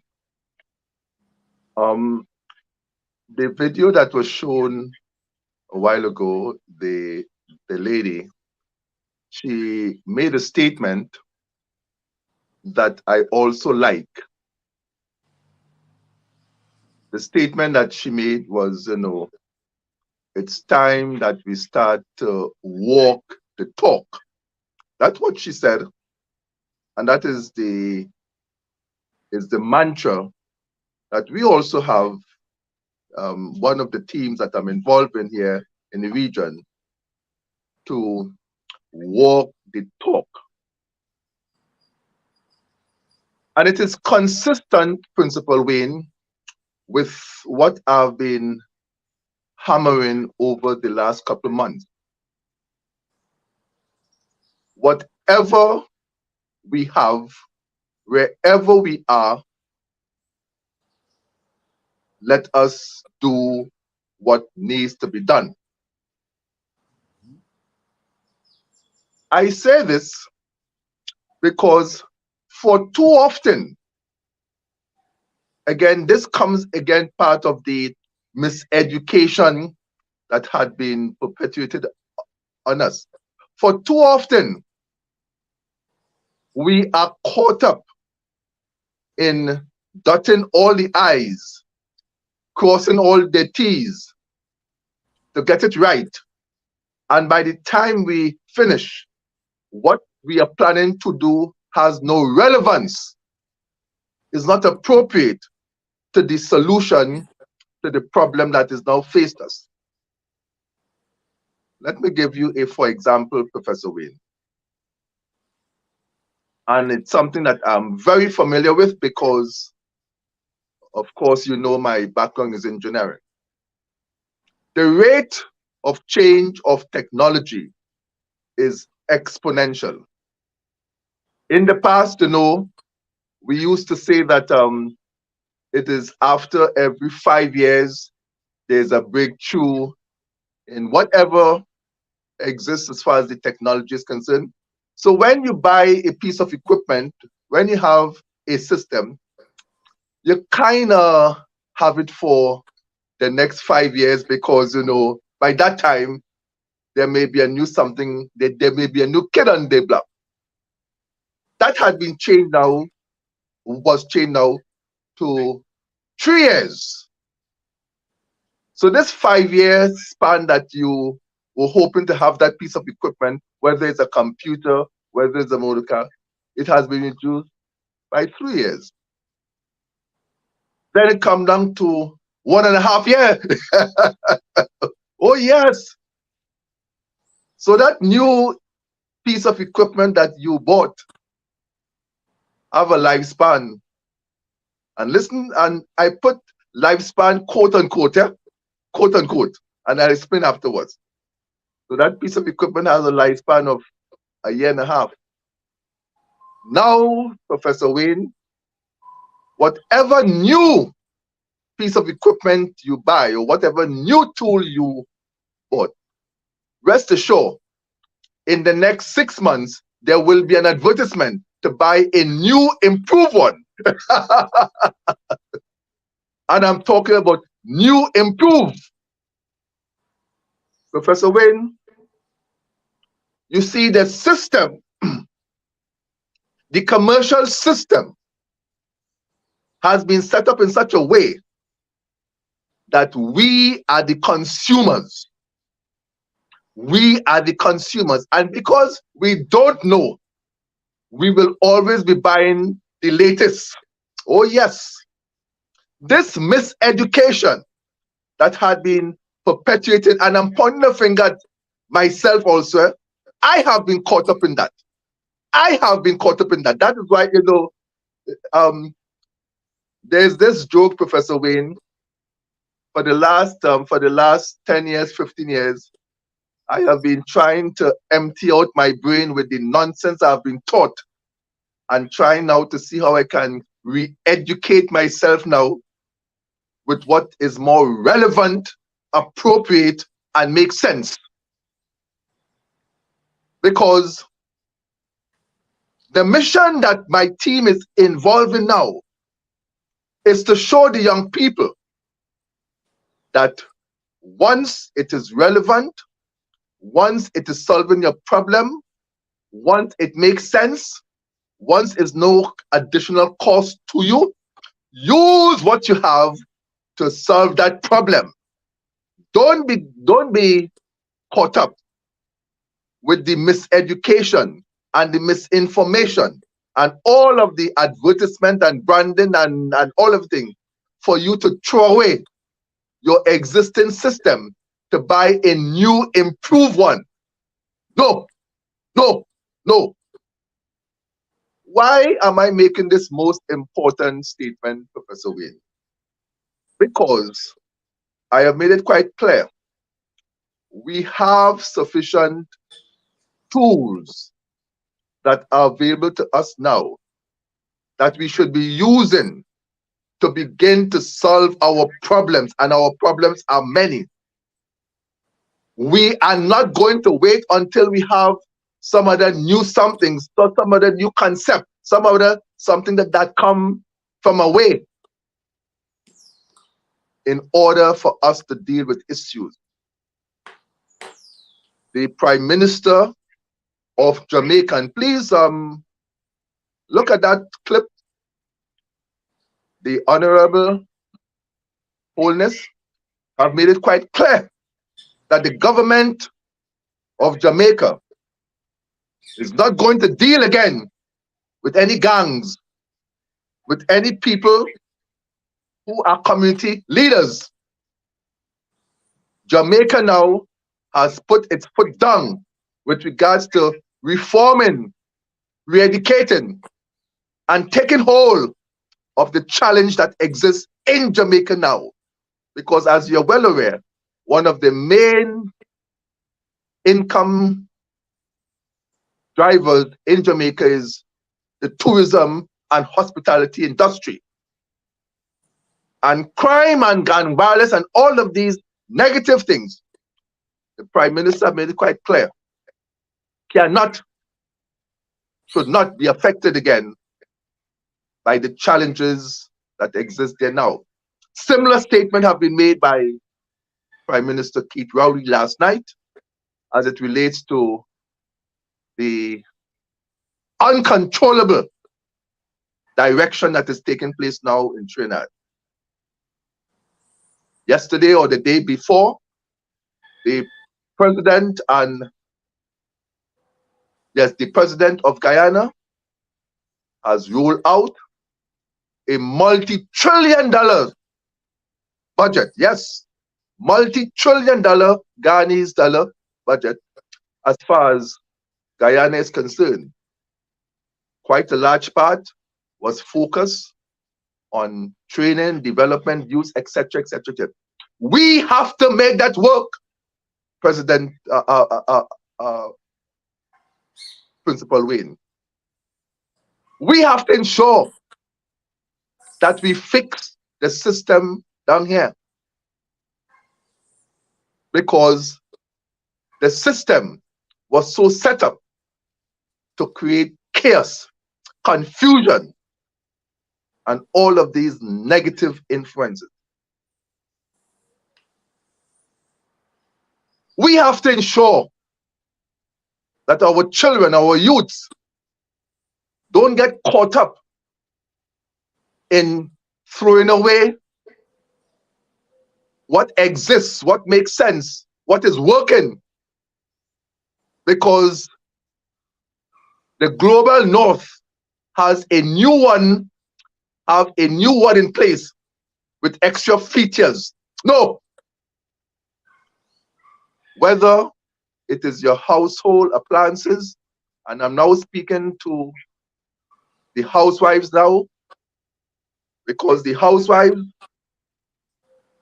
are a very important part in the scheme of things. So that housewife at home in her kitchen, don't be get caught up by throwing away something that is not working and go and buy a new one with new features. Get a young man or a young lady in the community who knows how to fix it. Oh yes. Call a young man or a young lady in the community if something in your home is not working, to fix it and bring it back in operation. So the housewife may ask the question, But who in the community can fix this? That is where grassroots university comes in. Because grassroots university, global grassroots university, will be mounting a series of career enhancement programs, equipping communities with the skill set, with the competencies to fix it. Because in all homes have a lot of equipment and gadgets and all of these things. And they can be repaired, they can be maintained, they can be serviced. There is no need to buy a new one when the existing one is doing the same thing. But the system have it. Throw away the old one and buy a new one. And of course, the fact that you throw away the old one, it causes another issue. E-waste, pollution is a cycle. And we have a responsibility to break those destructive cycles. That is where GGRU comes in. GGRU have a major critical role to play in CASA by re-educating, by bringing hope to the young people, to those who do not know, to solve the problem. This is the message that is coming out from the Honorable Prime Minister of Jamaica. This is the message that's coming out from the Honorable Prime Minister of Trinidad and Tobago. This is what we have to share with President Ali, that there's now funding and opportunities available now for the young people and gangs. Principal Wayne, we must begin to implement what we must do. Over to you, Principal Wayne. Thank you very much, Professor Clyde. And I think you are correct in your observations and your statements and your analysis, because there are multiple actions, multiple activities, and they need simultaneous attention. So we must be firing on all cylinders at all times. Just like we say GGRU is, our tagline is online all the time, we have to be attending to our problems all the time. We, collective we. So GGRU is the platform, the vehicle, the conduit for providing conscious leadership that helps us to be re-educated, looking through our lenses, not somebody else's lenses, because this re-education is about us, self, individual, community, and country. So we are in the process of nation building all the time, every time. That's what we are doing. We're rebuilding the nation from within, not being imposed from outside. No.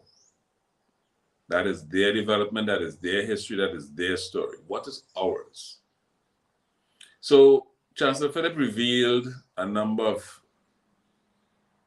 truths, not very self-evident, but he shared them with us. His Hebrew identity, his Hebrew name. I was sharing with him, Professor Clyde, Maestro's Calypso 1970 or so. All about Black consciousness. I'm sure you remember that Calypso. So why my name couldn't be Danjuma, Casa Vubu, and even Kenyatta. Change your name from George Weeks to Wakamba. Then we gonna know that you're serious about Black power. Okay? So It begins in the mind. Chancellor has just shared with us some insights, very, very powerful insights. It might look insignificant, but very, very powerful because it roots us in our identity, in our culture, because you now have a name, you have an identity, you have a family, you have some responsibility, and it goes back to what Brother Gabriel said and what the lady said. Being able to walk the talk means you need to understand what the talk is all about, what is your role in that particular talk. And so at all levels, for all of us, individuals, citizens, community leaders, and so on and so forth, we have a responsibility.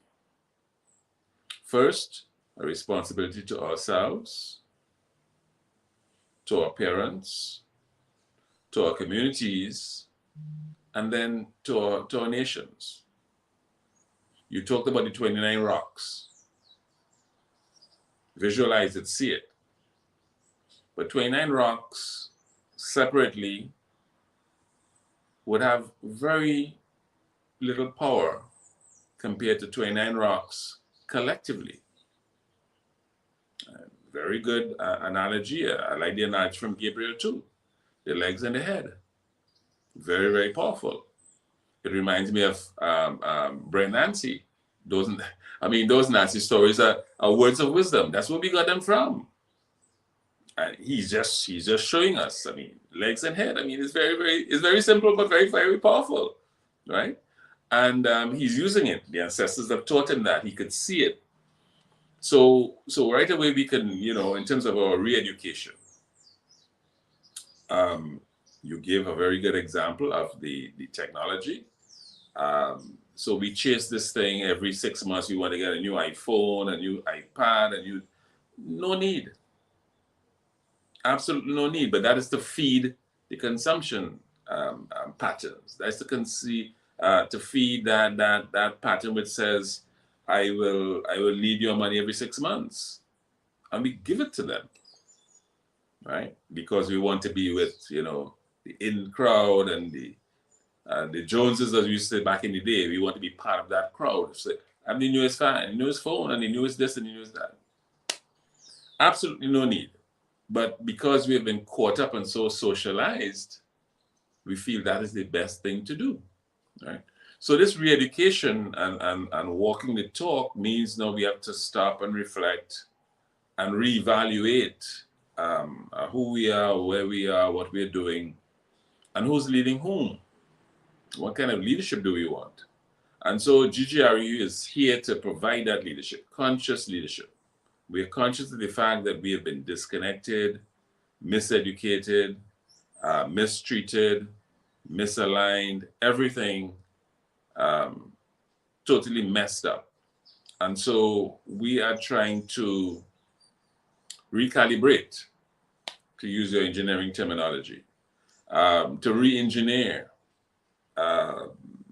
this whole system that we have been bequeathed by the colonial systems, right? So the Chancellor has just taken us back to sovereignty. Not political sovereignty, but our individual sovereignty. It starts with us. He just talked about your house being commanded and they put you in a room and tell you, well, you have to ask permission to come out of that room now. That is a very serious analogy. You are now being restricted or constrained to a room in your house when this house is yours. Think of how powerful that is. And what we are allowing people to do to us on a continuous basis. We're perpetuating the cruelty and inhumanity and injustice to ourselves. So GGRU is here to reawaken that spirit of sovereignty, of identity, of self-esteem and self-confidence. Selfhood is directly connected to nationhood. as you would know, Professor Clyde, in your community back in Guapo, in my community in Marabella, and so on and so forth, all the various communities, we would have been working together, self-help. We talk about self-help. Gayap, different terms you would have used and so on, to build those communities. You're going to help your neighbor build the wall, do whatever it needs to be done and so on. And that gave us a sense of belonging, so parents can speak to any children in the neighborhood. Your mother's not home, your father's not home, I watching you, don't play the fool, and so on and so forth. And you lamented the fact that we moved away from that, Professor Clyde, and here we are in 2024, 30 murders in 19 days. What the hell is going on? We dropped the ball. We threw away our values for so-called new values from over and away. And those foreign values are not serving us. They have no relevance to us. But we took them up anyway because they sound nice. Because they come from the US. A couple sessions ago, a couple Fridays ago, you talked about the barrel children. The barrel children syndrome, which has come home to roost. No parenting, or very little parenting. I have a very brilliant story of the father in Laventil, Keston Etienne, who's raising the twin daughters. And I reached out to him. I said, excellent, I commend you, I salute you. And I also saluted the Shaliza Hassan Ali, who wrote the story. I said, great, keep on writing great stories like these.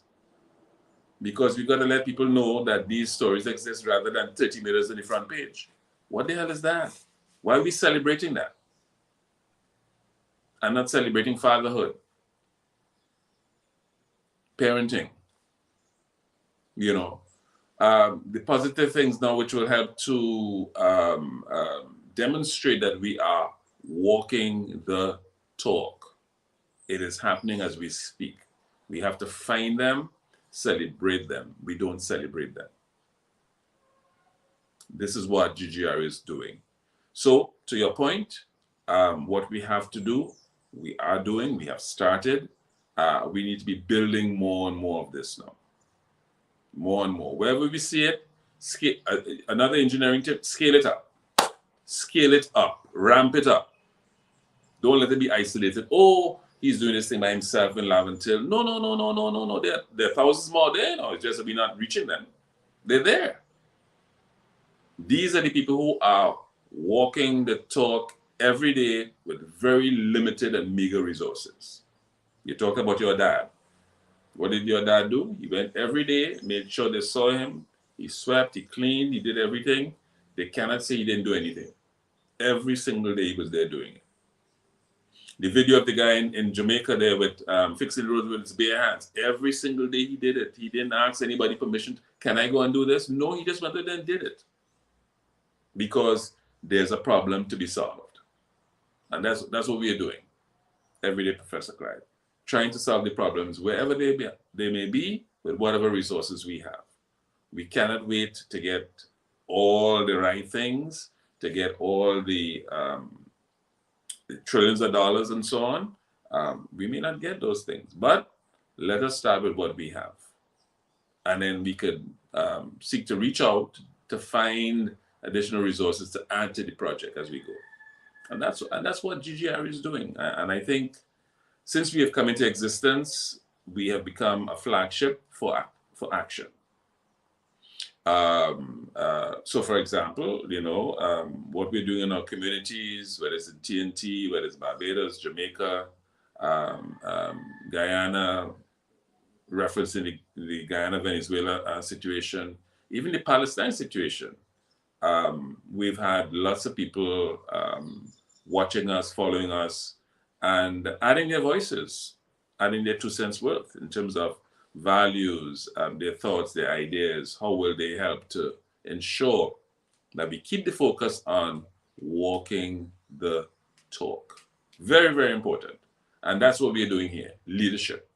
So Professor Clyde, you are providing that leadership We are providing a relationship through GGRU, a new way of doing things, sort of reevaluating those old things that we thought were the best way, but now we find that they're not. And so if they're not working for us, we need to stop, we need to change it, and make ourselves relevant to the situations at hand. And that's what we have to do, and that's what we are doing. So I would like to commend and salute what you have said, because it puts us squarely on a path with destiny. And this idea of the GGRU, which you birthed some time ago and so on, we're now putting it into practice. You're now bringing it home. And we are being supported by lots and lots of people at home and abroad who have said, listen, we want to work with you. I think Gabriel this morning took us in a new direction, a new dimension. And definitely, he sparked a conversation. We want to bring him back next week. Professor Clyde, you want to say something? Come in, please. Yes, Principal Wayne, I need to make two strong points, and through you and Chancellor Philip, it could be further developed. I have been speaking for some time now of a major activity that will be taking place in Trinidad and Tobago and in Guyana. That major activity is that the people will be called to go back to the polls, general election. And we are well aware of the system, things that are generally orchestrated in a general election. One of our responsibility, Principal Wayne, is to ensure our activities benefit the voting population. And I did explain before how the structure of the population in most of the islands are. Back in our days, we used to talk about lower class, middle class, and upper class, but it's now the 75%, the 20%, and the 5%. And it is a 75, whilst it is the 5% that actually do the funding for the political party, it is actually the 75%, those persons on the ground who vote, because it's one vote, one mind. Principal Wayne, a situation has started both in Trinidad and Tobago and in Guyana over the past week by the politicians. And I want to make something quite clear, and I did make this point to Chancellor Philip, that our activities, that's the GGRU, all 100% of our activities must be focused on the people, full stop. As much as possible, we must divorce, and I'm speaking now of the GGRU, nothing else. I'm speaking of the GGRU.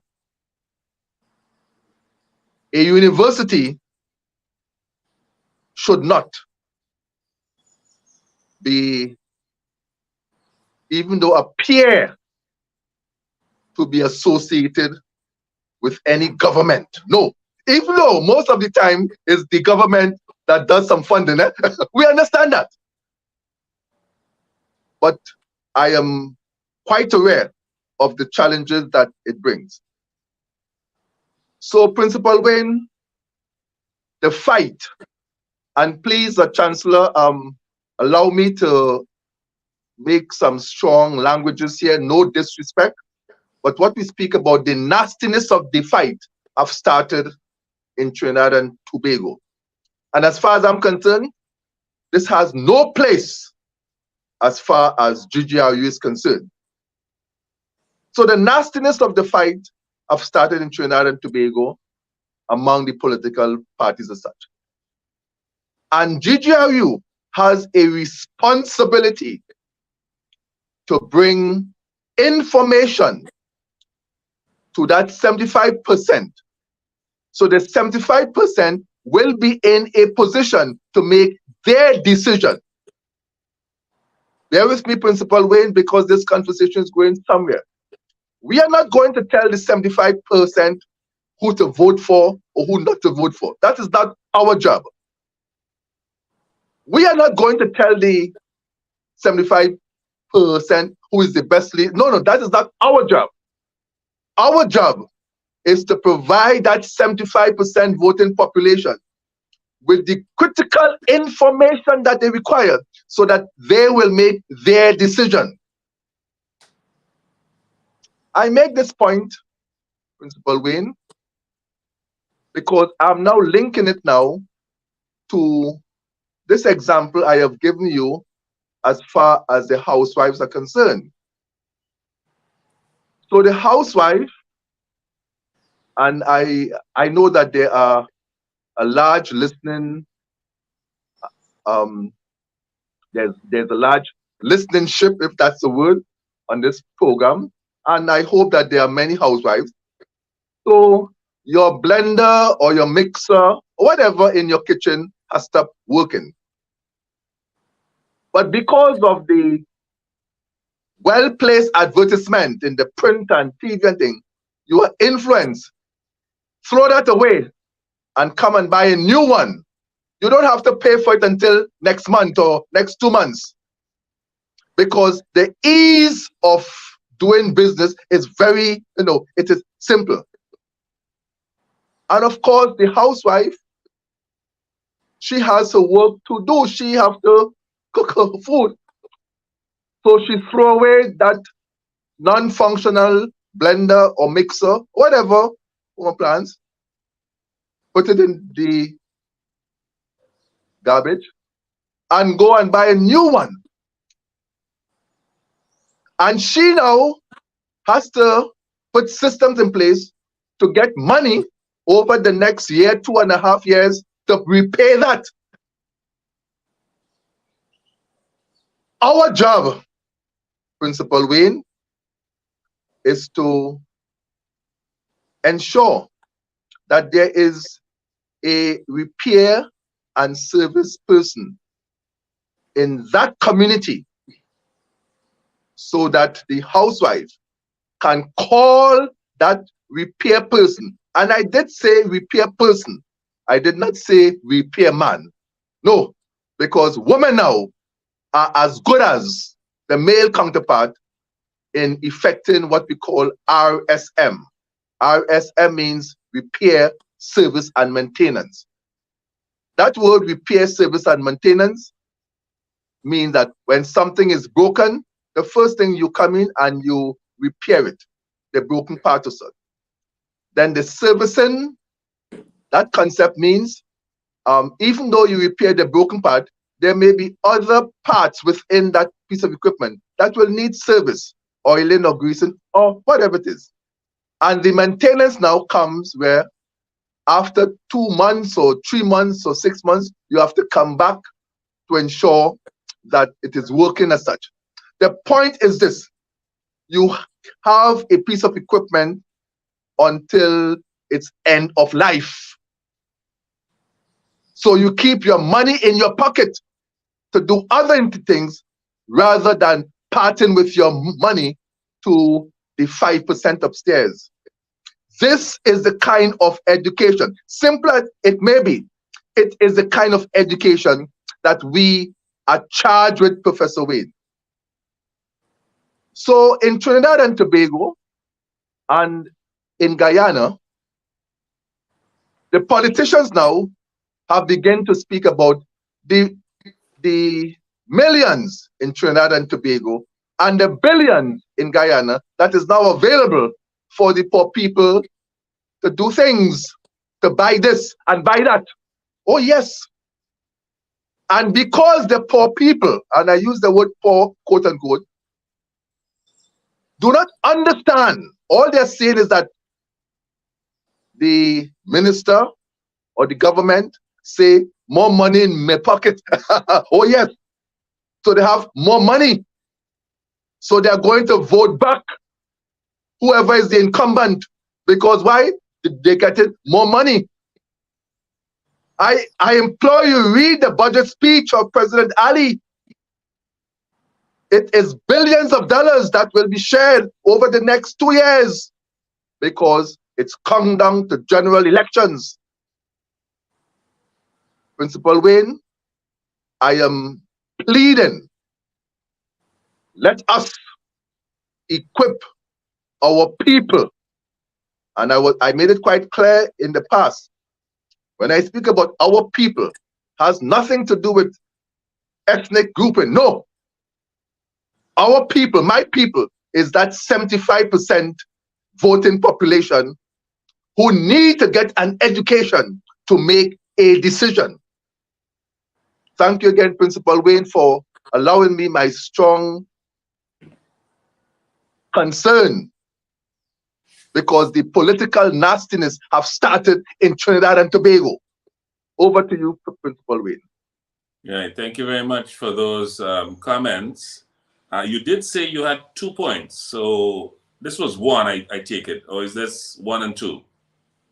Well, in fact, let me apologize.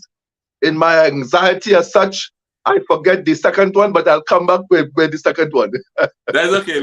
We'll chew on this for the time being. That's good enough. I just wanted to check because I know I don't want you to forget it, but we'll come back to it. But it's a strong point enough, and it says we have a responsibility to provide that critical information so people can make decisions and so on. And you link it right back to walking the talk, having information that we could not get caught up in the, what should we call that? It's almost like a script or a narrative that's prepared for us. That once we hear money and we hear this thing in the budget and so on, and more money in your pocket, you start to go crazy, so you go and spend. In Barbados, we have something where we talk about, the throwaway society. One of our Calypsonians here, Lil Rick, called Mash Up and Buy Back. And that's part of the culture, that's part of the mentality. Don't worry about it, man. Let's throw it away, buy a new one.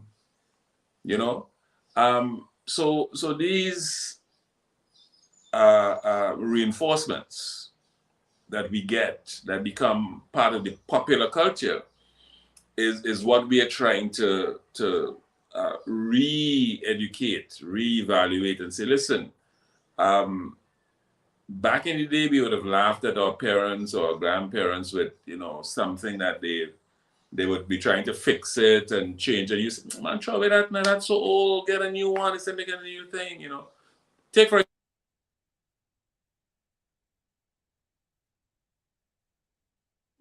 we may have lost Dr. Wayne there because the internet is playing the fool. We might have to go out and come back in. Dr. Wayne, Dr. Wayne. Dr. Wayne. He can't hear us. He can't hear us. All right. So what I will do, let me continue, and if probably you can send him a note. Hold on, Professor. Shoemakers shoemakers are not there so much now. They kind of disappeared. I look around here in Warrens, I see one guy still doing it right outside of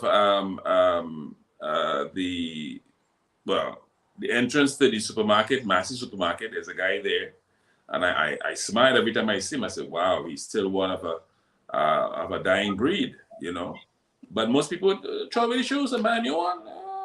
What are you doing? Why are you spending all that time? Throw away that shoes, man. Right?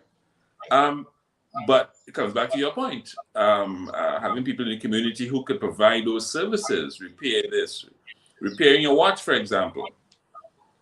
You have a nice watch and then the battery goes. What do? Do you throw away the watch and buy a new one?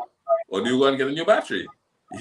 So these are things, but Some people might say, well, throw away the watch, buy a new watch. It's cheaper to buy a new watch. Where are you going to look for this battery that you can't find? Throw it away, right? And so on. So it all has to do with the consumerist societies that we've created, instead of looking for, as you said, relevant and appropriate solutions to the problems that we face.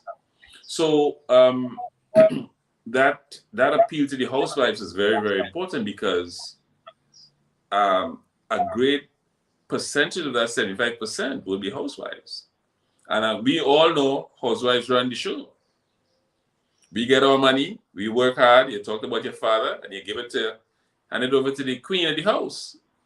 She runs the, she's the finance minister. She runs the budget. How much for food? How much for other things in terms of school and so on and so on. She's the finance minister. So if they are not re-educated and equipped with the critical information to make decisions, you can see where we can go, right? So your appeal is on the button, spot on, right? And so the responsibility of GGRE to bring these things to the fore, so we don't get caught up, we don't get sidelined, we keep focused on what it is we have to do as the grassroots people, as the common people. We need to be informed. I'll give you another example. Just last week, taxes by the banks, imposing taxes on transactions. And the central bank appealed and said, guys, don't do it. They still went ahead. And then somebody here formed a consumer grouping and came and said, listen, we're going to take this to the air, and they make it public, and it went viral. And then they said, okay, we made a mistake, we shouldn't do it, and we'll go back and look at all the transactions we made, and we pay you back and reimburse you. But unless we speak and bring the information to the people, they won't know. So that is our role, that is our responsibility, and I think we take that on board to walk the talk. All right, you ready for us here now, Professor Clyde? Go ahead. Yes, I remember. No, I wanted to take a second before You're you muted. go. I think you might be muted. You said an important thing there, Dr. Wayne. Sorry, Professor. I'll be very, very quick. Some of the things that we don't do. Our hygiene is very poor. Business hygiene. Right, you're not hearing me. All right, I'll go out and come back in. You'll continue talking in the meantime. Yeah, I think we're having some difficulties there. We are hearing you. We are hearing you. I can hear you, Doc. He can't hear us, though. That's the problem. He can. Okay. Yeah. He has to put back in. Yes. But what I was saying in the interim, that's why I was trying to stop you before you went on, so that he wouldn't lose his trader. He wouldn't lose what we're saying. It is very important, Doc. Very important that. Okay, he's back with us now. You can hear clearly now, sir? Yeah. I think I got knocked out by a call that was coming in. Yes. Okay, good. Let me just add 1 or 2 points to what you said before Professor Clyde chimes in again. We take for granted our skills. You said something so critical. The woman is the finance minister. Every woman practically in this society runs the household. Right? She controls the dollars, right? Who's the best to be the finance minister? But someone said to me he's still having a problem, so I'll try to wait for him a minute to come in.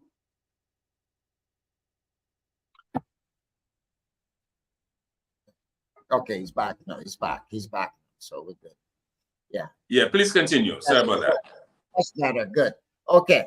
So someone said to me, of course, everybody knows that I'm political and that I do mess in the political arena.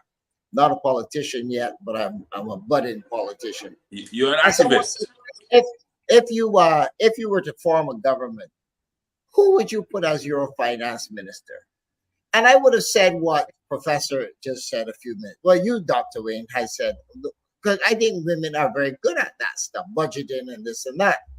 That's what the logical thing you would think. I've seen men. I grew up in Canada where you had male finance ministers, and they always failed.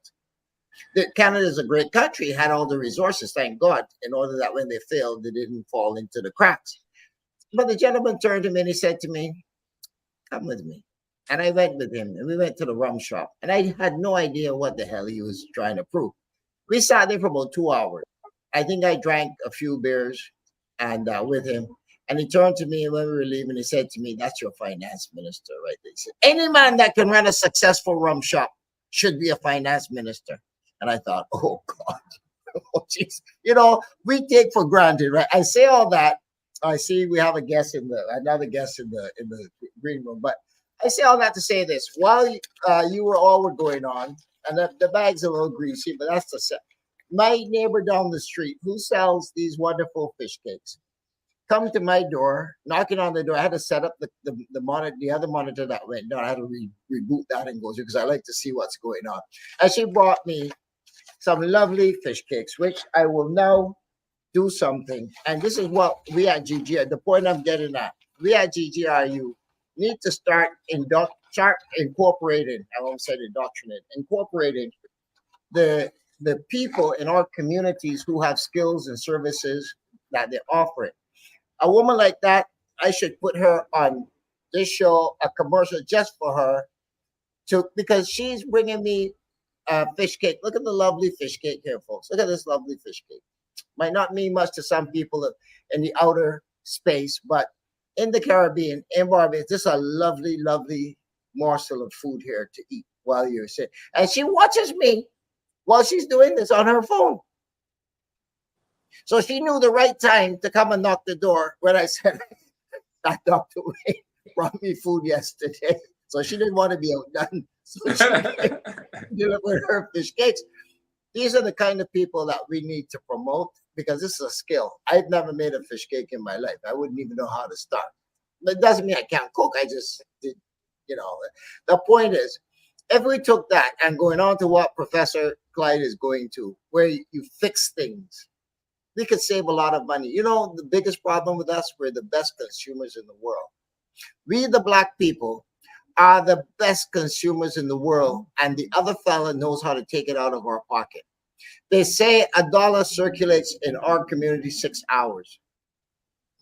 In the Jew community, 28 days. In the Chinese, well, I don't know how, but about 18 days or something, and then down, all the way down to us. The children of God, the people created in the first instance in this world as we know it. We don't last but 6 hours. Isn't that amazing? UNIA is coming in here to teach us how to do for ourselves, how to buy, how to build for ourselves, how to buy from ourselves, how to connect those dots, including starting with the young, the farmers, the indigenous farmers, the people with an acre of land, 2 acres of land.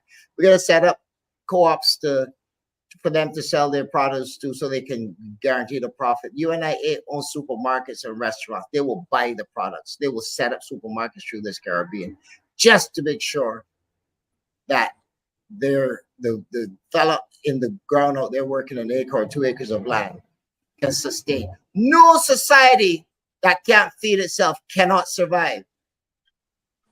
How do I know that, folks? If anyone knows, Dr. Wayne, you've been around me. I live amongst books. I live amongst books. This is the Holy Bible as we know. But this here is that is the history of the Black race. That is the Torah. This is a Torah right here in my hand today. You say, well, what is the significance of that? You know, in this 5 chapters, these 5 books of the Torah, I pretty much don't need to read anything else ever. It teaches you everything from how to, when you wake up in the morning to when you go to sleep at night, what you need, including your diet, your medicine, everything is in here. And interestingly, folks, just to show you, this is the back of the book. This is the back of the book. Look at this, folks. The back of the book has the title. The front of the book, if you hold it in a normal way, like Westerners, is blank. Okay. If you read from, there's only 5 books in this here. If you read Genesis, is at the back of the book. and it comes forward. I say all that to make a point, folks. I say all that to simply make the point. And the point is that we have been given an education that is totally contradictory to who we are, not only as a people, but even in our reasoning. And GGRU has to make the point of re-educating our people. And I am more than happy, folks. Look at this. Oh, I didn't even plan this, but look, watch this here. A simple thing like the alphabet. This is the Hebrew alphabet. That little letter over there is Aleph. Aleph, Bet, Bet, and we can go all the way down. Now, every word, literally, a word like Aleph, for instance, is A, but it also means one. So if you learn the alphabet, it is not letters as like A, B, C, D, E, F, G. And all of them have a significance. That's why I said earlier, if you read the Lord's Prayer in Hebrew, it is far different than if you read it in the English version. That's a whole nother story we go. But the point of what I'm saying is education. That's what GGRU is about. If we even got one person today to understand what we're saying and get curious enough to even pick up the phone and call me, or you don't have to do that. Go on YouTube. There's plenty of YouTube videos teaching Hebrew. Now, be careful. There's Hebrew and there's Yiddish. They look the same, pronounced differently, and mean slightly different things. So go for African Hebrew, which is the original scribe, and then you can go from there any way you want to go. So I just wanted to make that point, folks, that our education has been denied us. We have on here two very learned men who have degrees, both are doctors in their proficiencies. And we have others. I have a couple of guests coming on shortly that will also take us a little bit further. Professor Clyde, you will like this. Ara will be joining us, and two ladies from London. Richie will be joining us also to talk about where we're at now in the time that we're in. These are young people under, say, 40 or they're around that age group. And they're tech people. They're people who are now driving the narrative today. You understand? And we need to have that conversation. We need to have them ventilate as well. So they'll be joining us. We have in the room here right now, I believe your guest, Professor Clyde. And if you I can bring him on the screen and you can introduce him at your leisure as you take the mic from me. So go ahead. Go ahead, Professor Clyde. Yes, I am, yes. Thank you, Chancellor Philip, for having my guests on the show. I am well pleased. I also want to thank him because he did say that he is traveling and quite a lot of things, but because I know he is one of the experts in technology, I still ask him to just be with us, even though it's a pop in and pop out. But I hope that he stay as long as possible. Chancellor Philip, Principal Wayne, the listening audience, as you're well aware, there's a program called TNT, Thursday Night Talk, and it is a program that has been set up. It's going into 1 year now, where we bring in SMEs, subject matter experts, to really share information with the general public. And by now, everyone knows my emphasis is in moving people out of poverty. And when I speak about poverty, it has nothing to do with money in your pocket. Poverty is simply, I don't know. Oh yes. I repeat, poverty has nothing to do, as far as I'm concerned, with lack of money in your pocket. My poverty is, I don't know. So the 75% of persons in all of my island, they are really in poverty. So TNT, of course, TNT means Trinidad and Tobago, but this TNT means Thursday Night Talks, is an opportunity to engage experts to move our people out of poverty, because as I made it quite clear, the politicians have no plans to do so. So last night was one of our TNT, and I was quite pleased to have someone who really educated us, including myself. I was educated last night with regards to the information that was shared. So much so that in my closing remarks, I was forced to chastise, if I can say, chastise the presenter, because I told him that he had angered me at the start of the presentation, because he began to talk about he is no expert and putting disclaimer to everything that he was saying. But because I left that 1.5 hour an educated person, I mentioned to him that he is one of the experts that we are going to seek with regards to our work in the region. Colleagues, Mr. Raj Ramdas, he is a leading person in the region that is involved in activities in the school system, with the youths, technology, and all of the things that GGRU, that's the Global Grassroots University, is embarking on.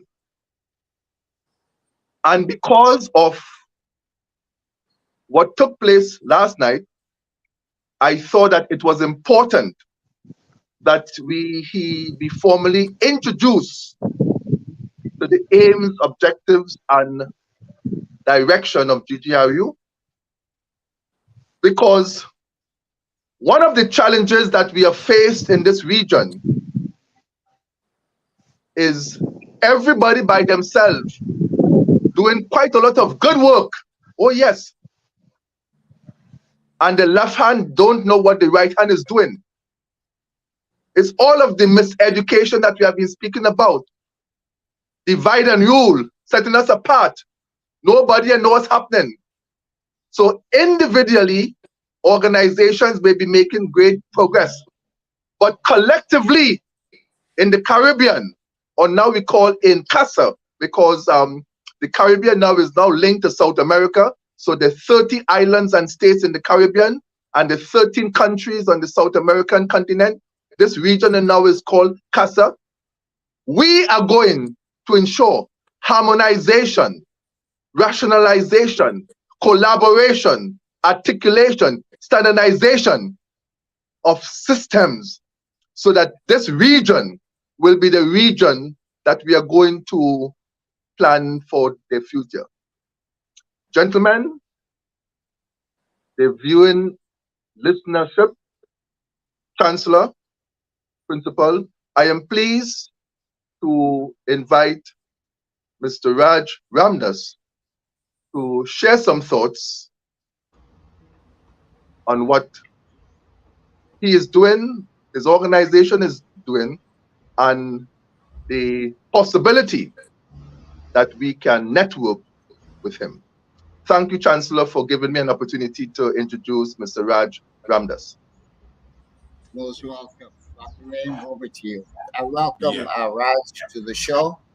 It's a pleasure. Look forward to what you have to present to us. We also have Brother Richie with us, who is my personal techie, and he's here also to add to the conversation about where we're at this time in our evolution. And I will yield to Dr. Wayne. Dr. Wayne, take over. Okay, thank you, Chancellor, and welcome to our guests, Rav and Richie. And so we'll go to Raj first in terms of that introduction by Professor Clyde. so that you can share with us what you're doing, so we know what's actually happening and what possibilities exist, and then for further collaboration and so on.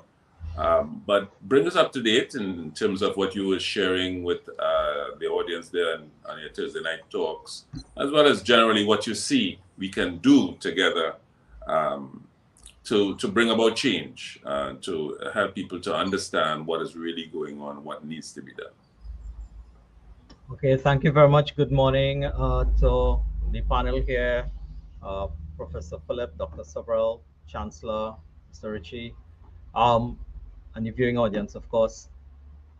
Basically, I'm part of an organization. It's a non-profit organization that is based in Trinidad and Tobago, but it's currently active in terms of projects, activities, right now like about 12 countries in the Caribbean, and we have recently started a project in Nigeria. The name of the organization is Restore a Sense of ICANN, RSC. And what we are really about is our motto is effecting change through education and technology. A brief history of us would sort of understand the concept of what we do. My background and the background also of a number of the directors, we are, and I'm saying even though I'm retired now, educators. So we've been involved in the education system. I entered the system somewhere around 89, 90.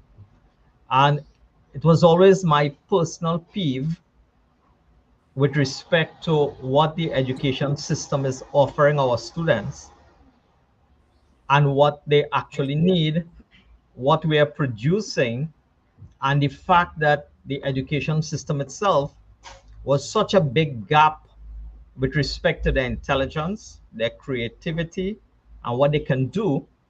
The students really now was more in my mind, a prison environment. So the fact that they would rebel and not want to do tough and do, they're not going to conform as perhaps the masters in the past would have had them conform. The system didn't cater for a free mind. And for years and years, we fought the system.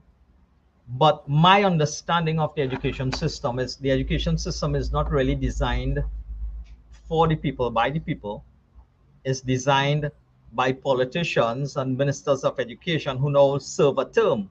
So they'll serve a 3-year term or a 5-year term. And even within the political cycle, you have changes in education ministers. We have had gynecologists, social this, social that, people who not really understanding the education system act as the education minister. And then worse now, when you have different political parties coming into power, they would tend to discontinue projects because, it's Johnny who started that and Freddie who started that, and that's a yellow color thing or a red color thing or a blue color thing or whatever it is. And being part of an integral part of the system, the team of people working with me realized, you know what? Honestly, we are too weak to fight the system to bring about the change in that ship. So what we decided to do is incorporate within the system. And within the education system, there were different tiers we had to work with. We had to work with the tiers of parents, the tiers of students, the tiers of administrators, and the tiers of politicians. And to establish the change within the students, which is really our focal point, we developed a model that worked parallel with the education system as co-curricular activities and support activities for a lot of frustrated people in the system, because don't believe the teachers are not also frustrated, and don't believe the principals are not also frustrated. So when you're dealing with a system that is mass frustration, and then we try to wonder how come our students are coming out like this, or worse, try to brand these students as they're this or they're that or whatever, and not addressing the real social problem. To me, that was a concern. So we developed a club model. The reason we developed a club model is that was a turnkey entrance into the system. And by having a co-curricular club model in schools, number one was building capacity. And by that time, technology and data was becoming the new currency. So with technology and data becoming a new currency, we say, look, that should be our focal point. And we started to develop capacity in technology and continue to do so now because like Professor Philip and I were discussing last night, irrespective of your age, I'll be 60 this year. We have programs that are 60, 65. Irrespective of your age, if you are not embracing the leveraging power of technology, honestly, you're missing the boat. It's not like 10 years ago where to become involved in technology required a certain amount of skill set and, you know, this could do and that can do. So the model we run was to first build capacity, but then you had this mass amount of capacity there. The capacity had to have experiential and projects they can work on.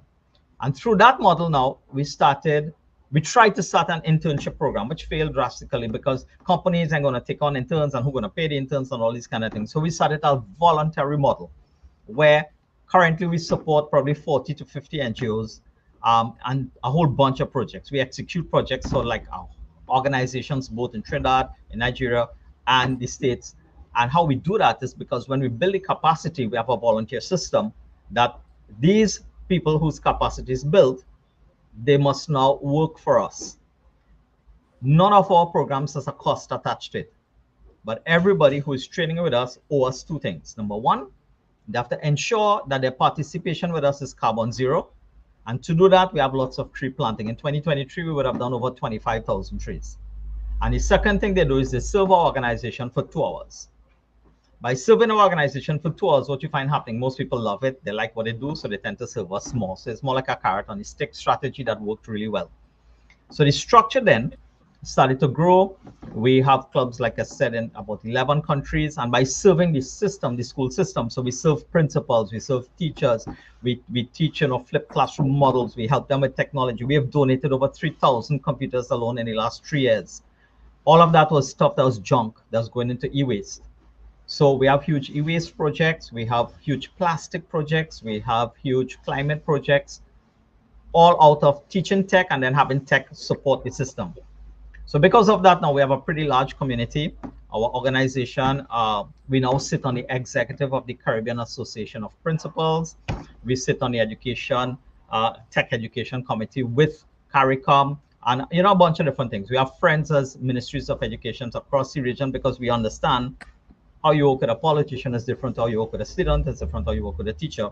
So it's trying to get that collaboration. And when Professor Philip spoke about silos, we also have been trying really hard to break down silos, which is why a lot of organizations and NGOs approach us to execute projects for them.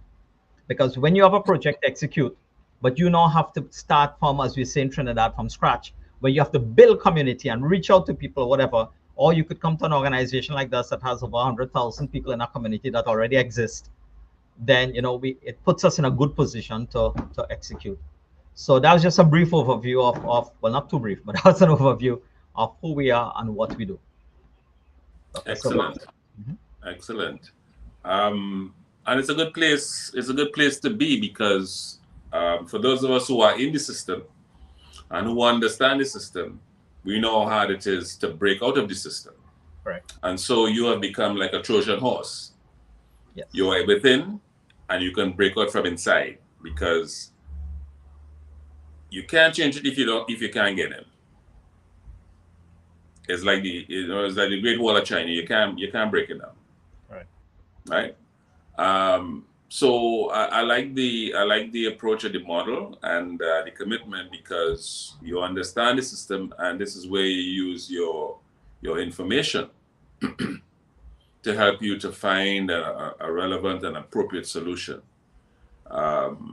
And this is good because this is the big challenge we've always had, the gap between the theory and the practice. And you have brought the practice home, which is what's happening on the ground.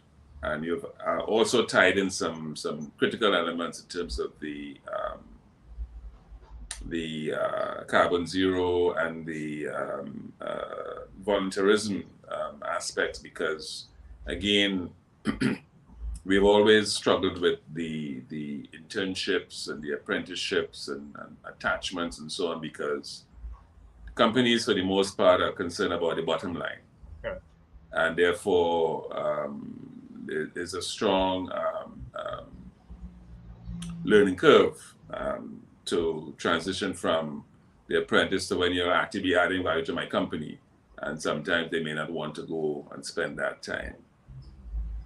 So it's pretty hands-on experiential, which is good. And that has been a missing link for us as well, because what we're doing at GGR is trying to bridge the gap between education in whatever form, higher education, tertiary education, and industry, the world of work, right? And that is where that's where the rubber hits the road.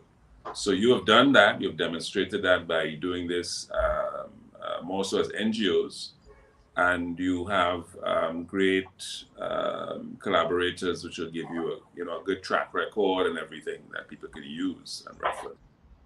And so it's something that we are pursuing, and it will be great to have some conversations with you and Professor Clyde to see how we can, find some synergies to do some things that we want to do, because our courses are online for the most part. But there may be instances where you might want to do something like what you said, hands-on, face-to-face, experiential, so people can see how we link the theory and the practice, and more importantly, have an impact on the community that we're working on, or working in, because that's the next end, that we're looking for tangible outcomes, those deliverables that we can point to and say, look, we've had an impact in this community or that community. And this would link us very nicely to our guy Richie, who is the person who does most of the IT for us here at GGRU. And the point you made earlier that, no matter what age you are, you have to have some kind of technological immersion. You have to be immersed in the technology, because, as Professor Clyde said, he would tell us that, his granddaughter would come and say, "Granddad, you're taking too long. Come, let me show you." Boom, boom, boom, boom, boom, and it's done. That helps, but he still has to have a little understanding, and that's what we're trying to do here. Create that synergy or that platform that we can have the understanding and then help us to navigate. And I see we have another guest who's on. Is that Aura? Yes, it is. Okay, great. So these are our new our partners, as it were, Richie and Aura, and so the sort of synergies we can generate in this new space in terms of technology is something that we have to delve into. So thanks for that.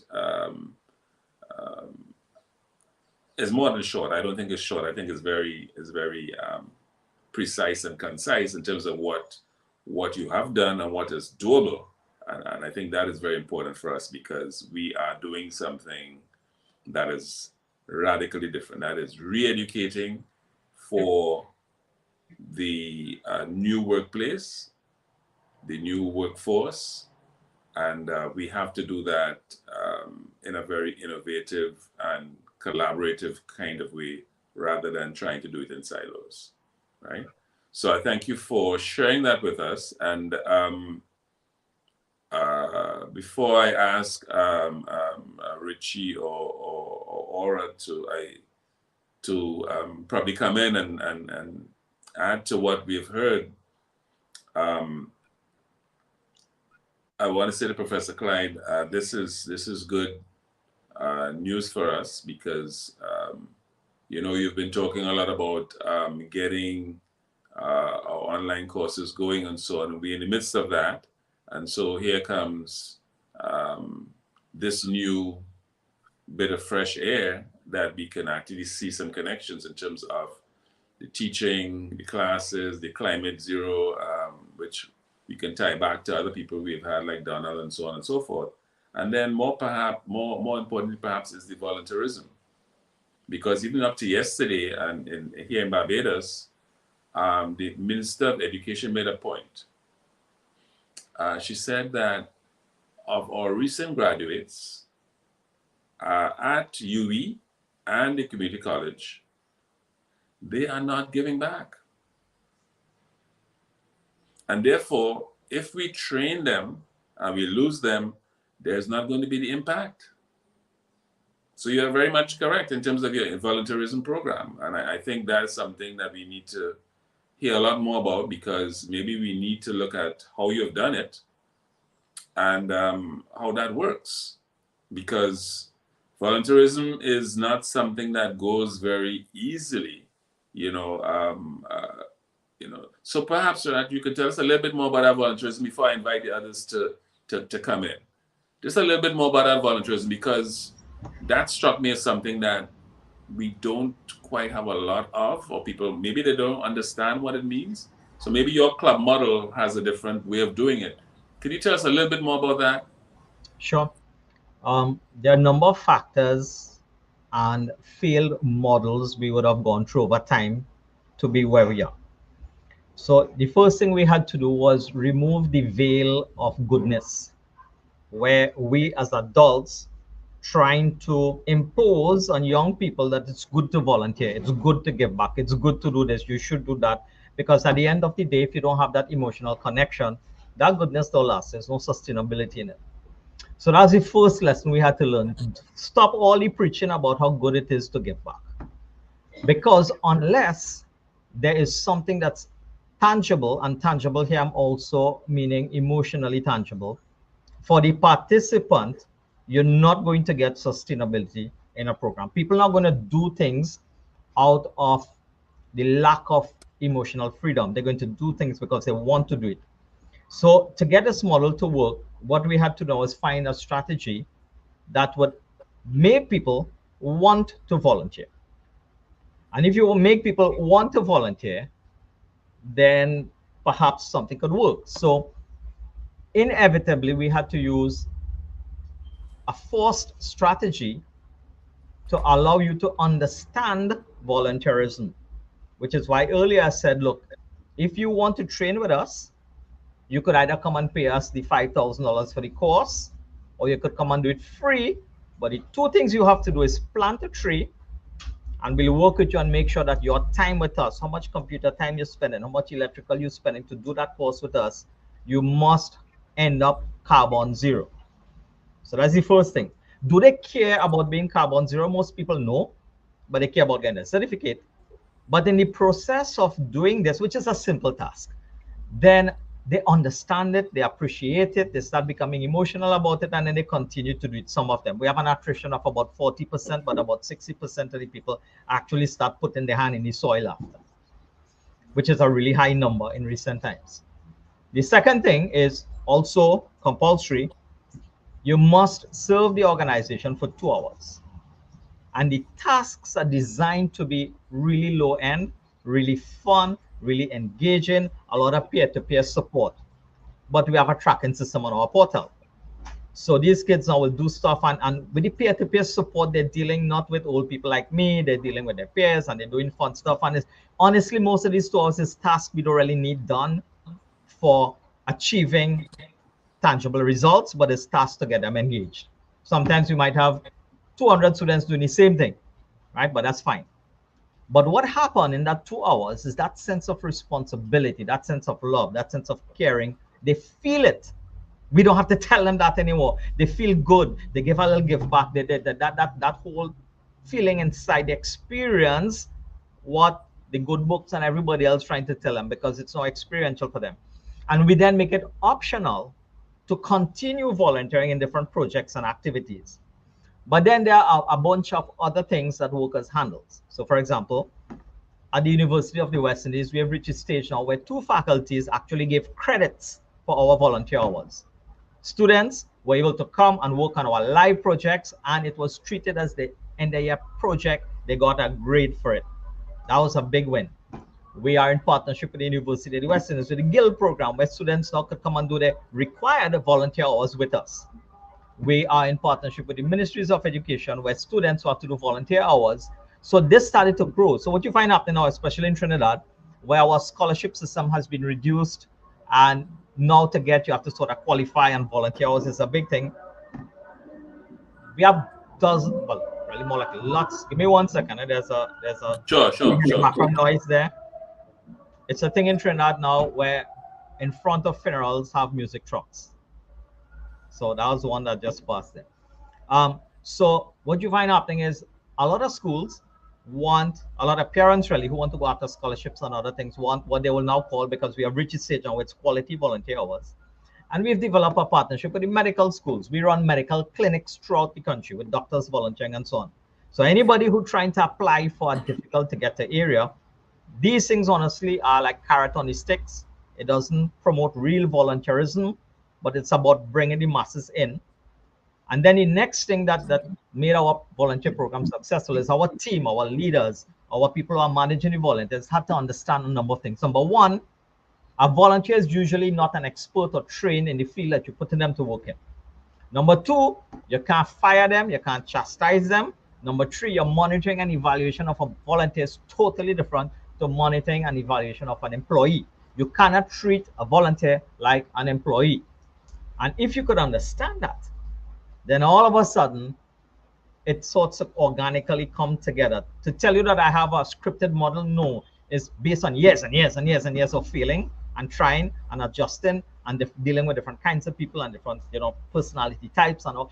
But the key, one of the key is we train our inner core significantly. People skills, communication skills. We a lot of times have also people who are in charge of people and things chanting from, not chanting really, but reading, I greet this day with love in my heart and approach all problems with love and all these kind of things, because it is required. If your heart not in it, forget it, find something else to do. That is why I tell my volunteers who are going to lead volunteers. So in a nutshell, that is how the model evolved. Great. And I like that. Thanks for sharing that, because it reinforces the idea of learning by doing, and tweaking as we go. So there's no perfect model. It's all experiential. And I think that is a big part of the missing link in terms of education, that we have shied away from letting people learn by doing, and trying to, as you were saying, preach or preach some kind of mantra, which we hope to have some kind of miraculous power to persuade, rather than letting them be engaged and then getting the aha moment as, whoa, this is fun. I mean, you can't legislate fun. Fun has to be natural and spontaneous, and they'll find their way. They'll find their way. And it also gives them the chance to be themselves, because that's what creativity is all about. It's not a script. Once you start scripting it, it becomes stale, it becomes boring. They don't want to do this. But if they find it and they say, "Ooh, we did this," and then, yeah. So learning in a fun way is key, and that's one of the takeaways I'm getting from that. So I like that. Thanks for sharing that. And perhaps now I can ask. Chancellor, you wanted to make a comment. Come in, please. Yes, I do. First of all, this is my first time meeting you guys, so I don't have a full background on yourself. Professor only asked me this morning if he could invite you to the show. I don't usually say no, because if he wants to invite someone, obviously the person has something to contribute. It's his segment, so I don't argue with that. But I have with us here Richie. We call him Richie, but and Ara. Ara is over and away in Germany, and they bring a segment to this whole conversation. They were planned before I even knew you were coming in. So Richie has developed several platforms that I operate on at this time. One is called Meetup One, which is a very significant platform, which replaces a thing we call Zoom, in my world anyway. And we hope it will do so in the consciousness of the young people in this region, primarily to start with, but globally, Richie's does some phenomenal work. He is a person of skill, and I'm pleased that you're on, Raj, that you can actually see him, eyeball him. He's a Caribbean person just like you and I.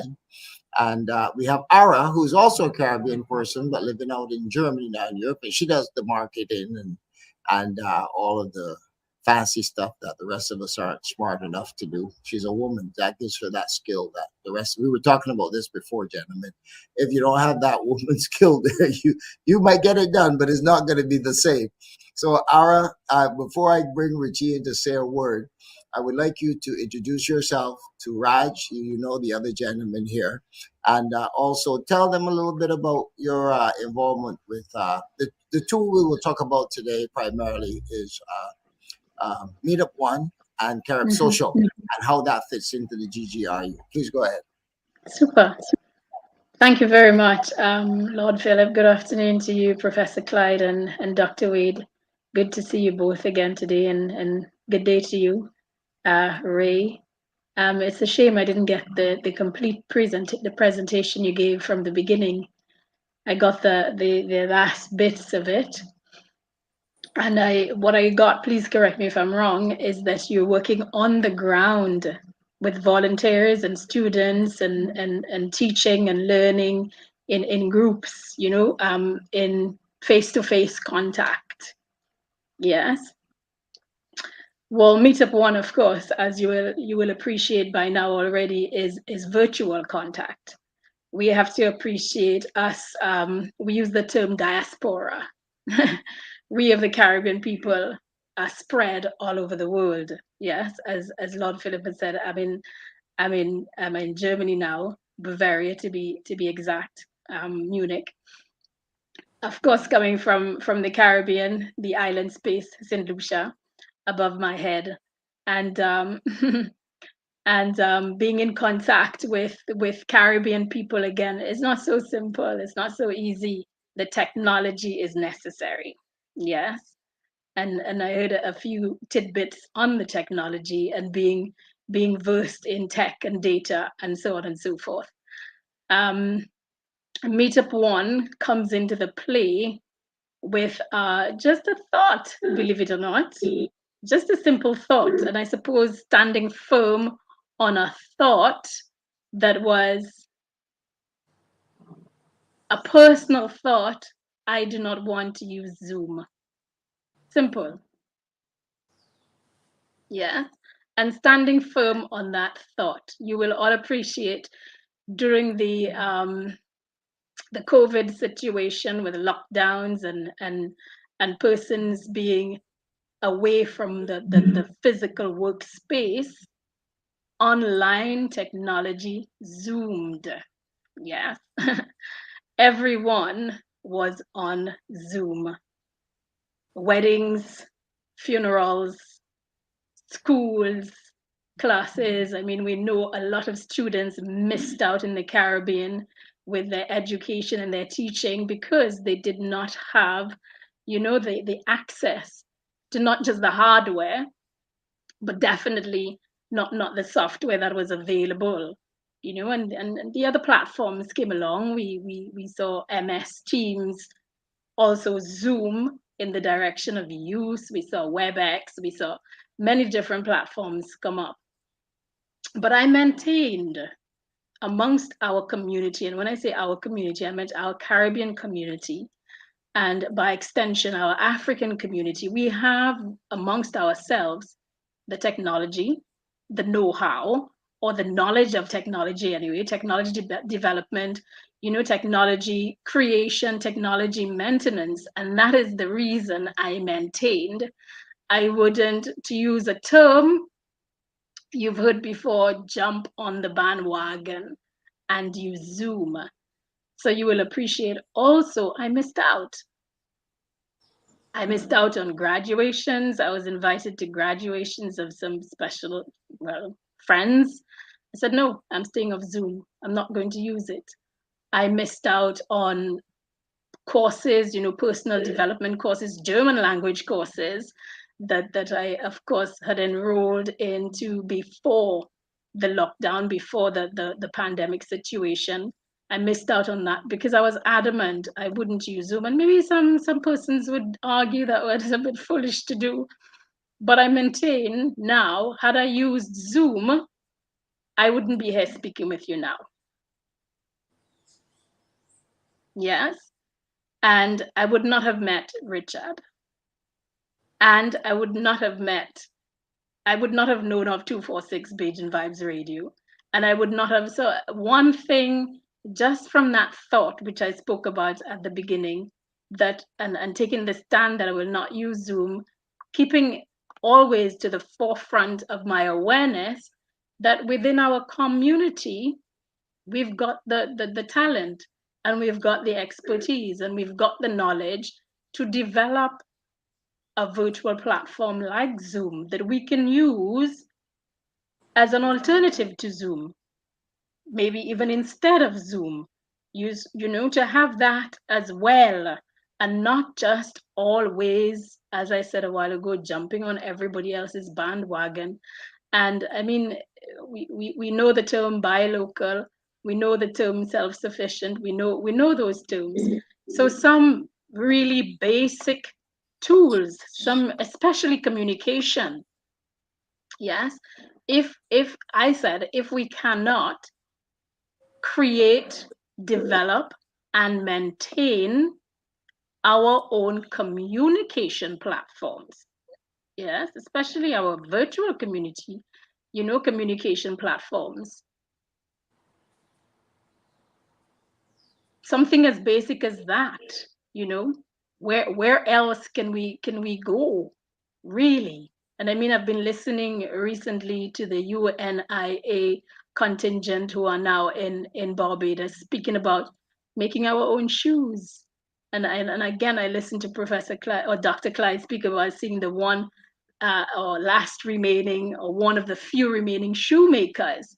We have to go back to making our own usables, whatever it is we use every day, be that clothing, be that our food, definitely our food, and by all means stretch that out to what we use to connect us, the technology that is out there that we use to connect us, to teach, to share, to learn from each other across the seas, across the lands. And that is what Meetup One is about. I didn't spare a moment whenever I spoke to anyone. Yes, let us develop my background is not IT, but any person I spoke to who said, yes, I'm into IT, I threw it in. Is there any way we can build a platform like Meetup One? And I was expecting a huge team of people. So everyone, I said, come on, let's get together and do this. But then I met, or I was introduced to Richie here. And it's quite something because that was about a year ago. A year ago, January, yes, we had this conversation about developing a virtual platform. And since then, here we are now. We're using Meetup One since April, I think it was. April last year was the first time we went live virtually, connecting with persons in the UK, in the Caribbean, in the US, coming away from WhatsApp to use Meetup One for reading for us. Yes. And so I'm proud to say, and I'm pleased to say, and I'm thrilled to say, Reading for Us was the first group to really test and use Meetup One. Yes. And now we're spreading it, and we're hoping we can develop Meetup One to the capacity, necessary to include projects like yours. Yes, that will connect not just where you are in your geographical spot in Trinidad, but to Caribbean people across the seas, across the lands, virtually. Yeah, so that's my bit of spiel for now. I will yield to someone else, another voice who would like to chime in at this point. So thank you very much again for this opportunity. Thank you, Aura. At this point, I would like to introduce Richie. I call him Richie. His name's Richard, but I call him Richie. Richie can introduce himself, but what I would like him to elaborate on or speak to is how, well, first of all, let me say that there is a new version of Meetup One that is more advanced than the one that we've been using. This man doesn't rest. He's worse. He's as bad as me because he's up all the time. I'm up. I can see him working. He sees me working. 6 hours ahead, 5 hours ahead of us. She's up burning the candle. When it's 10, 11 o'clock, it's 4 o'clock in the morning, and she's still up with us working.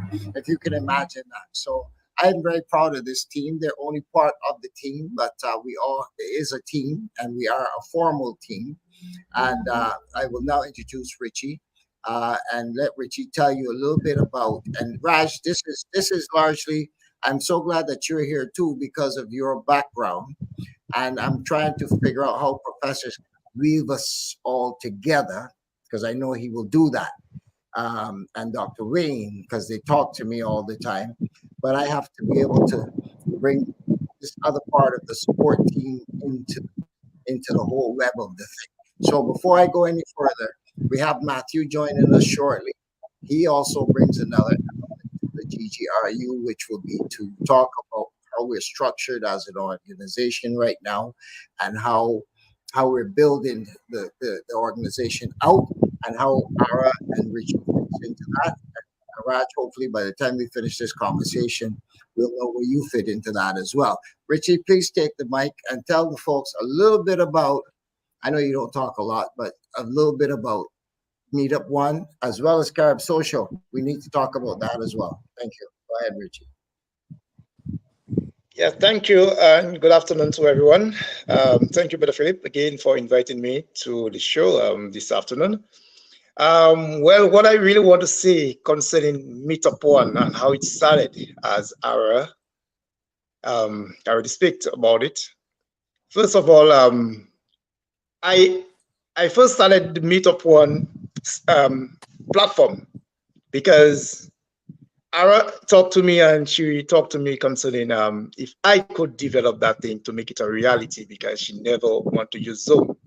And I thought about it and I said, all right, give me some time and I'll think about it and I'll get back to you. But I think and I say, yes, this is a good thing that I should take the time to get these things going, you know, because I love developing this stuff, you know, stuff like that. You know, anytime I get the opportunity to develop something new, I always try to do my best and to get into it and develop it, you know.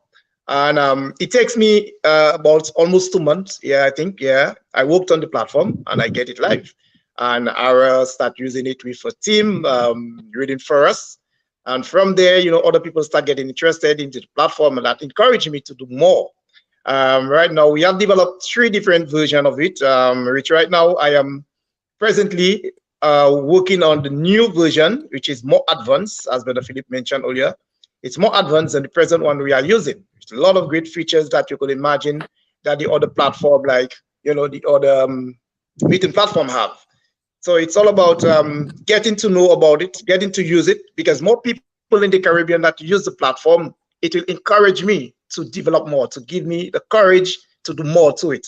For example, I know a lot of places in the Caribbean, especially in the school, they use Zoom a lot. They use these different platforms to have classes online and all these things. But here we go. We have our own in the Caribbean. It's called Meetup One, and have all these features on Meetup One where people can have classes. They can, you know, have their own podcast on it. They can, you know, have video conference call and all these features. And I believe that in time to come, it will be one of the major and one of the #1 platform in the Caribbean for our people, because it's a matter of time we'll be spreading the news, letting the people know about it, and that they can get familiar to it. Yeah, that's the only way we can be success in what we're doing. And the other platform I want to talk about is Carib Social. Now, Carib Social is a social community network. It's a social networking website where people that have different stuff to do, like, for example, it's almost like the other social networking websites we know of today. But we have all the features. I combine Carib Social with all the features that you could think of the other platform have, where you could find your own YouTube channel. It's like YouTube. It's all, you can get your own store online. You can you know, have your own news network. You can create your own group. You can have your own page and to promote whatever you feel like, you know. So with this platform, I believe that it can go very far. It's again, it's all about having more people around the Caribbean to use it, to socialize on it, you know, and to use our own than we using other people thing, because that's what we always been preaching about. Let us buy local, let us use what we have and supporting what we have. So it's all about getting to know about Carib Social. You get in there, there's a lot of great features where people can use and to do a lot of stuff. Even if you want to employ someone, you can also post your jobs there where people can contact you directly from the network. They can apply for your job. Even you can open an online class there as well, where people can contact you to you can have your own class and have your own student and all of this stuff there as well.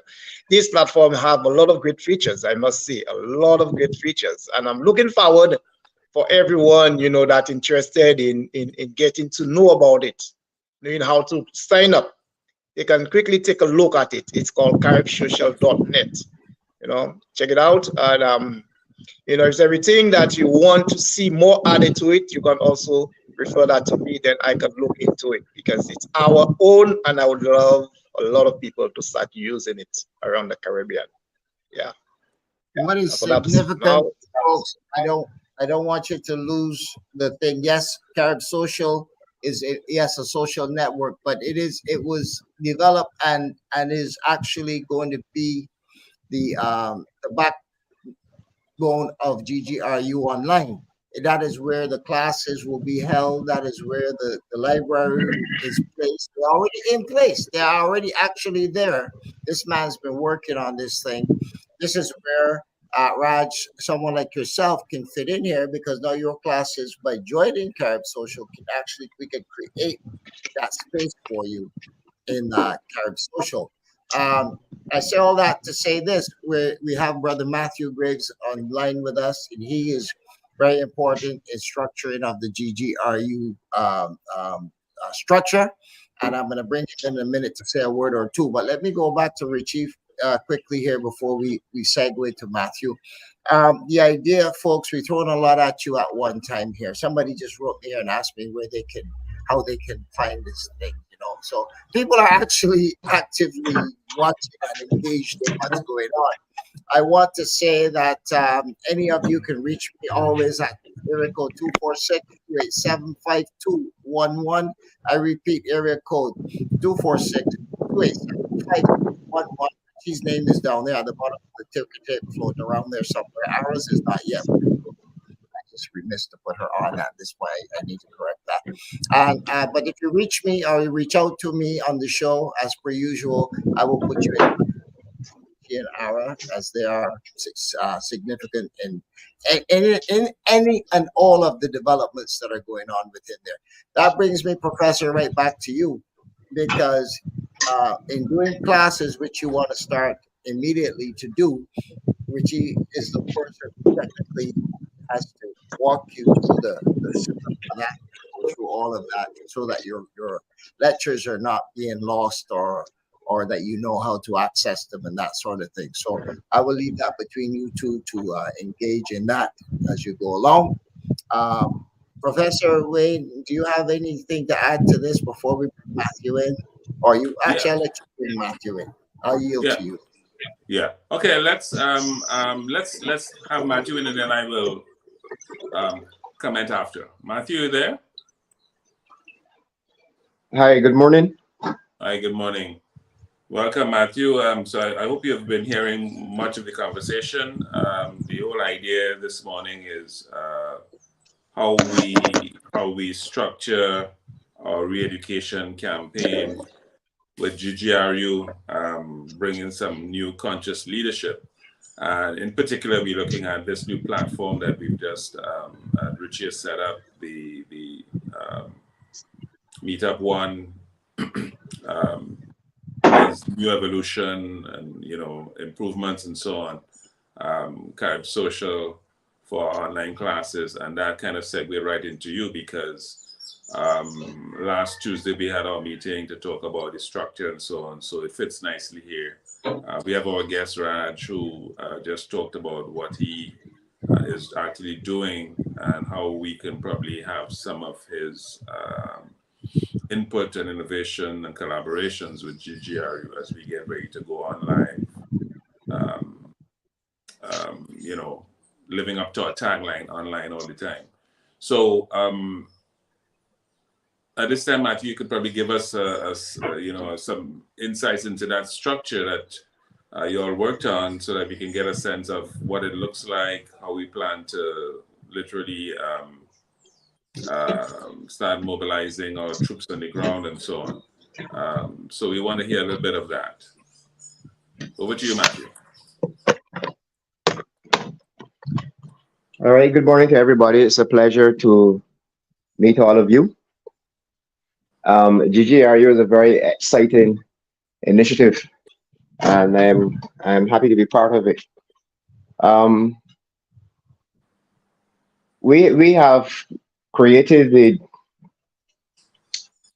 organizational chart, which reflects more of an American approach to organizing a university, with some taste from the British approach. So essentially, we have a number of divisions that will come immediately under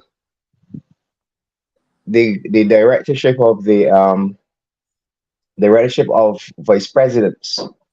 So each division will have its own vice president, and there are multiple departments that will come under each. So take for instance, you have academics, which will be directly led by the VP for academics, and that VP will report directly to the president / the principal, which in this case is Dr. Wayne. And he will also have the VP for student development reporting directly into him. I'm recalling these things from memory now because I don't have the information in front of me.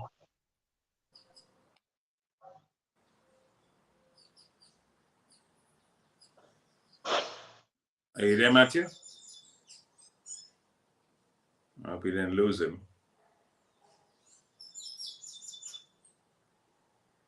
Matthew, can you still hear us?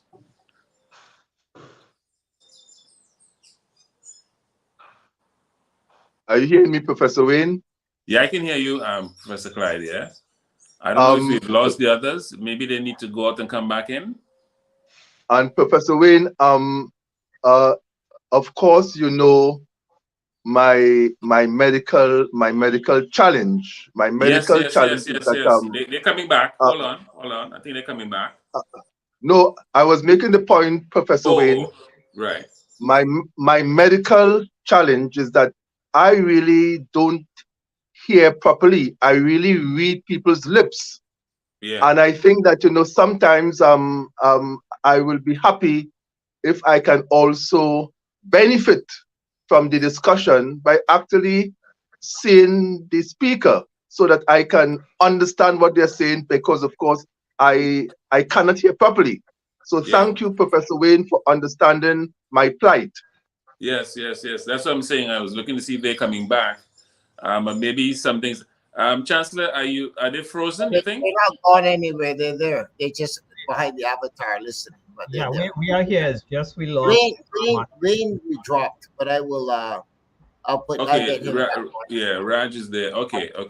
All the rest are here. Yeah. Okay. Matthew is still there? Wayne, you need to connect your mic, please.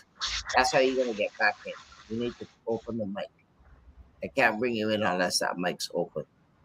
Okay. So you guys are not hearing me? They can hear you. They're there. We are hearing you. Yes. Yeah. Okay. I know. I wondered if Matthew was still there, if you had lost him. Matthew's trying to get back in. That's the. He's trying to get back in. All right. Yeah. All right. You can. Here he is. All right. I will continue for the meantime. So Matthew had a little challenge. Yeah, Matthew's not on camera because Matthew's not feeling well. He's recovering from that bug that's going around. So he's even despite that coming to talk with us. That's why I put him on the avatar as opposed to bringing him in, because he just wasn't. Matter of fact, he wasn't in bed when I brought him. Okay. Go ahead. Go ahead, Matthew. Hi, can you hear me? Yes, we can Yes. hear you. Yeah. So Clyde, Okay, let me Clyde, I will apologize. translate after Clyde. All right, Professor Let Clyde, I me will translate apologize after. for not Matthew, having my finish. camera on. I think Philip just explained the reason for that. So my apology. I will try to speak as clearly and loud enough that everybody can hear. We're hearing you. Go ahead. Okay, wonderful. I was saying earlier that student development, for example, which is one of the divisions, has its own VP, and that VP reports directly to the president. So we have. Just give me 1 second. I have a little challenge here. Give me 1 second.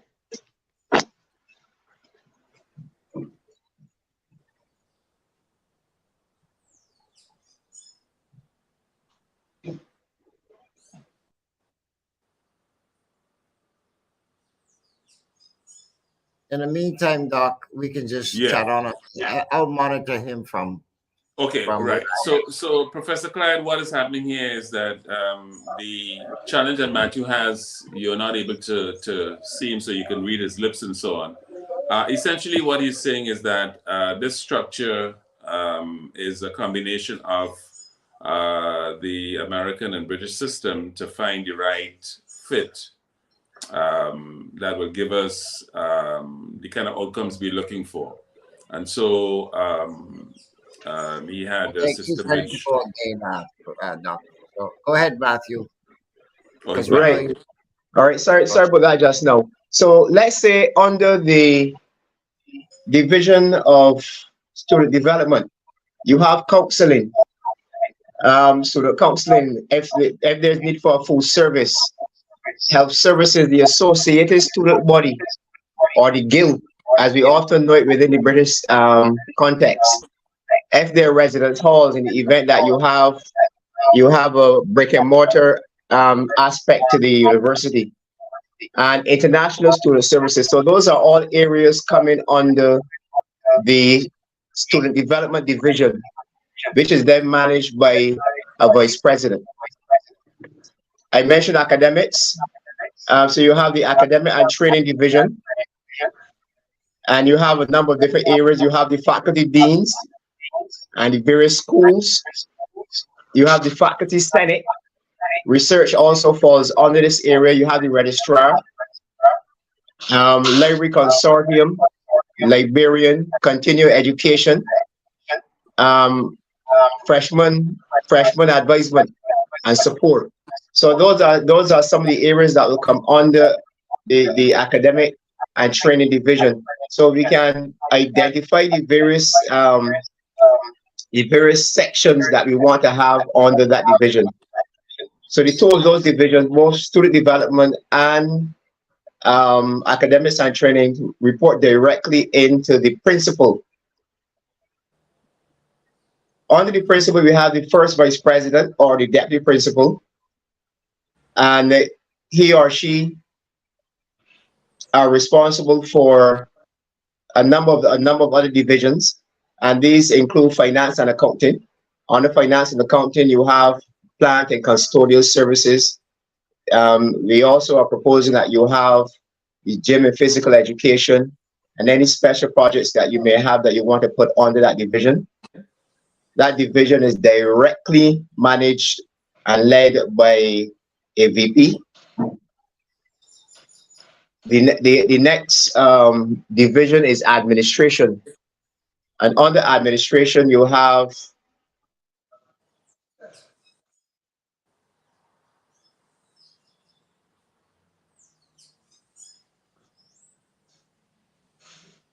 safety and any other area that you may wish to add as we proceed.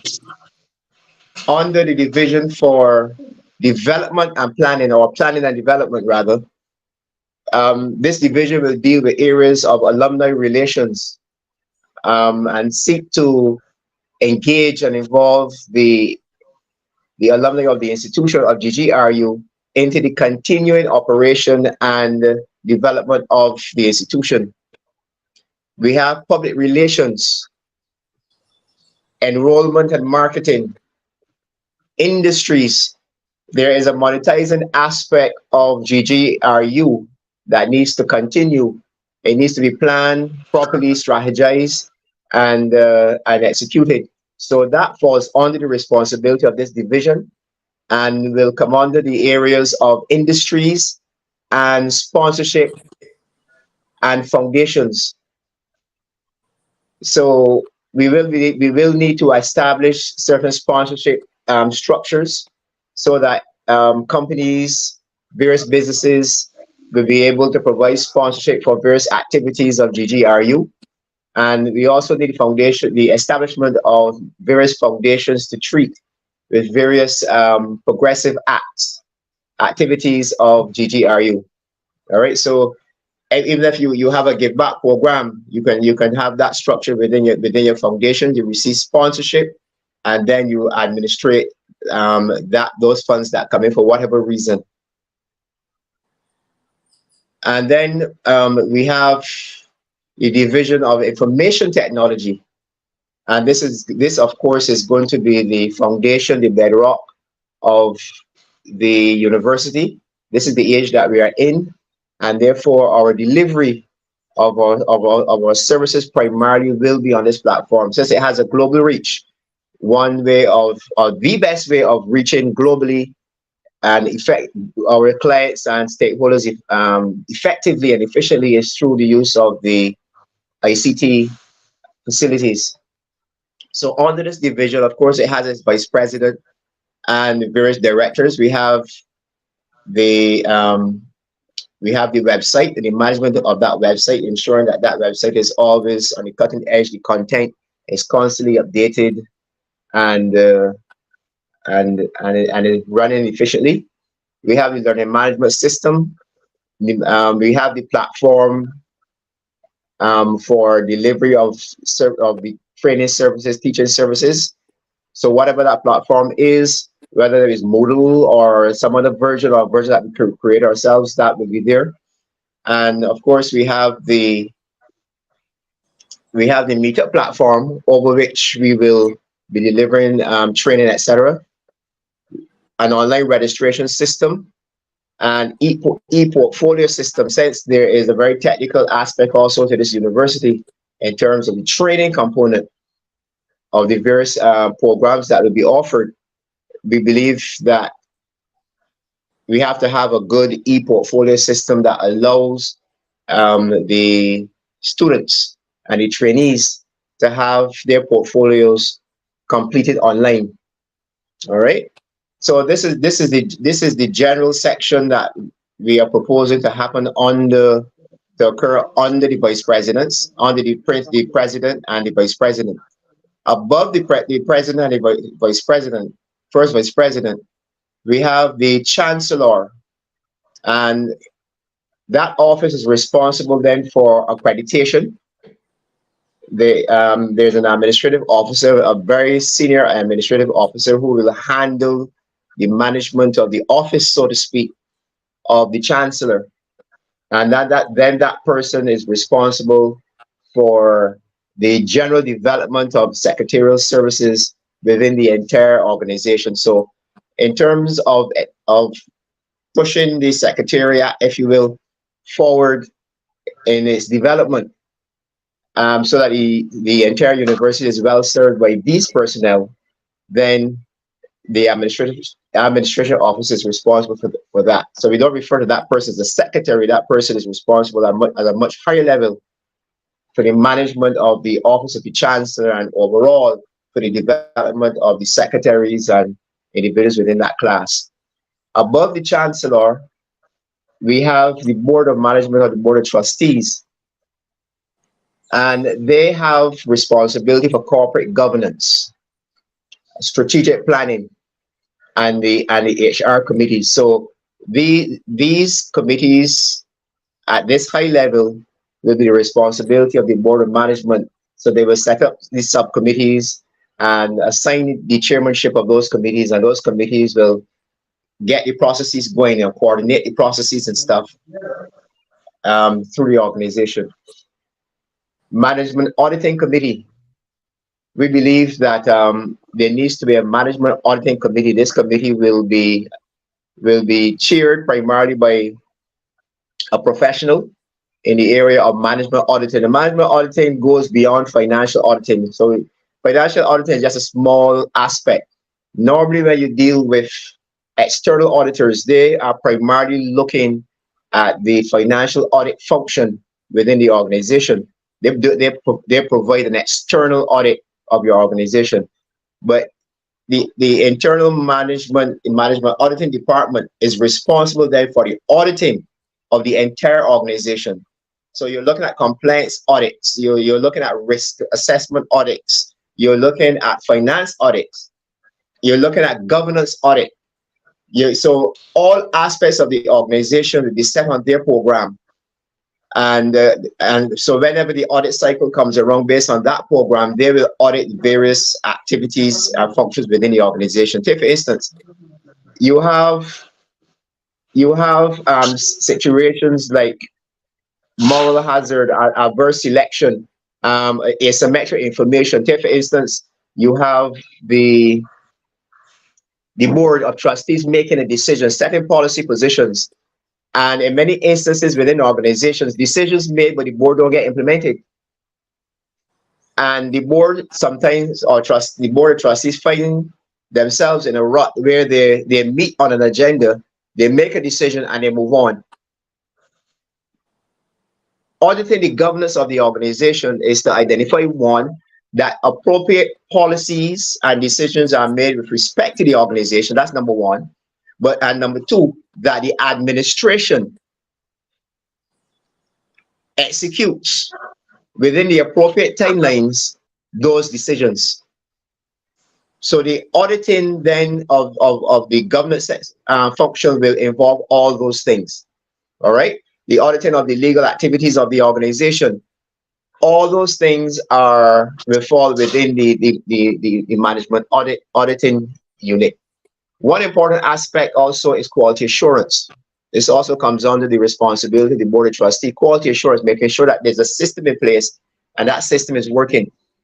And we know for a certificate, a degree offering institution, the quality of that certificate is a function of the quality assurance process within the organization to ensure that everything necessary to maintain the validity of that certificate. So if individuals have that certificate, they know they're not getting something from a degree mill. They're not getting something that someone that just sat down in a little office somewhere and decide on his or her own behalf who to pass and who not to pass, who to certify and not who to certify. There's a complete and comprehensive system where there are professionals at every stage of the process of quality assurance, ensuring that degree, that piece of paper that is issued by GGRU has gone through all the necessary quality checks and stages and is therefore bona fide. Another aspect which is very, very important to the management of modern organization is risk management. So we're looking also to have an enterprise risk management approach.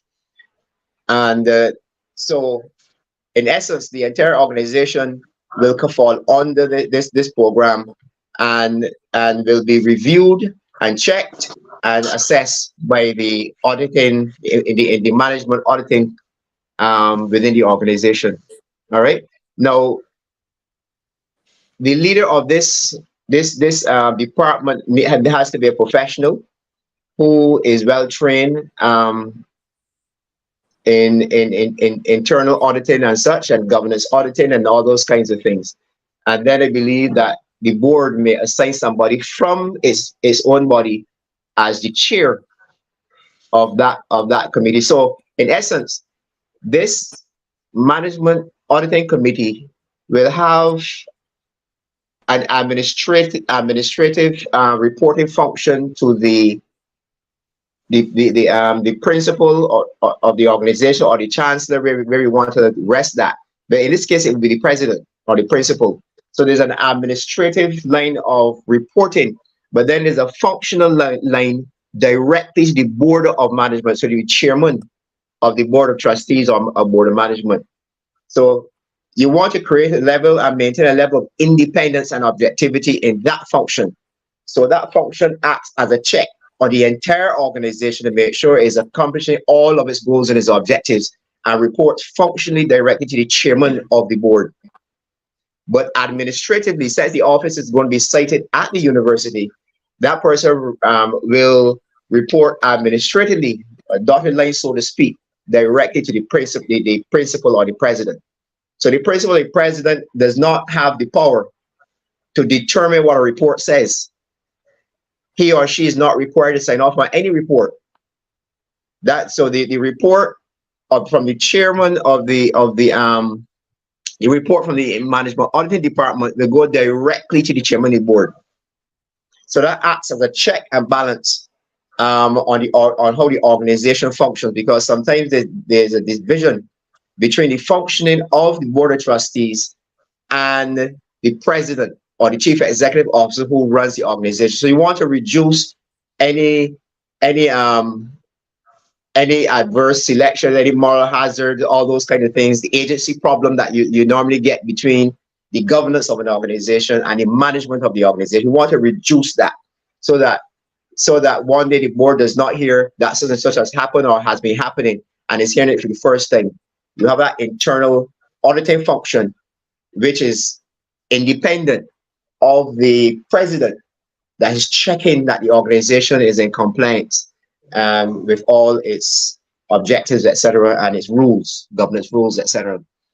All right, so above the board of management, then we have the council of elders, and we know what they do. So this is an overview of what we are proposing that the organizational structure looks like.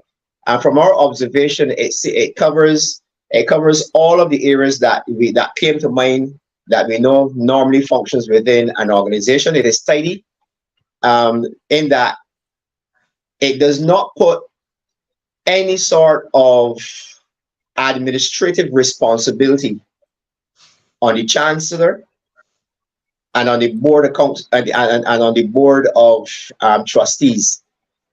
All of the administrative activity falls under the direct management and guidance of a vice president. So in the event that any of your top management they are indisposed, the organization continues to function. They have these committees set up: the governance committee, the strategic planning committee, the HR committee, and you have your management auditing committee set up. You have your quality assurance and such like. They will function, period. So even as someone is missing on sick leave or what be case of vacation, the activities of the organization still continue because there's no direct responsibility, direct responsibility of the senior management, of the chancellor, let's say the board of management, having to look after activities other than through their committees. So the committees can continue to function. Now we have 1, 2, 3, 4, 5 divisions being proposed at this present time. And I believe that as we discuss this organizational structure, you may identify other areas that you may want to put specific focus on in terms of having a division for it. But the way it's structured right now, any other activity that comes to the table can find its place under one of the divisional structures. That is it for now. Any questions? Sorry, I had to do this a little bit rushed, etc. But I believe and I hope that you gathered an understanding of what the structure will potentially look like. All right, thank you, Matthew, for your inputs there. And I wanted specifically, because Ara and Richie were coming on, for you to be able to present that, because they'll have to be in touch with you now to figure out how to link all of this technology together, because it's not just reporting to the people out there, but our internal works have to be properly put together in order for that to translate to the listening and viewing audience that will be part of our community. So thank you, Matthew. I know you're not feeling so well. You're welcome. I'll be in touch with you later today. I'm sure Ara or or Richie will also be in touch, or will vice versa. We'll connect to each other later Yes, on. I'm looking forward to get in touch with Richie and the others involved in the IT area. Thank you very much. Have a pleasant one. You can stay on Uh, there if you want to, but or you could go back to bed. But Professor Dr. Wayne, take the mic. We still have Raj here, by the way.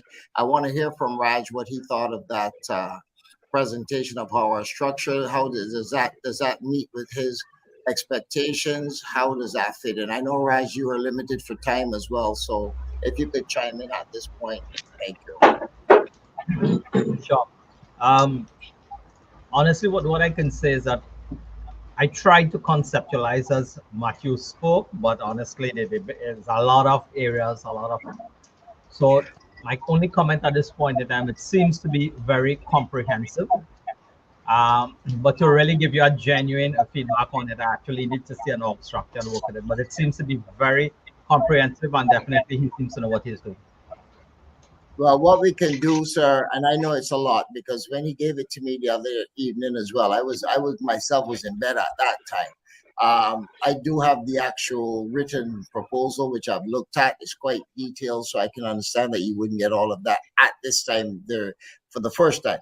But Dr. Wayne and Professor Clyde would certainly have access to that information, and they're more than welcome to share it with you for your, perusal and consideration.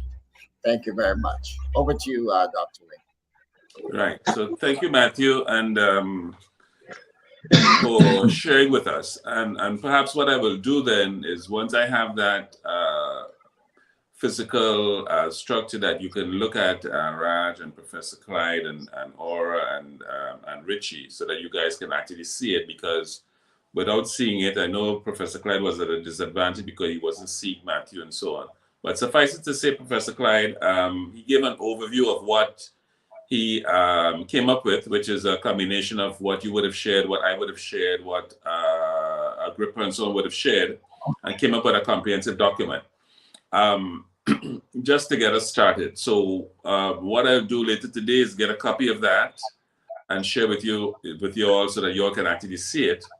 The important takeaway from all of that he shared is that we have Meetup 1, which is, morphing into its newest versions.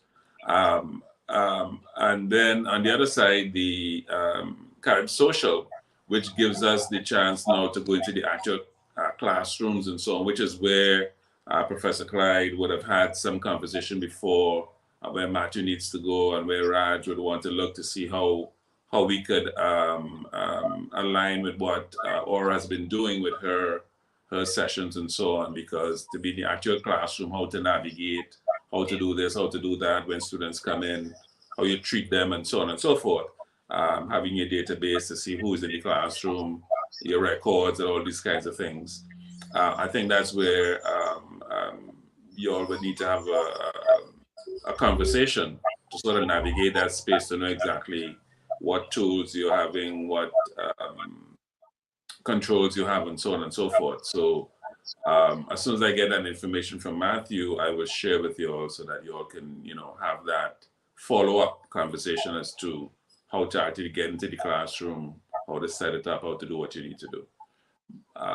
So that will give you all a better hands-on kind of experience of the platform that we'll be using, which is Carib Social, and Meetup 1 for our meetings and discussions and dialogue and so on, as we seek to bring our classes online and we go forward.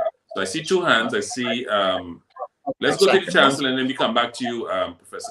Yeah, just one quick second. I'm really short, Professor. Richie, I want you, though, I know you're there, I know you're working on something while you're with us, or Ara, you can do it.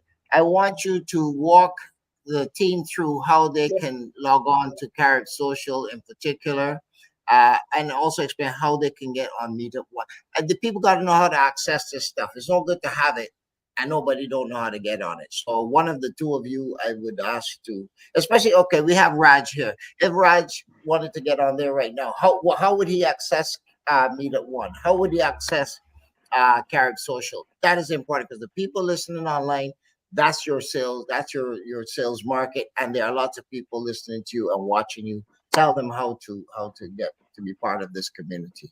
Please, one of the two of you. It doesn't matter to me which Well, one. I want to say it's quite straightforward, but of course straightforward for those who know how to do it already. Yes. So meetup1.com, as you would in your search browser, type that in as you would any other URL for any other website you want to go into. Meetup1.com, the page you will come up with is of course the interface of Meetup One, where you will be prompted to put in a username. Yes, and that could be your choice of your name, and create a password. Yes, it's as simple as that. If you've been invited to a meeting by someone, of course you will have a link for that meeting room, and a password for getting into that meeting room, right? And you simply would click on that link in whichever device you're using, a mobile phone, your laptop, your iPad, whichever mobile device you're using or virtual device you're using. You would click on that link, and that would take you immediately into, again, the Meetup One interface. Yes. The next prompts you will get up is whether you want to allow your microphone, which of course you will, if you want to be heard. Yes. And also the question to allow permissions for the camera. Yes. And that, of course, if you want to be seen, you would allow permission for the software to access your camera and your microphone. And after that, that's it. You're entered into the room, and you can engage with whoever else has signed up and signed into the room. Yes, and with video or just with voice.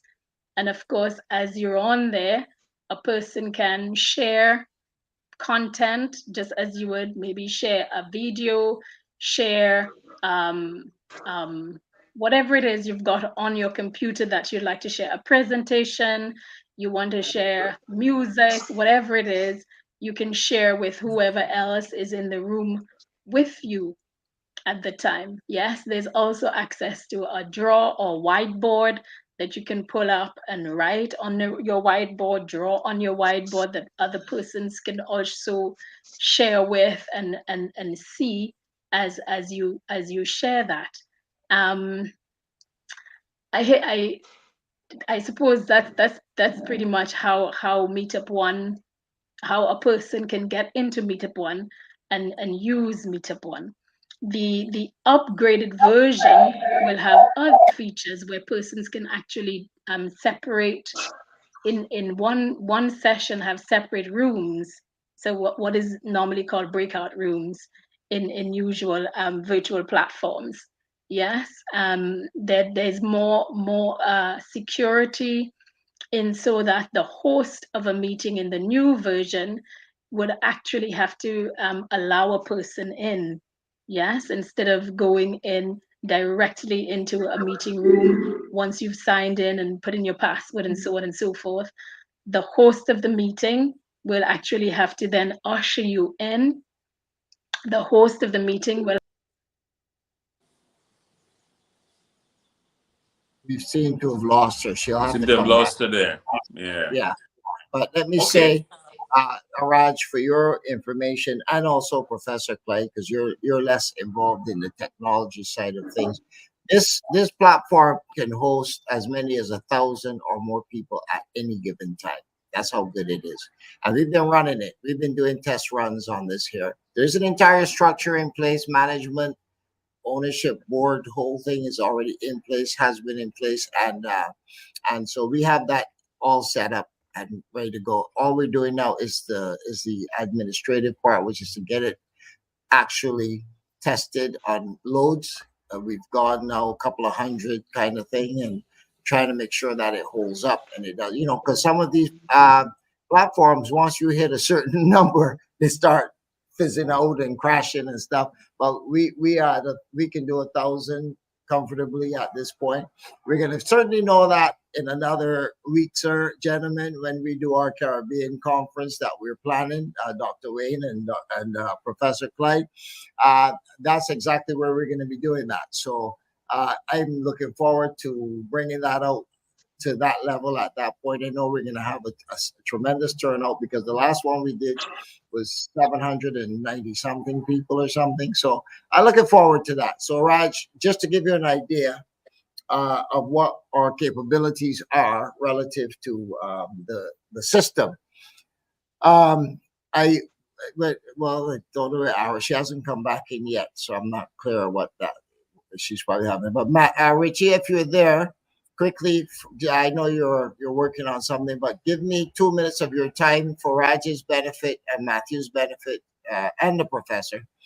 Tell us Carib Social now. Carib Social is so hot right now. I want to make a statement. It might sound very kind of racist in a way.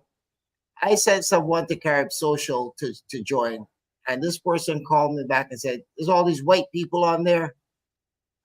I said, "Well, I didn't know that I was supposed to not have them on there. It's open to anyone." Carib Social is taking off. It's a Caribbean thing. Obviously, it's we started out as it says Carib Social, but I've also launched my superstore on there, which is the NTech Superstore, which is on there, and that is equivalent to that of Amazon. It's not equivalent to Amazon in terms of size and magnitude, but in terms of the meaningfulness of it, it is the same thing. And we're putting products on there all the time. I just have 2 new books that are going on there very shortly within the next day or so. Richie will be doing that. So Richie, if you have 30 seconds to come on and speak about Carib Social, I think we've lost Ara. I'm not sure. I'm not seeing anywhere in my system. I'm here. So come on and talk about Carib Social quickly, because I know Raj also has to go, and then the rest of us can stick around and talk and do what we want to do from there. So go ahead, Richie. Yes, I'm sorry about that. I'm here, but just that I'm doing something. Unfortunately, I can't have my camera on for the time. Yes, but for Carib Social, yeah, the reason why, Brother Philip, to go to Carib Social is very easy as typing into your browser, caribsocial.net, and you will get the homepage where you'll find on your top right-hand corner, it will ask you to sign up or log in. So you just have to sign up by entering your username, your password, and it will bring you to the next step. You have to click on continue to bring you to the next step. The next step where you'll add your profile, where you'll put your real name, first and last name. You'll put add your picture. Then you'll add some interest about you, what you like, because after you log into the platform, it will automatically connect you with the people with the same interest with you. So that's why we're asking your interest, what you're interested in. So the system will know that you are interested in meeting with people of your same knowledge. So it will automatically connect you to these people. And then after you're done with all the information, then you click on submit. And then it will send you a verification code to your email to ask you to verify that you're a human or whatever, so that you can log into the platform. And from there, you will be able to log in and see all the different activities, the different features that the platform have. But for that reason, why you've seen a lot of white people already connecting to the platform, I will say that again, because the platform, they see the interest in it. And this is where we have the problem. When white people see an interest in something that they can benefit on, they will grab it. They will grab it very fast. They will post on it to ensure that people see what they're doing. Because every single day, I'm seeing new business places creating new profile on the platform. And all these business places are from Australia, from the United States, United Kingdom. Most of them are from these countries. The Caribbean, probably the news have not spread out enough so that people can know about it, where they can create the profile on it and do as the other people is doing right now. You know, and this is why we have so much white people already start coming onto the platform. But it's open. It's an open platform. It's open for everyone. Everyone is free to join. So we can't say that we'll block other nation that will join. It's a community where we can use it to mingle and socialize with other people. But the more important thing that is good about Carib Social, I create it like that because I believe it's a key feature. For example, we in the Caribbean, we join Carib Social. There is something I name on it as network. Network means you can connect with people only in your cycle. Let's say I have the name Caribbean Network. I have the European Network. I have African Network. I have the same platform. It has different network within it. So after you join, you have that feature where you want to join the network you feel like that will be comfortable for you. If you join Caribbean Network, you'll be only seeing what our people is posting from there. Only Caribbean people you'll be seeing there in that network. If you go to the European network, you'll be probably seeing only what the European people is posting there. But you can join as many networks if you feel like. But just to say that you have your privacy, you want only Caribbean people to see your post, only them will see your post. You want to join the African network, if you join the African network and many African people is already on that network, you will see what they post in there. So it's like it have more privacy. So when you posting things, who you want to see or who you don't want to see. So that's why, most of the time that the white people is there because they are posting and they are taking the advantages of getting to be number one on Carib Social. But we can do the same because the Carib Social was built for us. As you can hear the name, Carib Social. It's our platform. It's ours, So we have to dominate on it. We have to show the people that we are the number one nation on it than any other nation. We have to support it. We have to spread it around. Let the school, let the people know it and know the opportunity that they can get on Carib Social. And one of the most important thing on Carib Social, again, that I implement on it, that's to encourage people to use it. Every little thing that you do on Carib Social, we reward you for that. For example, you post something that's very important. You post a video, you post a photo, you post everything. You like someone post or something, you get points for that. And these points, you can actually use it to advertise on the platform. After you get a number of points, I reward you for that. I reward you for your goodness, for the things that you're doing on the network. Because you are supporting it, you are posting, you are liking other people's posts, you are engaging. So you get reward for that, and you can get free ads. You can boost your posts with that.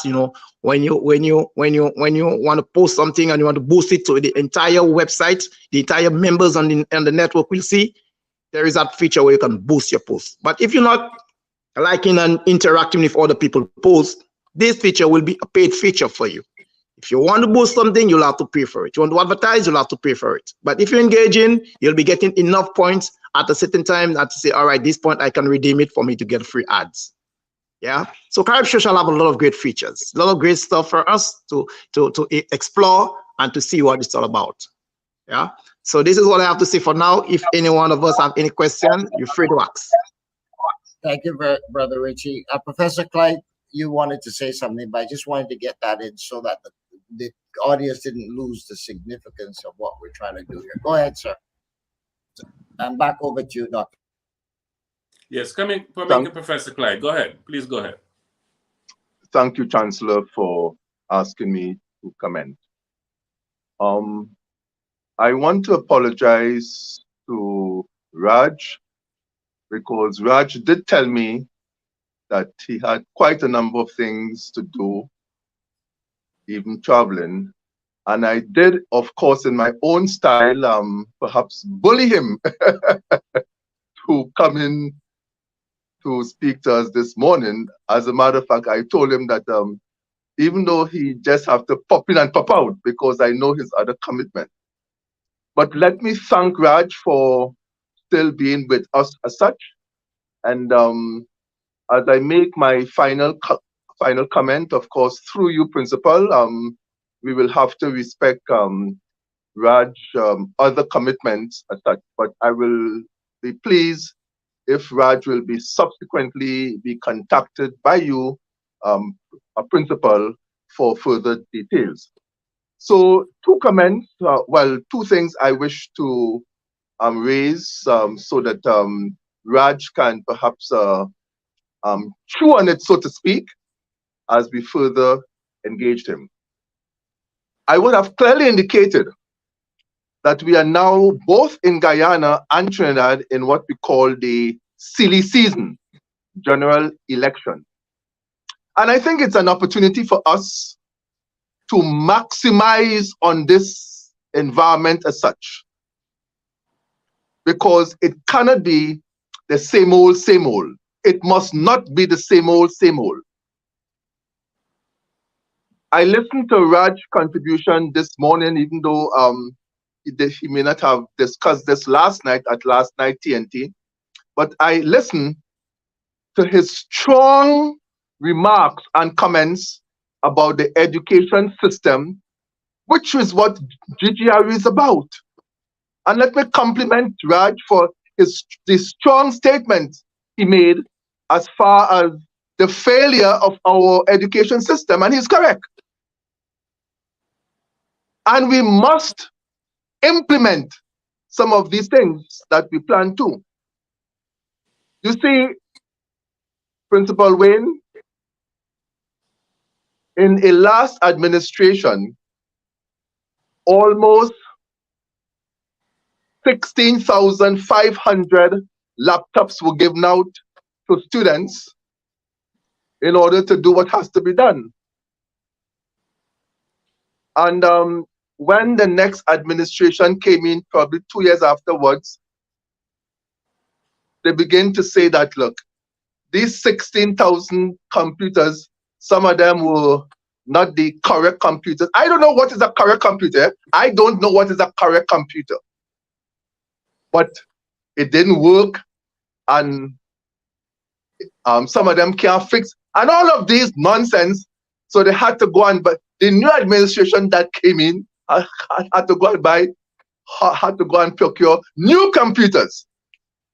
Let me tell you what we call some serious issues that exist in Trinidad and Tobago. That is why it's important that the population must be educated, because those in authorities are taking advantage of the people who don't have perhaps a brain on their shoulder. So when Raj explained, and I know that is true, that Raj organization is involved in refurbishing, replenishing, fixing, RMSing, that's repair maintenance of computer. That is music to my soul. You don't throw away a computer because it ain't working based on what the politicians say and buy more. Absolute nonsense. And we are not going to tolerate that again. So these 16,000 computers that the new administration say were the wrong computer and had to be dumped, and all of this foolishness, Raj organization is involved in fixing these computers, in doing other stuff, because a computer can do a lot of stuff. A computer can be used for a lot of stuff. You know, we hear about drone technology, we hear about robotics and all of these things. We have to show our people on the ground that a computer can be used in drone technology. A computer can be used in robotics. It's not just to sit behind it and send a text or do word processing.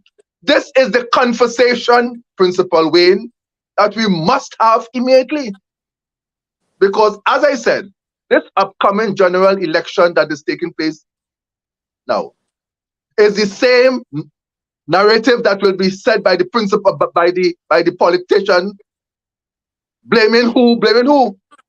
Raj organization is involved in making it happen. So I will want, as one of the first relationship, Principal Wayne, with Raj organization, is this program we have, the repair, service, and maintenance of electronic devices, especially to benefit persons in the rural areas as such. Principal Will, I would have shared with you all last week or the week before that we are personally assisting 2 families in the area of Ecclesville. Ecclesville is one of the country areas in Port Spain, in Trinidad, because last year there was a big hullabaloo, there was a big deal where these 2 families got solar technology. Oh yes, and all of these things, the newspaper, the politicians, everything were there. We have now read these same 2 families, they are crying out for help, but nobody is taking them on because the system is not working and they are back to square one. And up to 2 days ago, I personally called one of the family and I realized that, look, it's just perhaps a simple issue. You know, but because they do not know, they just don't know. I'm coming to the point again, Principal Wayne. These are the things that are of interest to my office. The first faculty of GGRU, as you know, is CETAM. That's the Science, Engineering, Technology, Agriculture, and Medicine. And we are in a position to address simple situations as what I have explained. I will want, through your office, Principal Wayne, to really continue to engage Raj and his organization, because I'm seeing synergies. And I'm not just speaking for Trinidad and Tobago, I'm speaking for CASA, the Caribbean, because it's the same problem all about. The people on the ground do not know, and the politicians, it suits the politicians that the people on the ground do not know. It does not suit my office. Thank you, Principal Wayne. Perhaps you may give Raj an opportunity to quickly respond so that he can decide to either continue to listen or ask for an excuse. Thank you, Principal Wayne. Thank you very much, Professor Clyde. And so I want to hand over to Raj so that he can respond and then, take care of business. I mean, I know you may have other things you want to do, Raj, so please, we will have your response and then we'll allow you to make your exit, take care of business and so on as according. Over to you, Raj. Okay, thanks. Definitely, there's a lot of scope for synergy between not just us, but organizations throughout the region. As Professor Phillips said in the early days, there are so many silo initiatives and so many startovers in different things. The truth is, it's not that it's going to help us. The truth is, if we don't do it, we're not going to survive. It's as simple as that. I mean, you cannot have many different silos trying to do the same thing, and they cannot use the power of leverage amongst each other so they can all achieve more. Now, understanding with that comes a lot of other social things that has to be dealt with, but the reality is that's not really a good choice. It's the only option. So having said that, our organization is very open to supporting in whatever form or fashion we can. Definitely here in Trinidad and Tobago and wherever in the region that we currently have a presence, which is like about 11 countries right now. And we do have a significant community that we can bring to the table in whatever form or fashion. Richie does a fantastic job that you did there. We are definitely going to look at both those platforms, and if we could have some kind of communication, we can see if at all possible those platforms can be integrated into what we do, because we like, for example, we have an event in April that's going to have close to 80 to 100,000 participants. That's our GICT, and we use multiple platforms. So the reality is there's a lot of possibilities there that can give your platform some metrics and also the kind of rugged test that you need for a platform. So lots there. So I just want to say a huge thank you for this opportunity. Thank you very much, Professor Philip, for inviting me. I mean, honestly, I was saying no, and a couple times I left here when you see my camera off is because I was speaking in another event. I do apologize for that, but there's the reality of the schedule this morning. So thanks a lot for having me. I'm very excited about what I heard this morning, and you can count on us for support. So thank you very much, Professor Wayne. And yes, I do need to take my leave now. Thanks much. Thank you very much, Raj. So just let you know that we will be in touch with you. We'll follow up with some conversations to see how we can make some things happen. All right. So we understand you got to go because, it's been a while and so on, but we will be in touch with you. Okay, great. Either directly or through Professor Clyde. Either way, we will do that. And the remainder of your day. Thanks for coming on the show, Raj. Thank you very much, Raj. Right. So let us then agree that we have made some good collaborations this morning. And I think it speaks to a good point, last point that Raj made there. You have a chance now to check your metrics. We said we can hold about 1,000 people and so on. Let's put it to the test. Let's see how far we can go.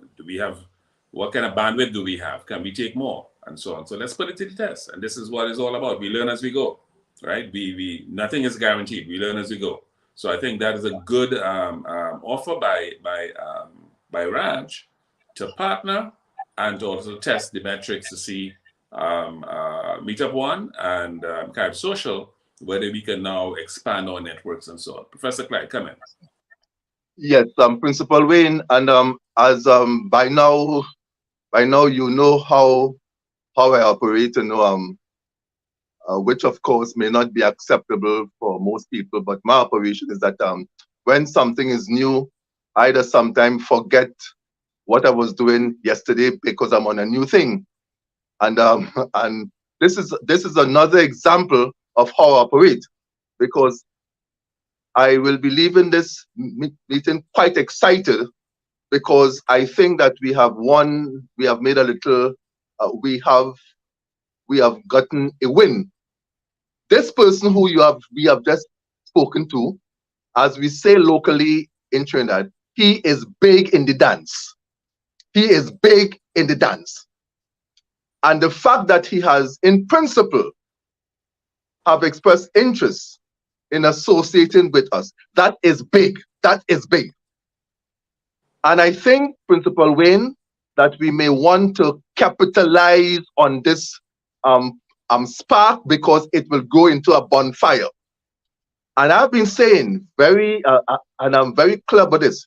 You see this 2024 and 2025, it's an opportunity, both in Trinidad and in Guyana. What we are speaking about here, I am aware that Trinidad and Guyana will be looking for something to run with. And GGRU could be one of that boat as such. Principal Wayne, let's make it happen, please. So I am on a high.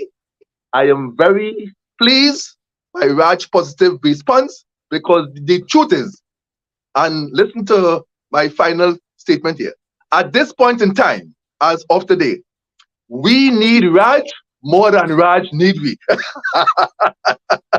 As from what I know, as Excellent. of now, we probably need Raj more than Raj need we.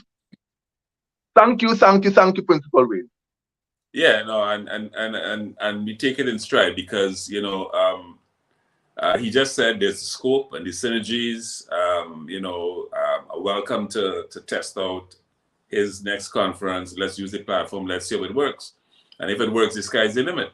So there we have it. I mean, this is how we do collaborations, by people meeting and getting synergies and so on. And I think we have done that. It's clear. And so we are in a good position. It makes us work together stronger, because the silos, we need to get rid of the silos. And we are able to build from the ground up, because he's already on the ground. He's already on the ground. It's not that he's going to hit the ground now, he's already on the ground. So all we can go is up. We have nowhere else to go but up. And therefore, the meeting of the platforms, the meeting of the minds, the meeting of the synergies. That's what GGR is all about. Bringing new ideas, innovations to the table in terms of leadership, in terms of entrepreneurship, in terms of education, awareness, helping the people, informing the people of what is going on, why we need to re-educate, why we need to be up to date, and so on and so forth. That is what GGRU's mandate. And so it's good when we can always, every Friday, rediscover some nuggets, some pearls that can help us to empower the people through education, re-education, training, awareness, those skills. You talk about the repair and maintenance and service and so on. That's where it is. I mean, it's the common denominator for everything that we do. Everything that we make would need repairs at some point in time. And therefore, if our youngsters can have those skills, it's like, I mean, you gave this example way back. I mean, you said Professor Ranudhatan, I think, with his Sakunanathan, yeah, right. You know where I'm going, and it broke down. Who came to his rescue? A little youth. A little youth. He's not the big garage or whatever. He's a little youth on the corner there. And he said, "Oh," and he fixed it, and boom, he was able to move. And it's the same concept. So we are saying that skills everywhere is a blessing to us everywhere, right? So whether it is in TNT, Jamaica, the Caribbean, the wider diaspora, and then on the continent for sure, it's a win-win for everybody, right? And it comes back and ties in very nicely with what we were saying earlier on. We are now demonstrating how we can walk the talk, right? I'll be keeping it real simple. We're demonstrating how to walk the talk at all levels. So Raj just came and gave us at his level. And that whole thing about volunteering is very, very important because it answers the question that Felipe raised some time ago, where he said he went to those guys and said, it's like you have to pay them. And Raj just said, you have to find other ways. They have to engage them. Let the passion come from them. You can't make them passionate. The passion has to come from them. So when they hear, they say, whoa, I want to do this. Oh, I could just make that. And then they're ready to roll. But this imposition that you have to, make them do it and so on, no, that doesn't work. They must get it themselves and say, then they can pass on to others. As Confucius said, the most important thing in life is to pass on to others what we have learned for ourselves. And this is what we're doing. We're learning every day. I mean, Raj just taught us about volunteerism there because I was interested in that. How do you get volunteerism to come back? Because we lost it. We lost it. And he just gave us a new insight, right? So we learn every day. And this is what we are doing. We are sharing and learning by doing, right? I know we are coming up to that time. Chancellor. I want to chime in. No, you're good. You're still good, though. I want to chime in. This is very important. Sure.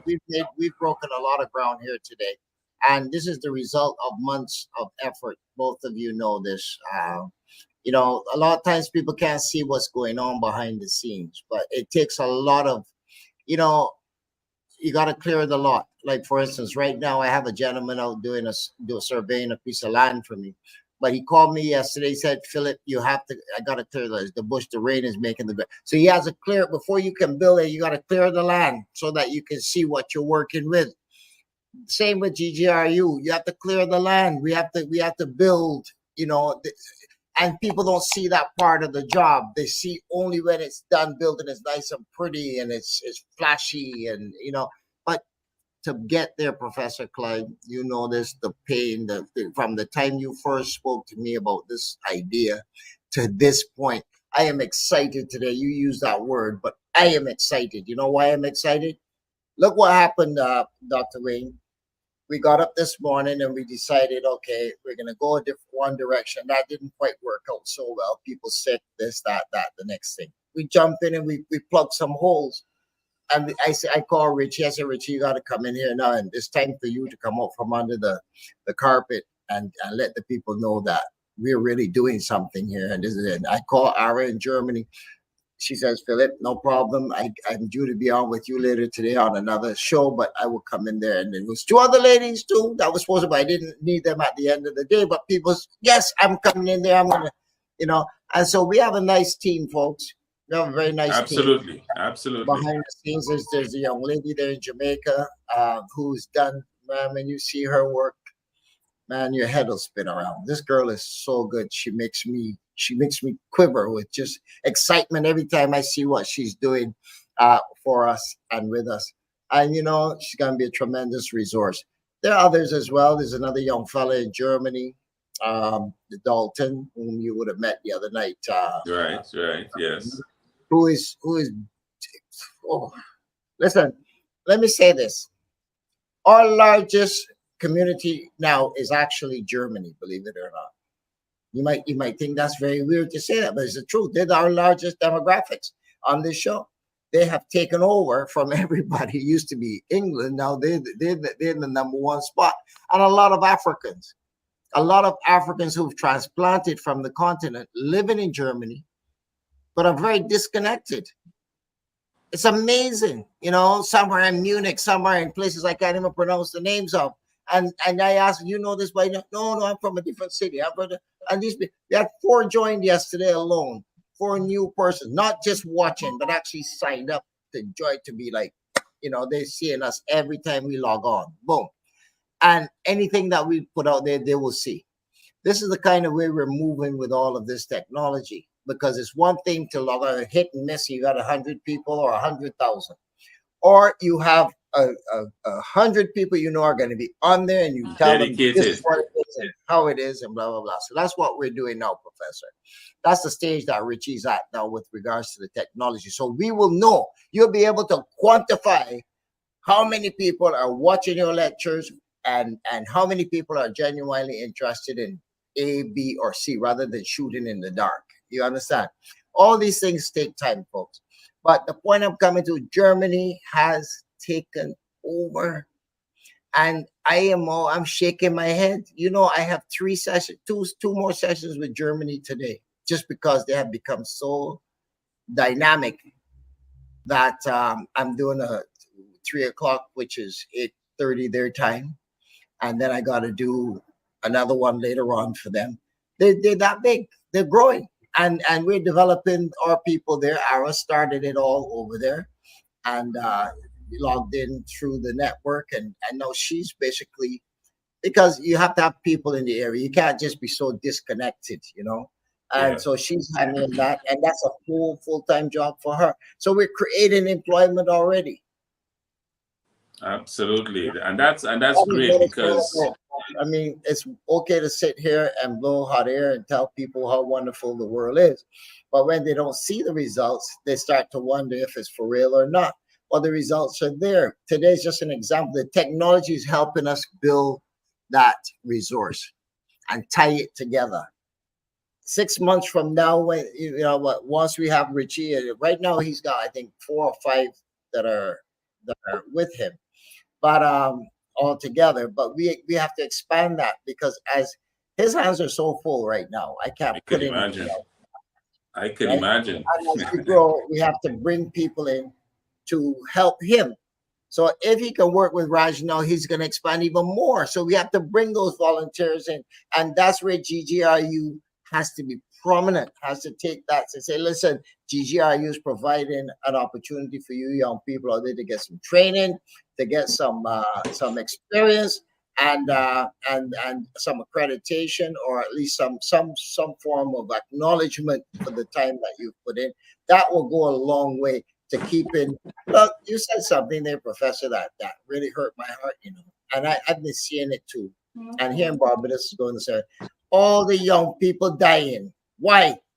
At the hands of a gun, at the hands of some reckless person, and they're in a spot sitting down. I don't know what they've done to anybody or anything, but especially in Trinidad, man, I'm seeing this. Lord help me with the young. They're taking out 4 and 5 at a time. One time. And that has to stop. That is the result of no hope. We have an acronym for hope here at GGRU. Professor, I would like you to say what that is. Either one of you can. Help our people excel. Help our people excel. That's what hope. That's what hope means. We need to put that big somewhere. I want to see that behind my head or something. I want to put a banner up there that says exactly that. Because this week alone, I've received probably 4 videos with mass shootings in Trinidad. It's very, very sad. Very, very 3 sad. to 4 persons have been executed, and that's all I can call it. People pulling up with vehicles and spraying and killing who they want. I saw 2 men go on either side of a car that's got even a wife and child in the back seat and killed the man. They hit him, left everybody else, but killed him. And I said, Lord, this thing is so riveting. It is so nasty, you know. But this is unfortunately where we are at this time in our lives. It is 12:02, gentlemen. I do have this young. Where is he gone now? I wanted to introduce you to someone. He just popped into my studio, but it looks like he's just popped back out. He's actually from Curacao, and he is the gentleman who actually brought me into the Marcus Garvey organization. But he's either dropped out or something. He just came into the studio there. The fellas from Garvey were supposed to be coming in. I know Raymond is not well.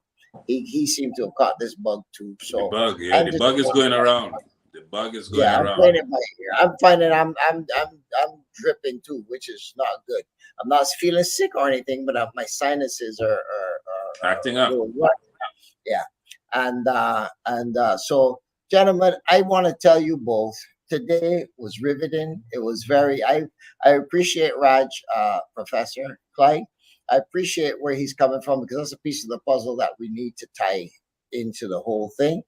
And with Richie and Ara and Dalton and Fanye, I can call all their names because they all deserve to be recognized. They've done all this without 1 cent. Without 1 cent. They've not set a bill and here, Philip, here's a bill for $10,000 or what. I know it's worth more than that. But you see, the point is, when people believe in something and they believe that it is to their benefit, sooner or later they will, and I'm able to keep them interested. I have Andrew back in the studio. Andrew, can you hear me? Hello, greetings, family. I hope everyone is okay. Andrew Soros is from Curacao, so he probably speak a little Dutch here somewhere along the way. But these are my brethren here. This is Professor Clyde from Trinidad, University of the West Indies, and here's Dr. Will. Several also from Trinidad, but from Barbados, but by way of Trinidad, and he's also a professor at the university. And this is my brother Andrew Soros here that I mentioned to you, gentlemen. He introduced me to the UNIA, to Raymond and Josue, and Andrew's a serious Africanist. I don't want to put the word Pan-African. I'll let him do that if he so chooses to. But he's a serious African. You know, this man here has. I watch him. I'm in about 3 or 4 chats with Andrew. And Andrew's always on top of things. He's a Felipe. He's like our Felipe. Same kind of energy, you know, always on top of everything. Always know, boom, boom, boom. You can put anything in those chats, and Andrew will find out the answer and put it back there. I like that. So, Andrew, thank you, Philip, for the introduction. Thank you very much, and I'm glad to meet the other members of the group. Yes. These are the gentlemen. We have a segment called the GGRU. I don't think I've ever spoken to you about GGRU, but it's something coming in your neighborhood just now. GGRU basically stands for Global Grassroots University. And these gentlemen, along with some others, we just had Richie and Ara on and Raj and a few, are developing this university, and it has gone so very well. But it's for us by us. It's about an ability to teach the truth and the true history of our people. And you of all people, I think will have a very significant part to play in all of this.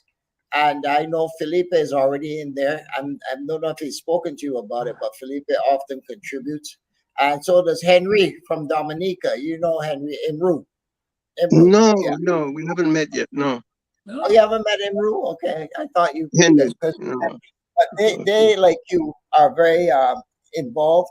Brother T, you remember Brother T though? You know Brother T, Theophilus. Yeah, T, brother T. Yes, I know. He's like we're like family. and of course, Gerald Pereira.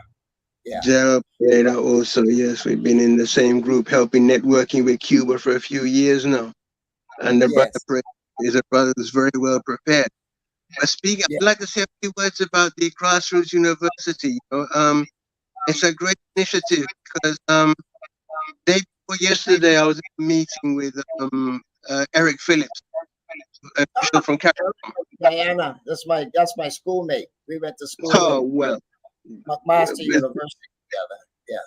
well, thank goodness we have a connection through you also. Eric. Well, we had a seminar. We had an invitation by Eric, all the different groups dealing with colonization and repatriation and independence the day before yesterday. And Eric asked along a lady who I met for the first time, but a very, very skillful woman, Barbara Penalty. Maybe you know her. Yeah. She's a very incredibly talented lady. And yes, the point one of the good things about things like the initiatives like the Grassroots University is we're trying to get the diplomacy, we're trying to get people involved to communicate with each other, interact, to establish a better organizational culture. This is one of the hardest things we're facing here in Minnesota. At the meeting, I was explaining to the local groups, there were 15 groups present, dealing with the decolonization and the reparations issue. I was speaking to them. I said, "How come none of you have extended a cry out to Barbados? Because Barbados is in a similar situation structurally and constitutionally as we are struggling with your constitution. So are we. And look, please contact folks in Barbados because they're also developing very fast. And hopefully we can start to organize together. I think the Grassroots University is a very good initiative to help us develop our organizational culture. Well, you're in the right place, Professor or Doc. You can chime in on that with Andrew. This is All your right, Andrew. You're right. Go ahead, Doc. Thank you for that. Thank you for that.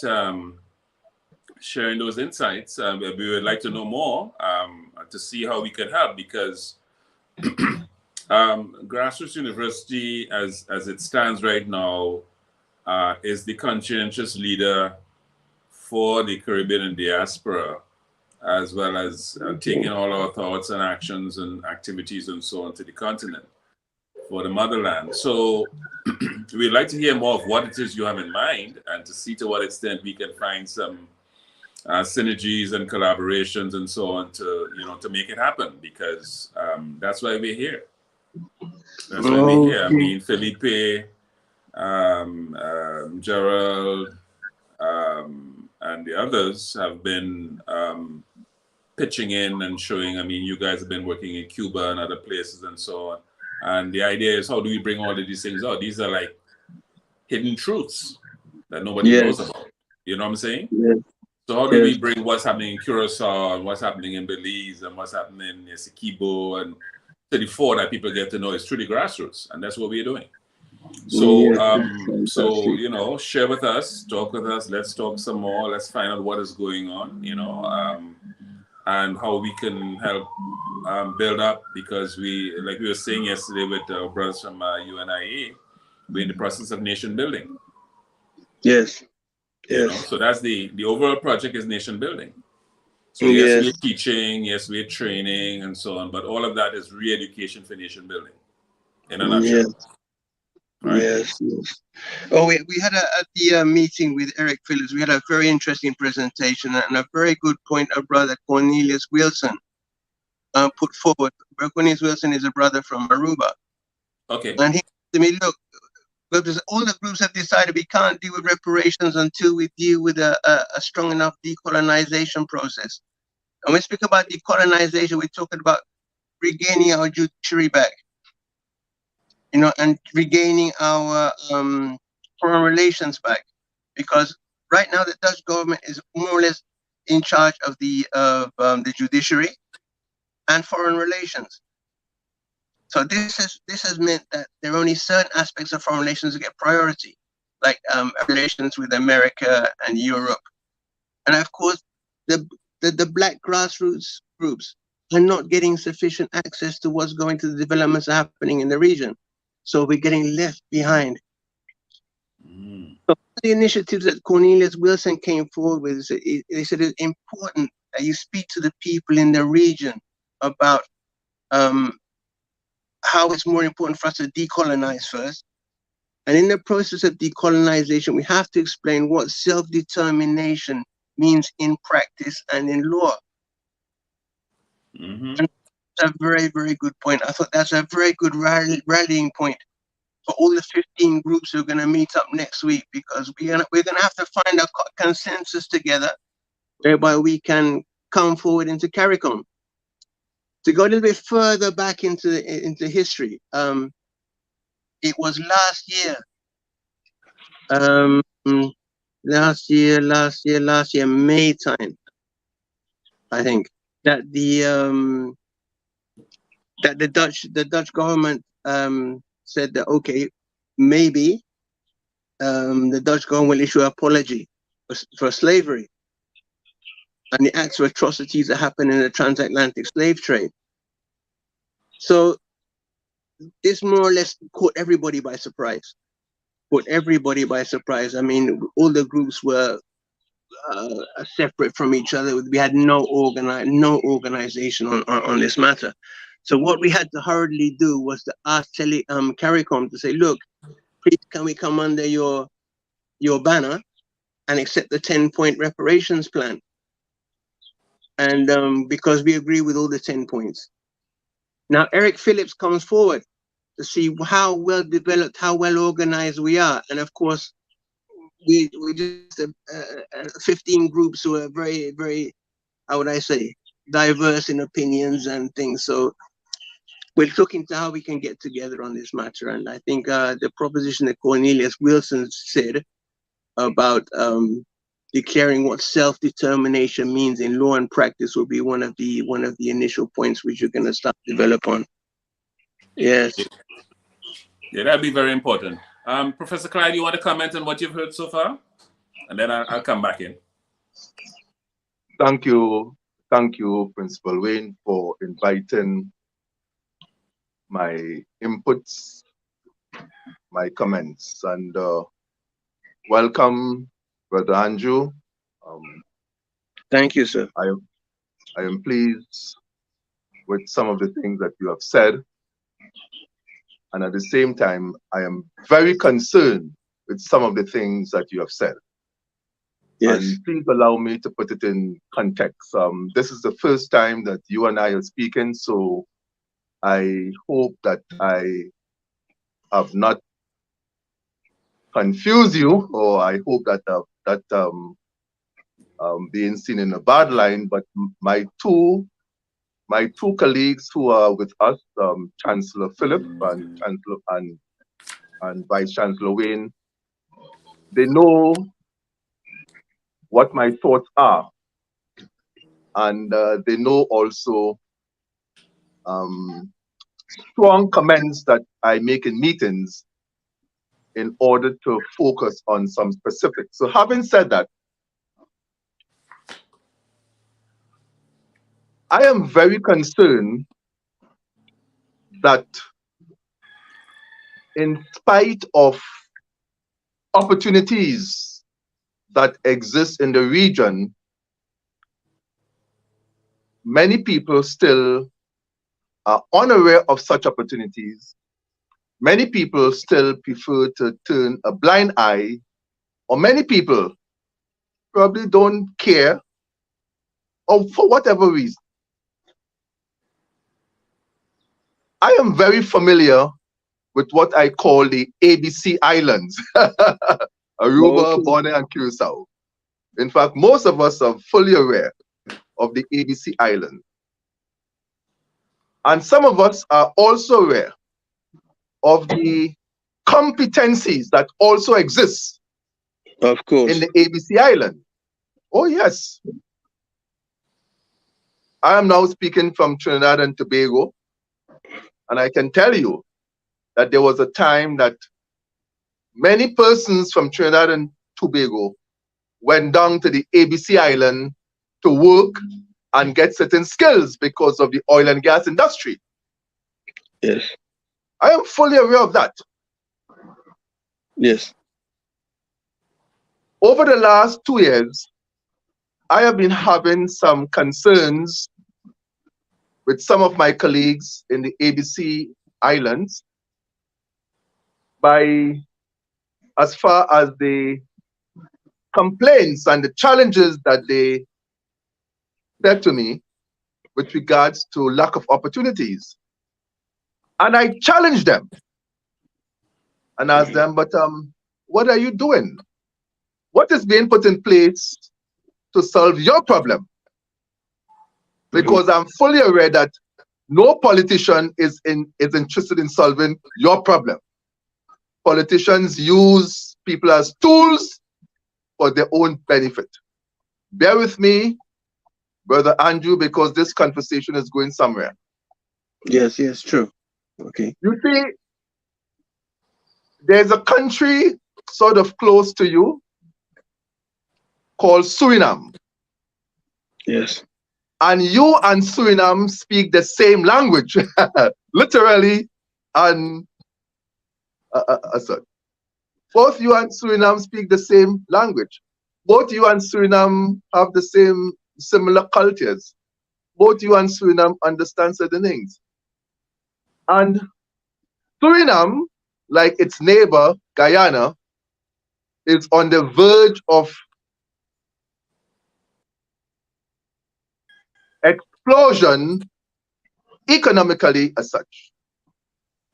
Oh yes, we are speaking about the oil and gas industry.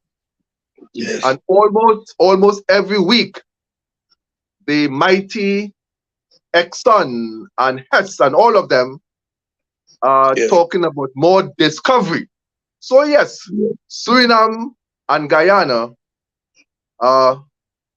very soon will be the financial capital, this part of the world. My question to you, Brother Andrew, because I have some colleagues in Curacao and I challenge them with what I'm going to say.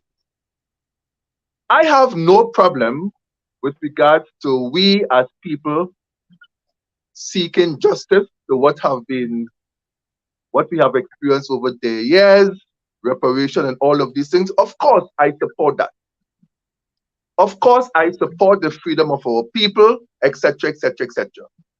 But I'm also aware that these things take forever to solve. And I don't have forever to do anything again. True. I am not involved in meetings that will take years, 10 years pass and we're still talking. Yes. And whilst we are speaking,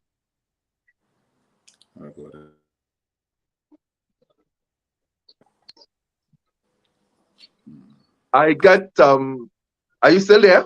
Yes, I'm still here. I'm listening. Yeah. Yes. Whilst we are speaking and having meetings, the young people in Suriname, the young people in Curacao, the young people in Aruba and all things, they are frustrated and they are involved in disruptive activities. They're involved in all of these things. My question to you, Brother Andrew, what is being put in place in Suriname so that the young people in Suriname can benefit from opportunities in Curacao as far as the energy sector is concerned? What is being put in place As What far is as being put in place so that the government of Guyana or the government of Suriname should not be advertising externally as far as bringing in the workforce to benefit from opportunities in Guyana and Suriname? What is being put in place in Suriname to harness and harvest the rich workforce and especially young people so that they will not be frustrated and be involved in criminal activities? Much more to be said, but let me have your response, Brother Andrew, to my question to you. Okay, firstly, the issue of the young people, yes, it's very worrying because in the meeting day before yesterday with Eric Phillips, I don't think there was anybody in the meeting under 38, 40 years old. And local people were asking me, saying to me, but how many young people turned up? And I said to them, well, look, to tell you the truth, I'm very embarrassed about this because I didn't see any young people. And believe me, I was looking around the room and we were a room of about maybe 25, 20 people there. And this is very worrying because I remember when the civil disturbance happened during the COVID era. This was, I'm going back now, maybe 4 years ago. There were some disturbances here on the island. The youth, they started rioting. And what happened was they were rioting in my neighborhood where I was. And it just so happened that the youth had organized one day to lock off a roundabout. I mean, they decided they're going to disrupt traffic completely on the roundabout, throw up palm trees and put them on the road so that people can't pass, and just make their concerns known. And it just so happened that happened right in front of where I was living.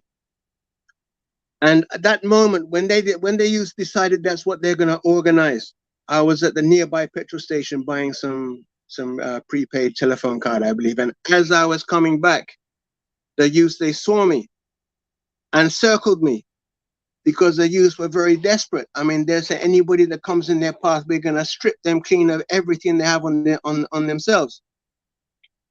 And I was standing in the middle of these very, very, very angry young people.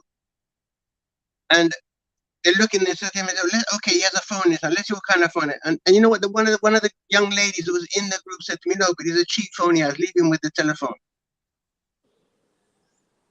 And I stand there talking to the youth, and they said to me, okay, all right. You go about your business. No problem. We don't have any quarrel with you. But after that, I was thinking to myself, not one of these youths here are probably more than 25 years of age. And they had come, I know many of the people in my neighborhood, and I know many of those faces had come from outside the neighborhood to come and riot. And another thing I was thinking to myself, but these young people, many of them don't have their own home. They're living in their parents' homes. So I was thinking, but what can these children say when they go back home to their parents? What can they say they had been doing? And I was thinking to myself, my goodness, this really is a situation. This really is a situation because they can't tell their parents they were doing this. And I thought to myself, but also, what do the parents really think? They have to go out, they have to provide for the homes, they have to provide for the children. They almost barely have time for their children. These teenagers and young adults are growing up on the streets, as it were. And when I saw the riots really take off, when they started burning vehicles, burning the public vehicle, buses and other things, and rioting in front of the parliament and government administration building, I said, well, this is getting very, very serious. And really, because the people are not being represented properly. There is not proper representation to be able to organize properly. So one of the central points has to be looked at, representation has to be extended to these young people. You know, they have to be able to come forward, organize so they can come forward and declare exactly what is what. because like I said, it was a very disturbing scene. I mean, later on, if anybody wants, I have some recorded videos of what they did when they broke into the Indian stores and different kind of places, the stores that foreigners own, because the young people don't see their own people visibly in positions of business, because the middle sector of business is completely owned by Indians and Chinese people. And that is a political problem. That is definitely a political problem, because, I mean, from the time that the government does not have some equal opportunity spaces and give certain initiative towards the young people, then they're not gonna see any benefit in trying to develop the country. And it's very clear that we have a culture of people that are not patriotic. They don't know what patriotism is, which is a very sad reality. And the backdrop of that is also people are also very, very, very patriotic. So we have both extremes in our culture. One thing we're talking about, the energy industry. Okay, I'm not sure about what is happening in Suriname. I don't think our people are really extended any real relations with Suriname, because a few years ago, our refinery, like Trinidad, also closed down. Our refinery had a 40-year lease with Venezuela. And for something like 3 years now, we've been trying to look for operators to operate the refinery. We don't have people to operate the refinery. So it's not that we don't have people to operate. We have people, but they're not being able to give them. They can't get the chance to operate it. They cannot be given the chance. And a next thing I've also put forward to politicians and civic groups is that, look, we're looking for operators for this refinery to do what again? To keep on refining petrol and diesel and jet fuel, as was always been going on the colonial rule. No, the petrochemical industry has developed much further than that. And we have done absolutely nothing to develop alongside the developments in the petrochemical industry. And of course, a lot of young people, they could have found work. They could have found work in developing the petrochemical industry, but the contracts and the leases with these operators who are running these refineries, they don't allow for incorporation to deal with local needs. I mean, they sign a lease contract, and they have to be left to go about their business. So we need another kind of diplomatic format. So that is also what I believe comes under reparations. This is one of the first things we're going to look at in a decolonization program. We need a completely different set of diplomatic relations to take place. I hope I've answered your question well enough, comrade. Thank you. Go ahead, Professor Clyde. You answer, and then I will come in. You go ahead. Thank you, Brother Andrew, for your response. And Brother Andrew, through the principle, I will want to make a request of you. Yes. Through the principle, I'll want to make a request of you. The solution to any problem is a multi-pronged approach. You know, it's not just one organization or one solution or one person. It's several. So yes. I'm involved in a particular approach that I want to now, through the principle, of course, take it to Curacao. We are involved in education and training, full stop. And we have the capacity to equip the young people of Suriname with certain competencies so that they can be in a position to make their decision as such. Yes. We are saying that the GGRU, the Global Grassroots University, is the vehicle to cause such changes as such. And we are going to meet them. We are going to meet the young people in Suriname where they are. whether it's under a mango tree, whether on the beach, whether we are going to meet them there because it's the virtual world. Yes. I want to make a request of you, Brother Andrew. I want you now to, of course, this is through the principal, to guide us with the information. And the information is the schools and the young people, blah, blah, so that we can start some training from in the morning. Oh, yes, we can start to train from in the morning. Yes, yes, yes. We are going to start with one person from Curacao starting training in the morning, because it will be a snowball effect. Because once one person starts, the information will be passed on. 2 persons, 5 persons, it will start. We are going to start from in the morning, when in whatever it is. In fact, there's the first faculty of GGRU is the faculty of CETAM. That is science, engineering, technology, agriculture, and medicine. Yes. So whoever wants to be upskilled, whoever wants competencies in whatever area, let us start from in the morning. Yes. This is my contribution. So thank you, Principal, for allowing me to respond to what Brother Andrew has said. Thank you very much, Professor Clyde. Okay. And to add to that, I think Brother Andrew has painted a very familiar picture. These protests by the youths, he said some things that were significant. I missed a little bit because I was trying to get back in. That he didn't see anybody there that was under the age of 25. No, I mean, at the meeting with Eric Phillips. Yeah, yeah. So that tells us one thing, and then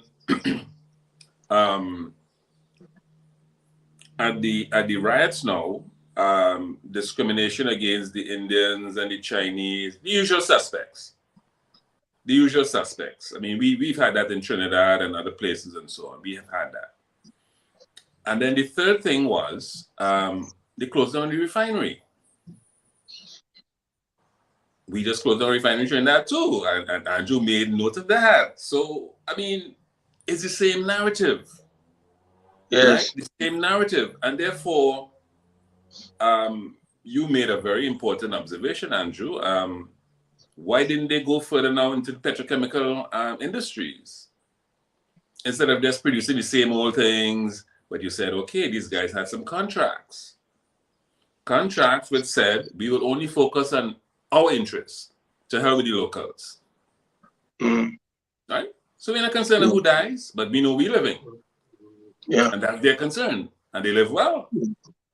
Yes. But in the meantime, the youths, as you said, they have no future. They see no stake in the country. So as far as they're concerned, how can they be patriots? There's nothing here for me. I cannot be a patriot if there's nothing for me to do in my country. Yes. A patriot is somebody who loves his country and will die for his country. That's a patriot. Yes. But I can't call this my country. I can't get a job. I can't get a house. I stay home with my parents. What future do I have? Yes. I want to get children. What am I seeing? I don't see anything.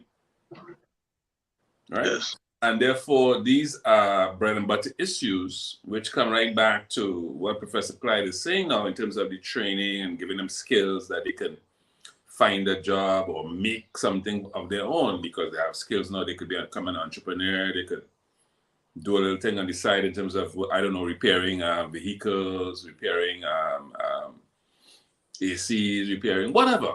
They have a skill. But if you don't have those things, then it comes right back now to what you were saying at the top now, which is, how do we decolonize that we have some kind of self-determination? Yes. Other people are determining for us from outside. Yes. They're telling us what to do, so they're like the puppet masters, you know, pull the string, you jump, you dance, you fall, you laugh, you cry, whatever. But you have no control over your own life, over your own destiny, your own future. And this is part of the challenge that we have in terms of the decolonization process or the decolonization Oh. project. And this is where GGRE will come in. As Professor Clyde said, we're fighting on all fronts. Okay. We started with Okay. training, but we could kick it upstairs and we could talk about the Constitution. We could talk about everything, right? And we have all the people around. We have the players. We have the tools and so on. If you want to talk about people who've been there and so on, we could talk about oil and gas. We could talk about indigenous people, whether you talk about Kalinagos, what have you, and so on and so forth. We have Brother Felipe, we have Brother Gerald. I mean, you've been in the circle, so you know the brothers even better Yes. than I do. So the family is here, GGRU family is here to provide that kind of support. So what Professor Clyde asked you to do there would be useful. To provide us with the schools and what's going on and what kind of skills they need and so on, so we could start something. Information for us is going to be critical because we don't know what's happening on the ground. You are the person who's there. You could tell us what's going on the ground. Those videos would be nice for us to look at too, so we could get a sense of what is going on, what is driving the anger, and so on and so forth. Of course, we don't understand the Dutch language, so you will have to, translate for us as to what that anger is all about. Most of the time is over resources or lack thereof. No jobs. Yeah, no jobs, no housing. Go ahead, Andrew. You're going to say. Go ahead. Yeah, distribution of resources. Well, Exactly. I've given the points mentioned about the GGR and the lessons. A very quick reflection. I was thinking maybe I could write a letter to some of the education teachers, trade unions. Yes. That may be an option. Otherwise, I would have to discuss with my friend Marlon Regales. He's also known very well by Philip Springer. Yes. We met him some time ago. Who became a chief? Yes, Same guy, Chief Marlon. Yes. We met him Chief Marlon last week. Yeah, we met him. Okay, last week we organized a commemoration for Martin Luther King, 95th anniversary. Mm-hmm. And, we didn't have many people, and it was very, very loosely organized. But very interestingly was the Venezuelan consulate attended, and we had two students from the Martin Luther King School who attended from the time it was inaugurated when Martin Luther King was active during the 60s. Okay. And I was looking at these two students were giving us a lecture on what their experience was and what they're doing about their legacy, and it was very interesting to see how these ladies during the 60s, the students, the cultural formation, because formation is a very, very important byword here in regard to education. Formation it more or less dictates every aspect of whether somebody is going to be successful in how they learn and how they project themselves in the community. This was very important, and it's very, very interesting to see how. I mean, this is a classical part of Curacao identity when it comes to learning and education. These ladies are very, very proud of their formation, and they're even willing to defend it, defend it against all opposition, because at that time there was a lot of competition between the schools. I think maybe also in other areas of the Caribbean, one educational institution competes with the other, and they bribe each other, and say no, but we're better than you, and Mm-hmm. Yes, we're familiar. These things happen. Okay, so in that process also, I mean, these ladies were describing what they learned and what Martin Luther King meant to them, and how this journey which Martin Luther King was on, they could relate to in their experience in the 1960s, because I mean, during the 1960s was a very hard time here. Black people suffering discrimination. You can't get into certain. There was no, I'm not saying no, but very little social mobility. Mm-hmm. And because that changed in 1969 when another civil uprising happened. But until then, when they were being educated, people like Martin Luther King were very important people in the cultural formation and education. So I'm going to try if I can get through to this lady Gerda, who was at that meeting, and speak about the GGRU. Right. And see what she, because she can give me advice on a cultural level on how we can work together. Yeah, that would be useful because, in fact, culture is a central element of the decolonization process. Yes. If you had heard Chancellor Philip this morning talk about the fact that he is Hebrew, he is sovereign, and so on, it speaks directly to your culture. Yes. We have had a culture imposed on us. You're speaking Dutch. You just talked about the people who. The brother went off the air. I think his bandwidth may have just dropped out. But Andrew, thank you. I just heard from Josue. They're on the road on an island tour, so that's why they didn't make it onto. They didn't make it onto the program. They've been here 5 days and haven't seen any of Barbados yet, so they're now actually doing that. So they thought it was going to be like a 1 or 2 hour thing, but they're still on the road right now. So I appreciate you coming in and filling in for us. Yes. Professor Clyde, any further questions or comments with Andrew? I know Andrew, so I talk to him fairly often. Since this is your first time, I would let you guys collaborate as much as possible. I think Dr. Wayne is back anyway. Certainly. Andrew, would you kindly share your contact with me, please? Your WhatsApp? Absolutely. I think I can write it in the message section. I'll give it to him. It's not a problem. Okay, Philip. If you can facilitate that to me, to him, it would be much better. Yeah. Yes. The reason I'll be interested is because I heard what you have just shared with the principal, Dr. Wayne, and I have no problem about that.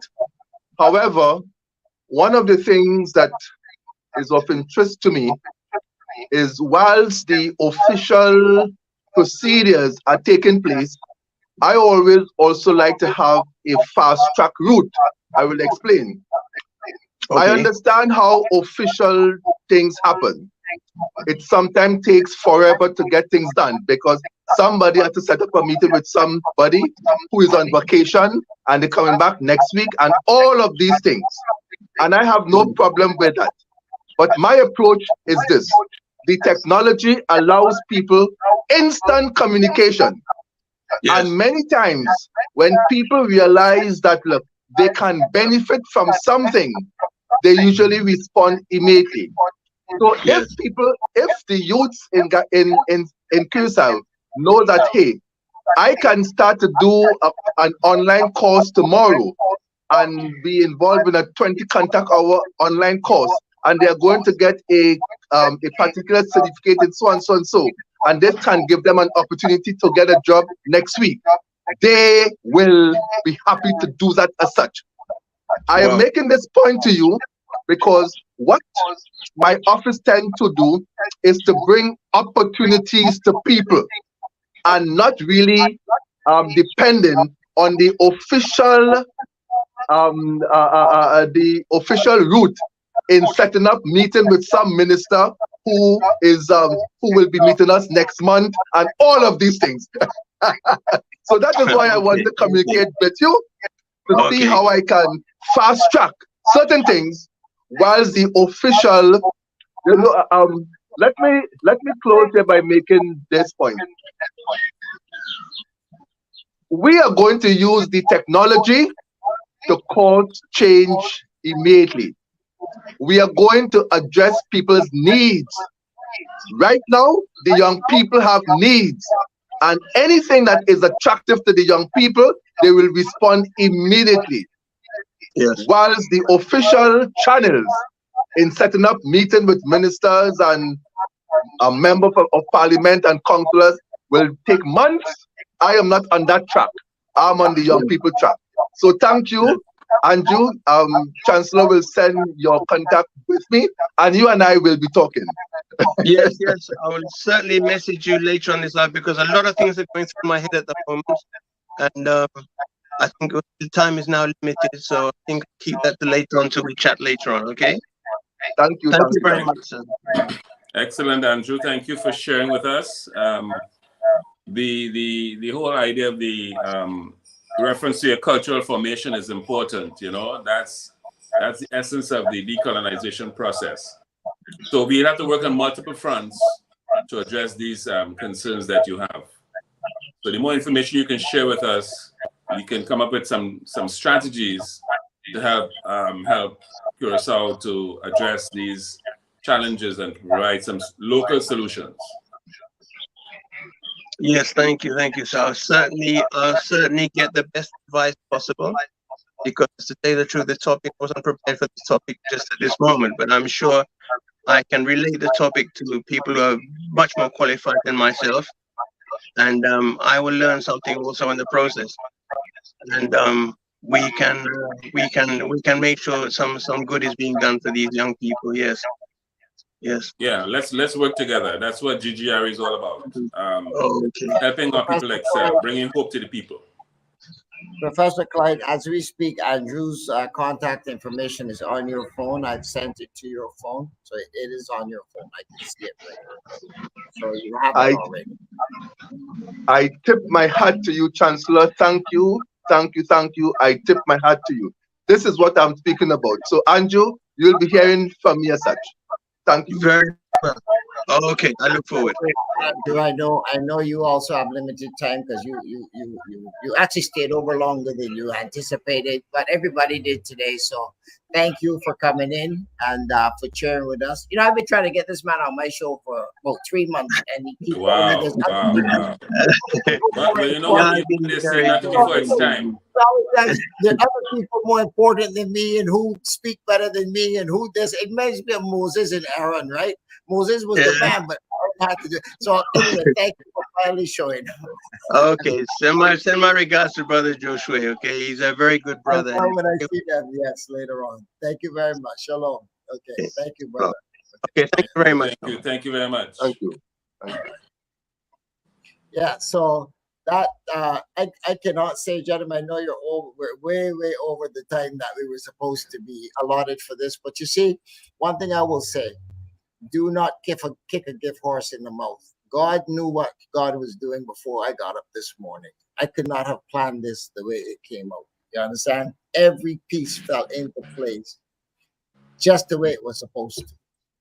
And this was not the show I planned for today. It was the structure of the show, but not the persons that all appeared here. None of them were scheduled when I woke up this morning. All the people that I had scheduled are either sick or can't make it. And here we had a tremendous show. And I think we did because what we're doing, it only goes to show we can be replaced, but the system is the system. The show is the show. The show goes on. No matter what. Show must go on.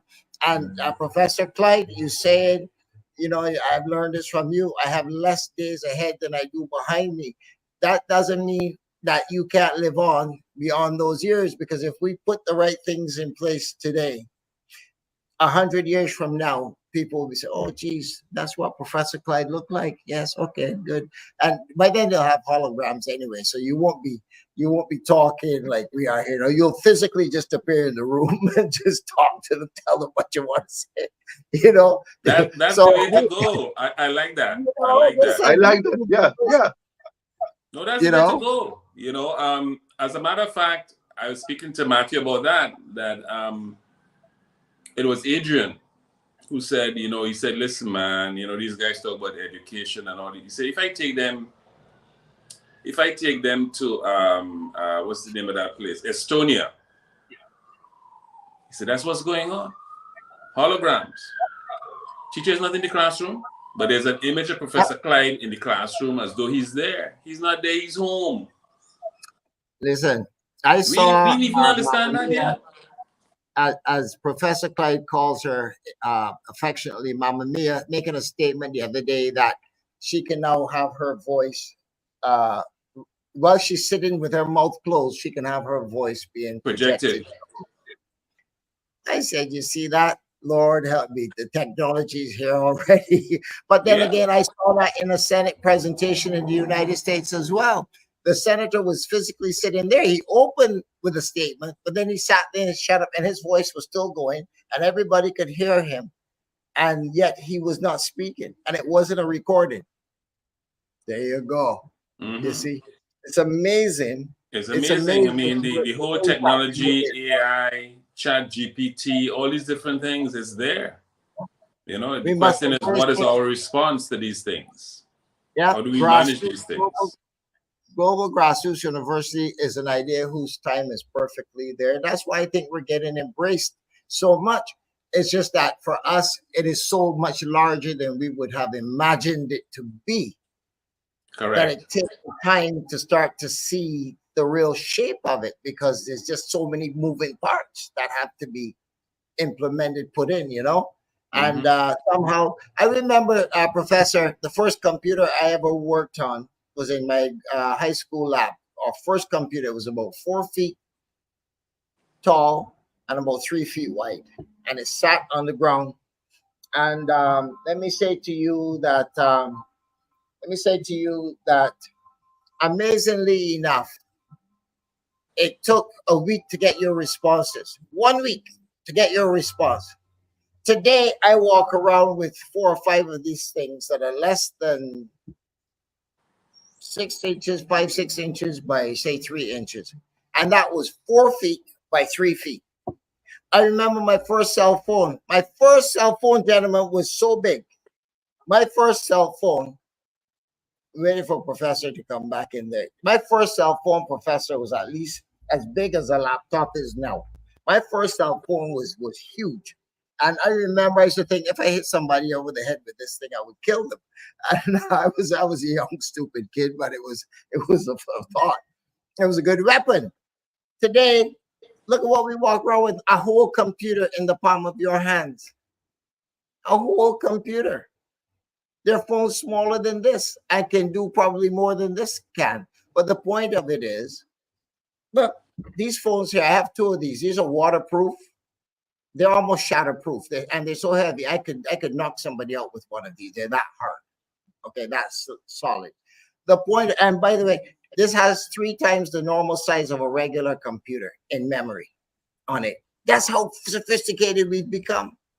So if you can imagine that we have that technology, if I have that, I can only imagine the people that are really into technology, what they must have at their disposal. So, gentlemen, I am very pleased with what we have been able to achieve so far. I am extremely ecstatic about where we're going in the future. This is 2024. We will never look back again. We don't need to accept the check to make sure that you know where we're going is the right direction. Stay on course. Yeah. You know, it started with Gabrielle this morning being late, and then when he got in here, and then we started talking about the tour, and then the reenactment of a simulation of a cruise from Africa, Ghana in particular, to the shores of Barbados. That would be historic. Oh my goodness!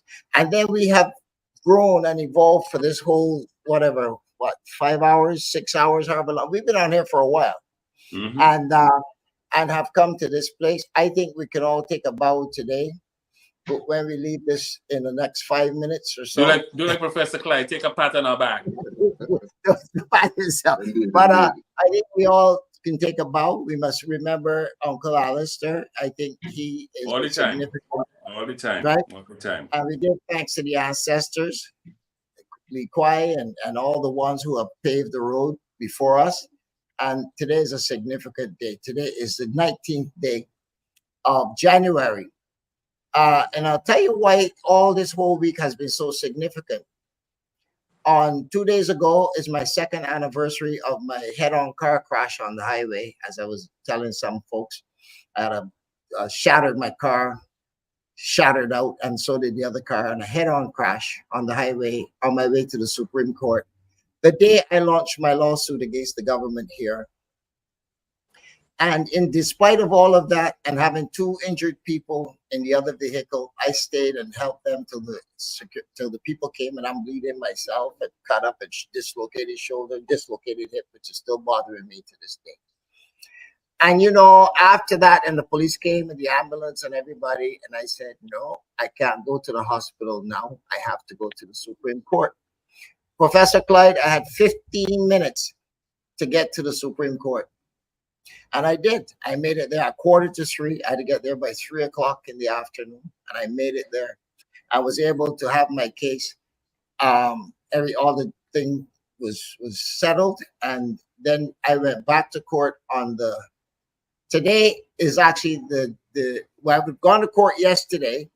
I would have gone to court yesterday, the 18th, to hear the decision, and the judge ruled against me. Today would have been the elections. 2 days ago, today was the elections in Barbados, the 19th day of January. And I appealed that case immediately when it was dismissed on the 17th, the night of the 17th. And we have since fought through that between me and my attorneys. Lalu Hanneman, whom you would have met last week on the Palestinian, is one of my attorneys, he was the lead attorney on that matter. And ironically, he called me on the 17th to remind me that that was my second year. We've rested our case in the retrial, and they have not made a decision in 7 months on that matter. So the first one was thrown out, and we knew it was thrown out deliberately. And they knew they were making technical problems, but the idea was for them to get the election in the following day. They were not. If the judges had really used their judgment well enough, they would have realized that but they knew they were making errors. They just didn't care. They just wanted the instruction was to get that election done the next day. And since then, we went back to court. We've made our presentations, and 6 months later, since we've rested our case, it took them 1.5 years to call the case. We got it in. They kept 7 months. Today we're in the 8th month. Sorry. They have not given us a decision. Well, yesterday, one of the judges died in that case. Judge Chandler passed away. Not Chandler, Cumberbatch. Right? Cumberbatch, Jeff Cumberbatch, right. Judge Cumberbatch passed away yesterday, Jeff Cumberbatch. Nice fella, I know Jeff.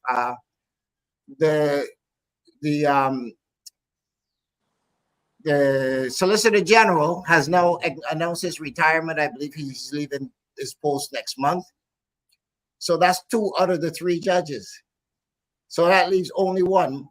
Justice Reefer, Margaret Reefer, is the only one left. And we'll see. I just find it interesting that they're just going away, and the case there's been no decision rendered to this day.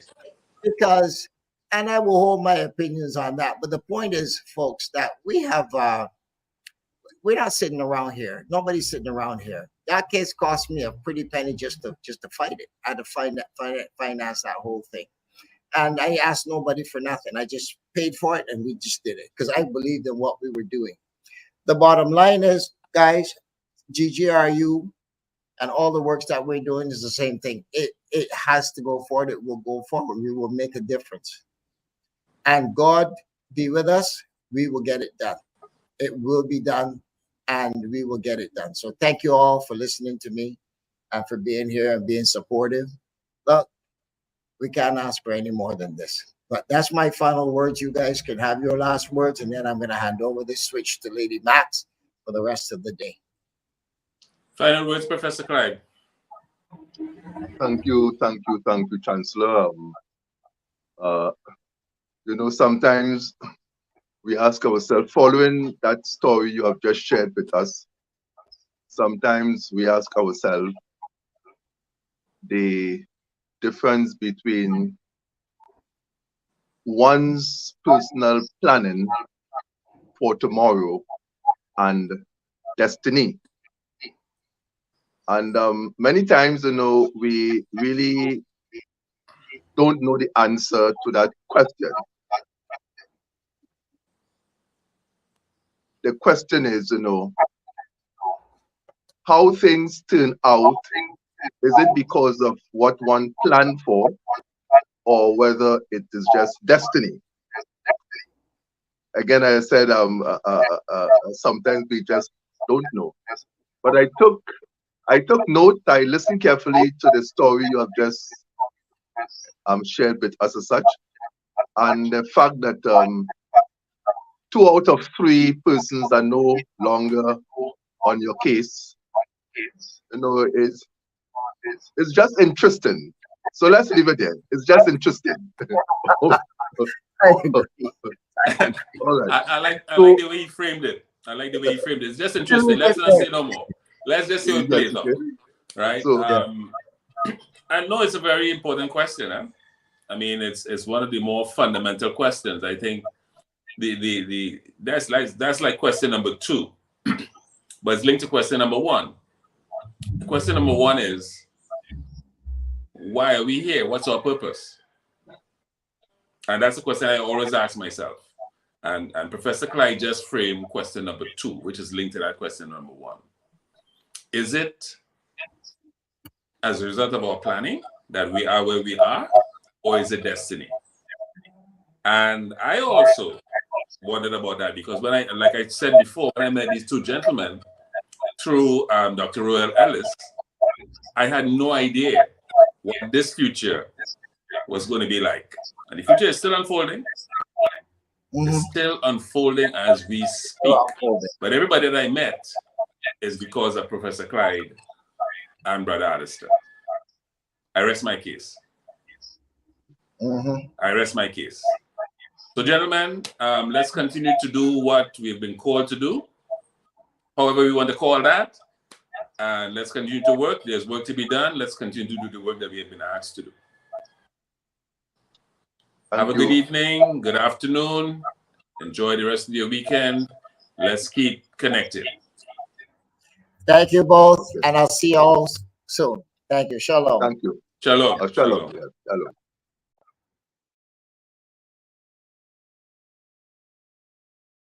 Thank you, folks. That was the Global Independent thing. And we are now broadcasting. Tune in and be part of the fastest growing, most authentic Black conscious radio show, linking Barbados, the Caribbean and its diaspora. The Global Independent Square with Philip Catlin Springer. Weekdays, Monday to Friday from 5 a.m.